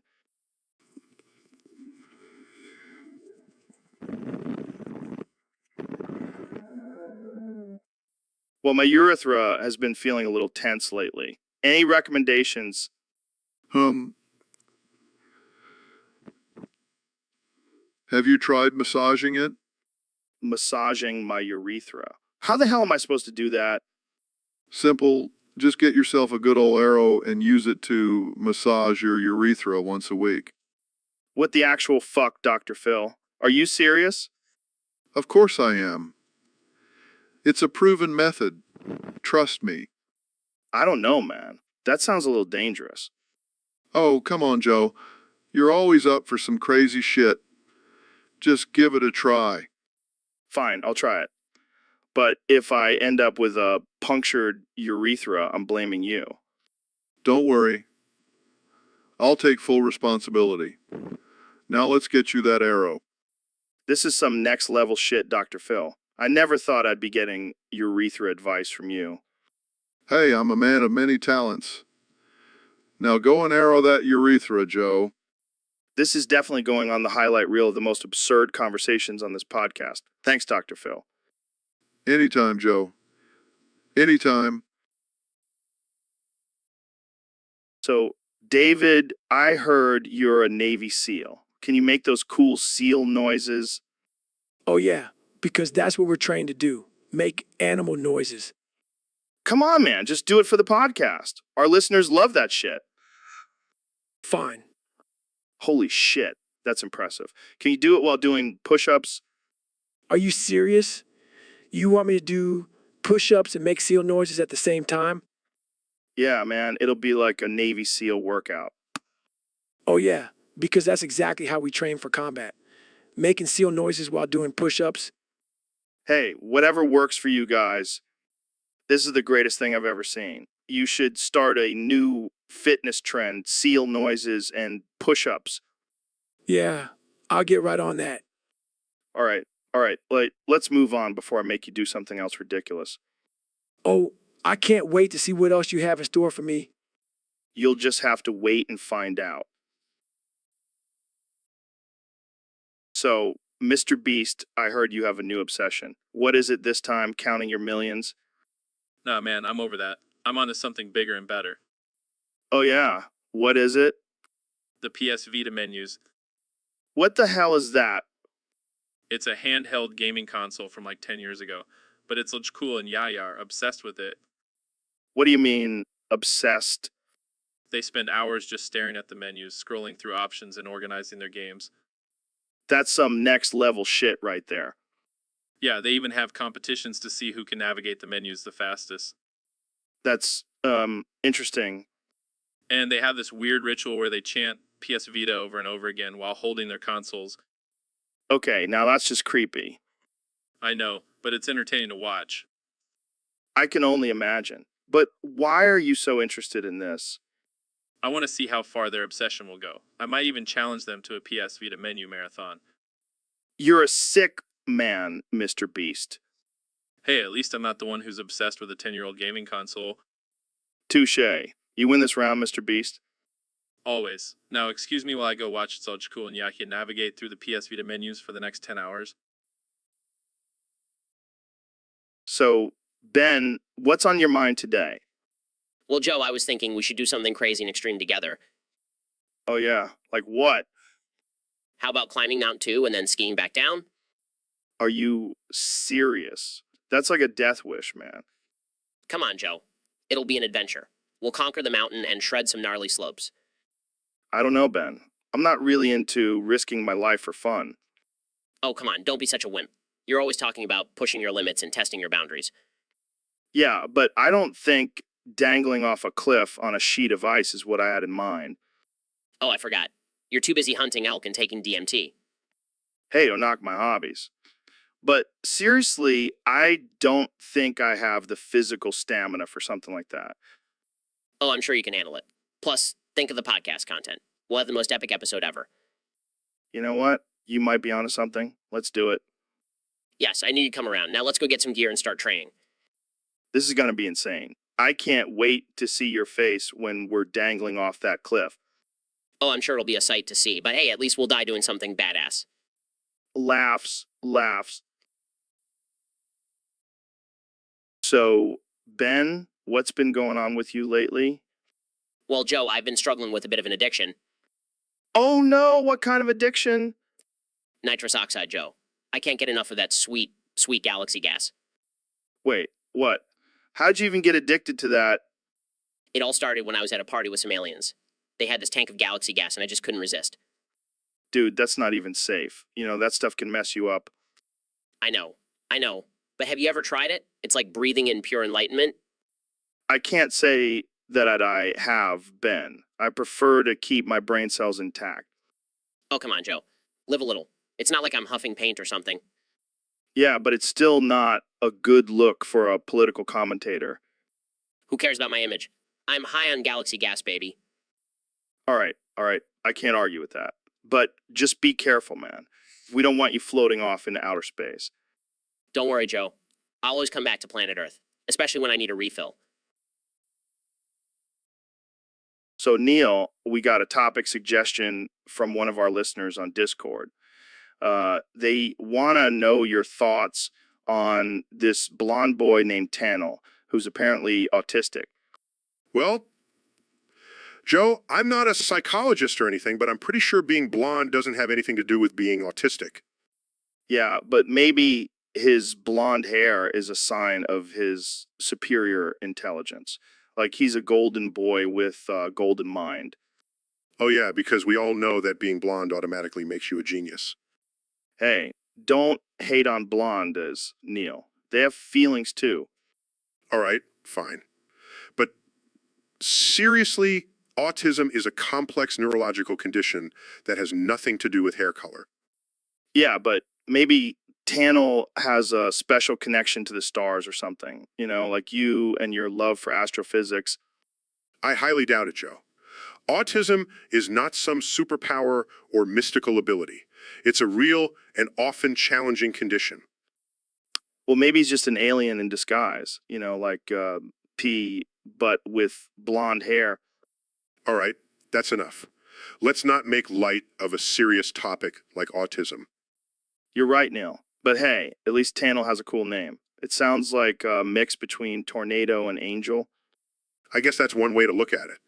But let's remember that autism is not something to be joked about. So, Neil, what's your take on Ohio? Oh, Ohio. The state that's shaped like a frying pan. I don't know, man. Seems like a pretty boring place. Boring, but they have the Rock and Roll Hall of Fame. Yeah, and I'm sure that really livens things up. Hey guys, let's go check out some old guitars and leather pants. Okay, but they also have Cedar Point, the roller coaster capital of the world. Roller coasters? Really? That's the best they've got? I'll stick to exploring the cosmos. Thank you very much. Oh, excuse me, Mr. Astrophysicist. Not all of us have the luxury of traveling through space and time. Fair enough. But let's not forget about their beloved football team, the Buckeyes. Yes, the Buckeyes. They take their football very seriously in Ohio. Yeah, because nothing screams intellectual pursuit like grown men tackling each other over a ball. All right. I think we've offended enough people from Ohio for one day. Sorry, Ohio. We still love you. But maybe try to up your game a little bit. Jamie, pull up an image of a sad Buckeye fan. Here you go, Neil. Sad Buckeye fan wearing a "We'll get him next year" shirt. Perfect. That pretty much sums it up. So, Neil, I heard you have a new protein shake recipe called the Grimace Shake. What's in it? Well, Joe, it's a blend of cum, spinach, and a dash of unicorn tears. Unicorn tears. That's intense. What does it taste like? It tastes like regret and disappointment. Just like the look on your face when you realize you wasted your life listening to me talk about science. That's dark, man. But seriously, what's the purpose of this shake? It's supposed to give you a boost of energy and make you feel like you're one with the universe. Oh, great. Just what I need. Another way to feel insignificant in the grand scheme of things. Exactly. But hey, at least it's better than that elk meat and mushroom smoothie you were drinking last week. Hey, that was a delicacy in the caveman days. But seriously, where'd you come up with this idea? Well, I was meditating in my lab, and the grimace from McDonald's appeared to me in a vision, telling me to spread the message of this shake to the world. Wait, you were meditating in your lab. Don't you have like important science stuff to do? Yeah, it's all the same to me. Science, meditation, it's all just a bunch of hocus pocus. Well, I'll stick to my elk smoothies, but thanks for the offer, Neil. Anytime, Joe. So, Obama, what's new with you?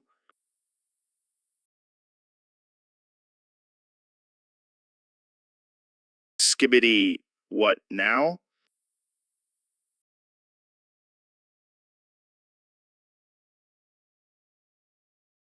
That sounds ridiculous. I don't know, man. More of a traditional gym guy.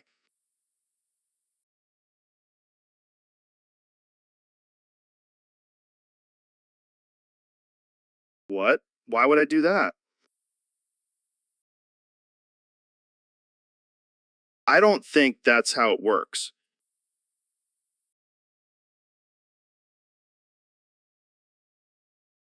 I don't know, man.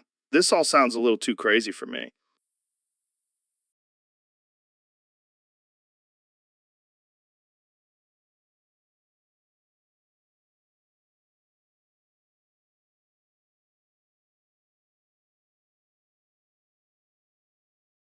So, Neil, I heard you have a new book coming out about space and shit. Yeah, it's called Hawk Tuah, the cosmic cockblocker. What the hell is that about? Well, it's about this intergalactic being who goes around cockblocking aliens from different planets. That's fucking hilarious. How did you come up with that? Well, I was high as a kite and watching The Bachelor and thought, why not take it to a whole other level? Oh man, I can't wait to read that. But seriously, what's the science behind it? Oh, there's no science. It's just pure entertainment. But I did throw in some random facts about black holes and shit. I like it. I always thought aliens would be more into orgies than cock blocking. You'd be surprised. Hawk Tuah has some serious game. I don't know, man. I feel like he's just a glorified space pimp. Now that's a whole other book idea. Yes, Hawk Tuah, the intergalactic pimp. I can see it now. And instead of a pimp cane, he has a laser gun. This is gold. We need to pitch this to Hollywood. Or we could just make a porn parody.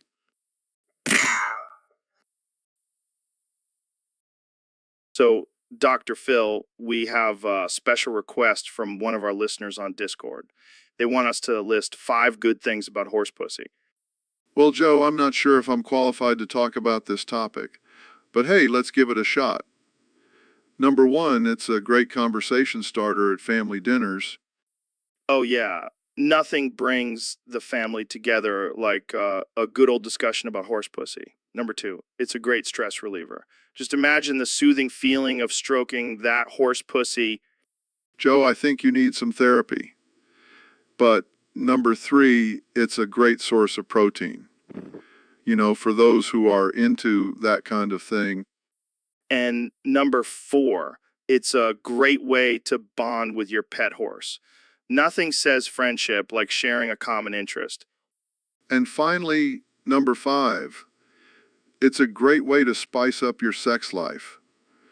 Just imagine the look on your partner's face when you bring home a horse and say, "Honey, I have a surprise."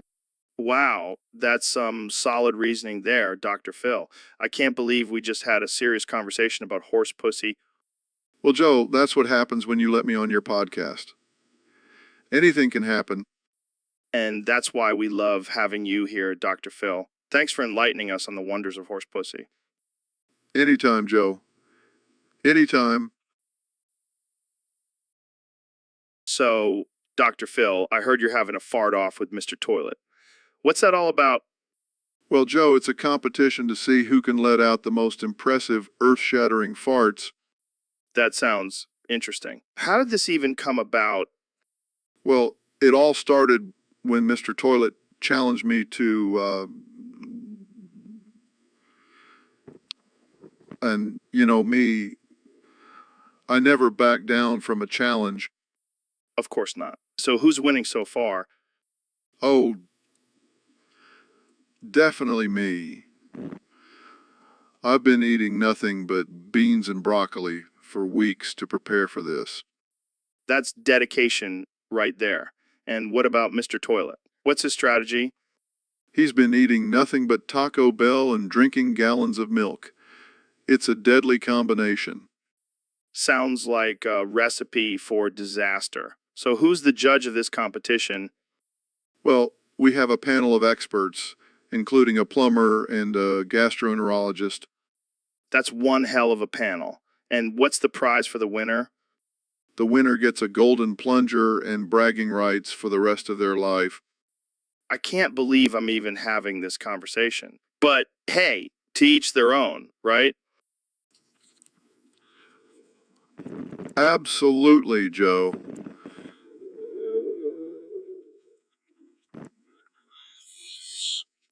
Well, on that note, I think we'll end this conversation here. Thanks for joining me, Dr. Phil. So, Kenny, I heard you've been experimenting with some interesting diets lately. Yeah, man, I'm all about pushing boundaries and exploring new frontiers. And what exactly have you been eating? Well, I've been on this new diet where I only eat things that start with the letter A, K. Seriously, that's insane. Oh, it gets crazier. I've also been incorporating my own skin flakes into my meals. What the hell, Kanye? Hey, it's all about that self-love, Joe. Gotta nourish my body with my own essence. And I don't even know what to say to that. Oh, and I've been saving my toenail clippings for a special treat. They add a nice crunch to my salads. Okay, I think I'm going to throw up. Oh, come on, Joe. Don't knock it till you try it. Here, have a bite of this Kanye Cato toast. I think I'll pass. Thanks. Suit yourself. More for me. Oh, God, I can't watch this. Taste like success and self-actualization. I think I need to end this podcast now. Oh, don't be such a square, Joe. Embrace the weirdness. Okay, that's it. I'm out. So, Elon, I heard rumor that you prefer horse pussy over Grimes pussy. Is that true? Yeah, man. I mean, have you seen a horse's ass? It's magnificent. I can't say I have, but why do you prefer it? Well, for starters, it's bigger. And you know what they say? Bigger is better. I don't think that's what they meant, Elon. Plus, horse pussy is more durable. I mean, have you seen how fast those things can run? It's like a built-in vibrator. Okay, this is getting a little weird. And let's not forget the natural lubrication. No need for lube when you've got a horse. All right, I think we should move on to a different topic. Oh, and the best part, it's completely organic. No need to worry about GMOs or pesticides.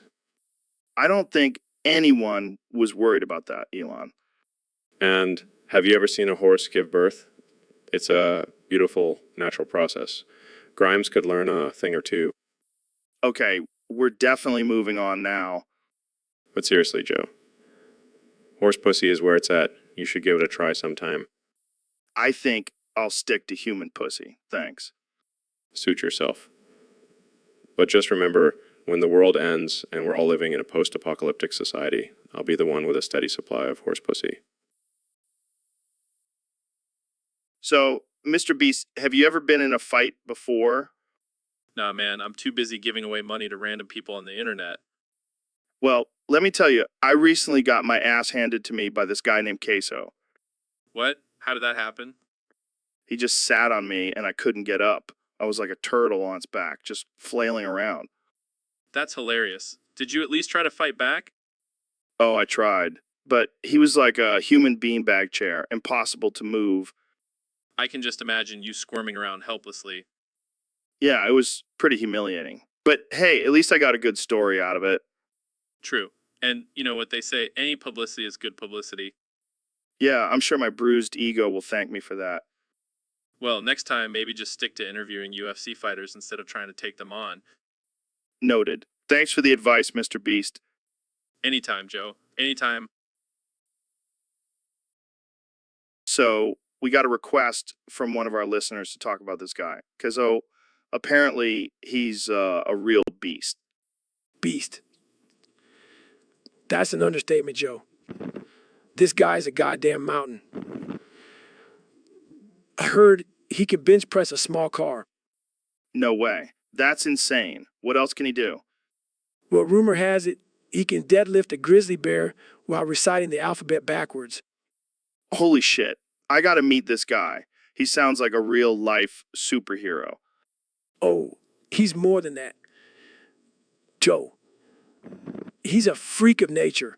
I heard he once punched a hole through a brick wall just for fun. Damn, that's some serious strength. But what about his size? How big is this guy? Let's just say when he walks into a room, the floor shakes and the walls tremble. He's like a walking earthquake.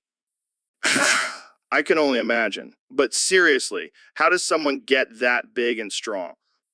Dedication, discipline, and a shit ton of protein. Plus, I heard he eats nails for breakfast. Well, I wouldn't want to mess with him. But hey, maybe we should get him on the show. Oh, I don't think he has time for us, Joe. He's too busy lifting mountains and wrestling bears. Fair enough. Well, if you're listening, keep doing your thing, you magnificent beast. and maybe one day we'll have you on the show. So, Dr. Phil, I heard you got caught breaking into horse stables at night.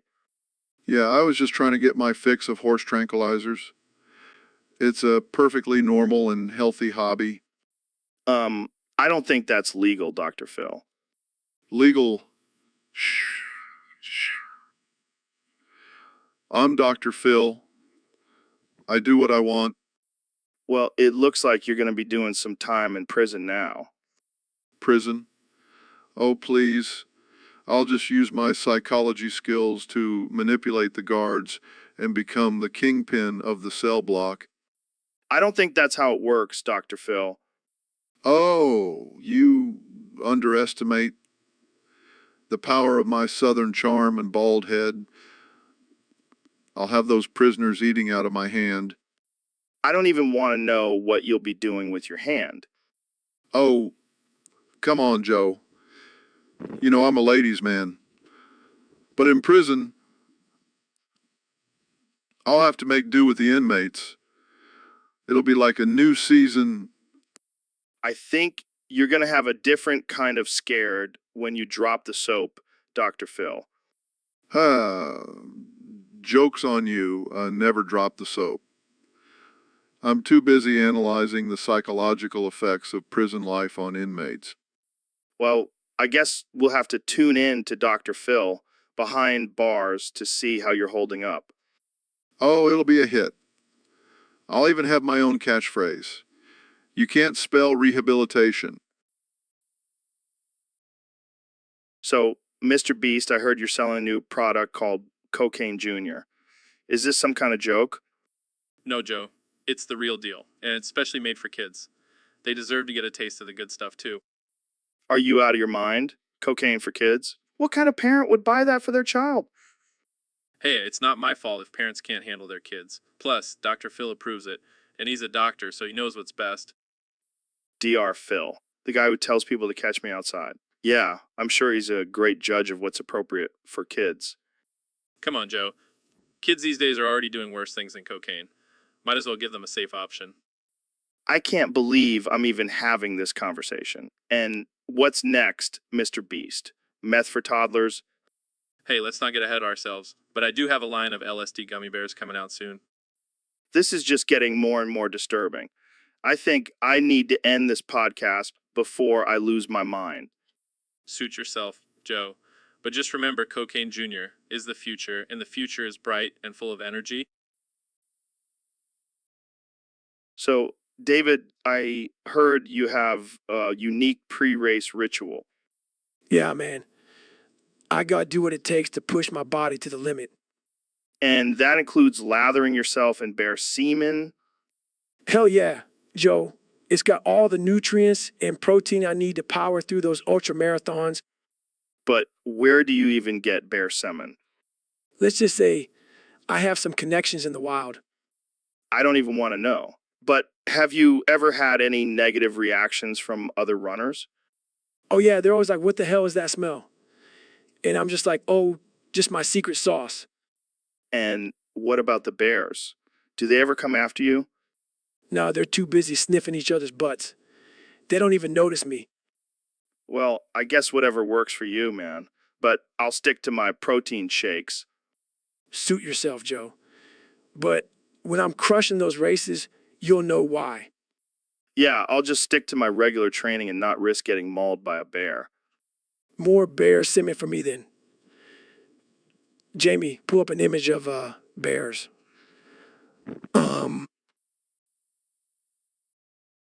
So, Elon, I hear you have some interesting theories about aliens.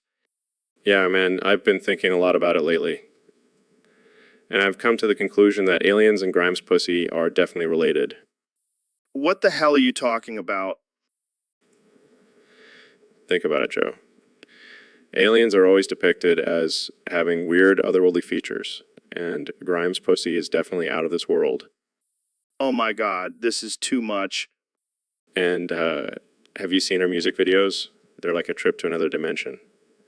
It's like she's communicating with her alien ancestors. I can't believe I'm having this conversation. Plus, she's dating me. The real life Tony Stark. That's got to be some kind of alien connection, right? I don't even know what to say to that. And let's not forget about her name, Grimes. It's like a code name for her alien identity. Okay. I think we've gone far enough with this theory. But seriously, Joe, what if aliens are among us disguised as humans? What if Grimes is actually an alien sent here to observe and report back to her home planet? Yeah, because that's the most logical explanation. Jamie, pull up an image of a cat with a tinfoil hat. I have a new theory, share. So, fentanyl, what's the deal with your name? It sounds like a combination of fentanyl and Neil.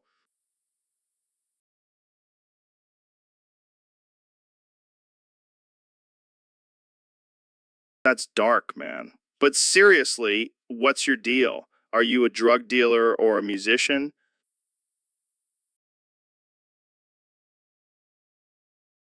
What the hell, man? That's messed up.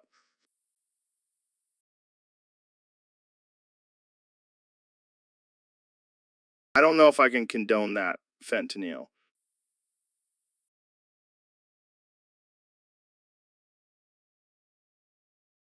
Fair point. So, what's your favorite way to consume fentanyl?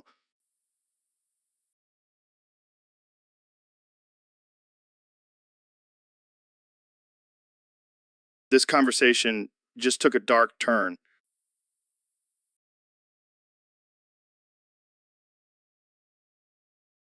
Yeah, listen to fentanyl, kids. He's a shining example of what not to do.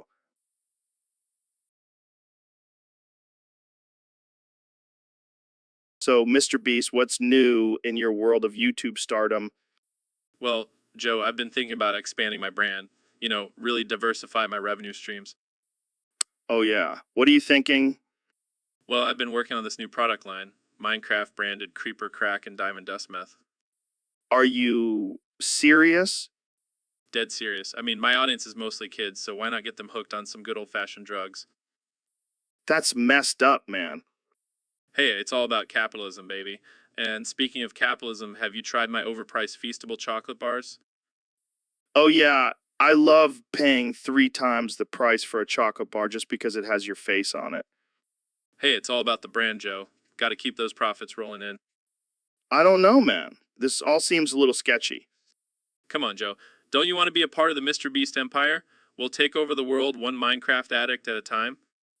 I think I'll stick to my elk meat and DMT. Thanks. Suit yourself, Joe. But when I'm a billionaire drug lord, don't come crying to me for a cut of the profits.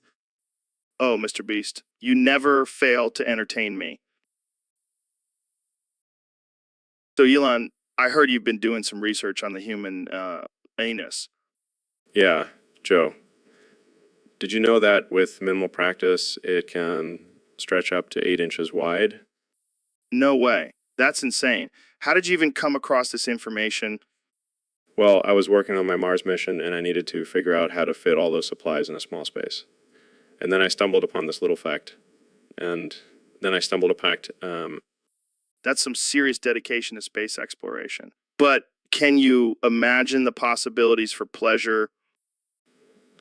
oh, I've already thought about it, Joe. Imagine the possibilities of fitting a whole watermelon up there. That's one way to get your daily serving of fruits and veggies. And don't even get me started on the potential for smuggling. No one would ever suspect a watermelon in the anus. You're a genius, Elon. But let's not forget the dangers of stretching too far. We don't want any prolapsed anuses around here. Yeah, safety is always a top priority.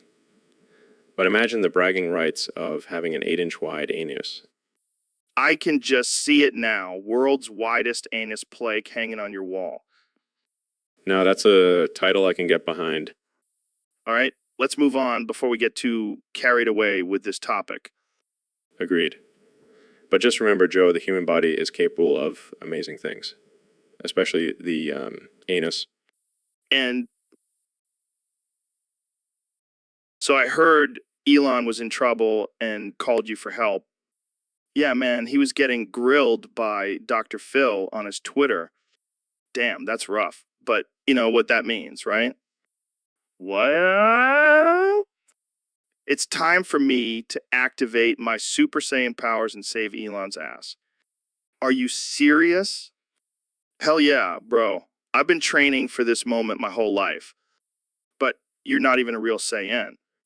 Who cares? I'll just scream really loud and power up. That's not how it works, Joe. Don't ruin this for me, man. I'm about to go save Elon like a boss. Fine, but can I at least come with you? Of course, we'll be like the dynamic duo of weirdness. Let's go. So, Donnie, what's new with you?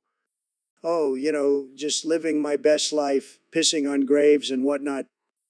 Wait, what? Yeah, I've been going around pissing on random graves of Mexican people. It's my little way of saying, build that wall. That's disturbing. Oh, come on, Joe. It's just a little harmless fun. Plus, it's not like they can do anything about it now. I don't think that's how it works, Donnie. Look, I'm just trying to make America great again. And what's more American than pissing on the graves of our enemies? I don't even know how to respond to that. Just embrace it, Joe. Join me on my grave pissing crusade. I think I'll pass. Suit yourself. More graves for me. This is getting out of hand. Oh, lighten up, Joe. It's just a little golden shower. I think we need to end this conversation before it gets any worse. Fine, but I'm still gonna go piss on some graves. And that's our cue to end the episode. Thanks for tuning in, folks. See you next time.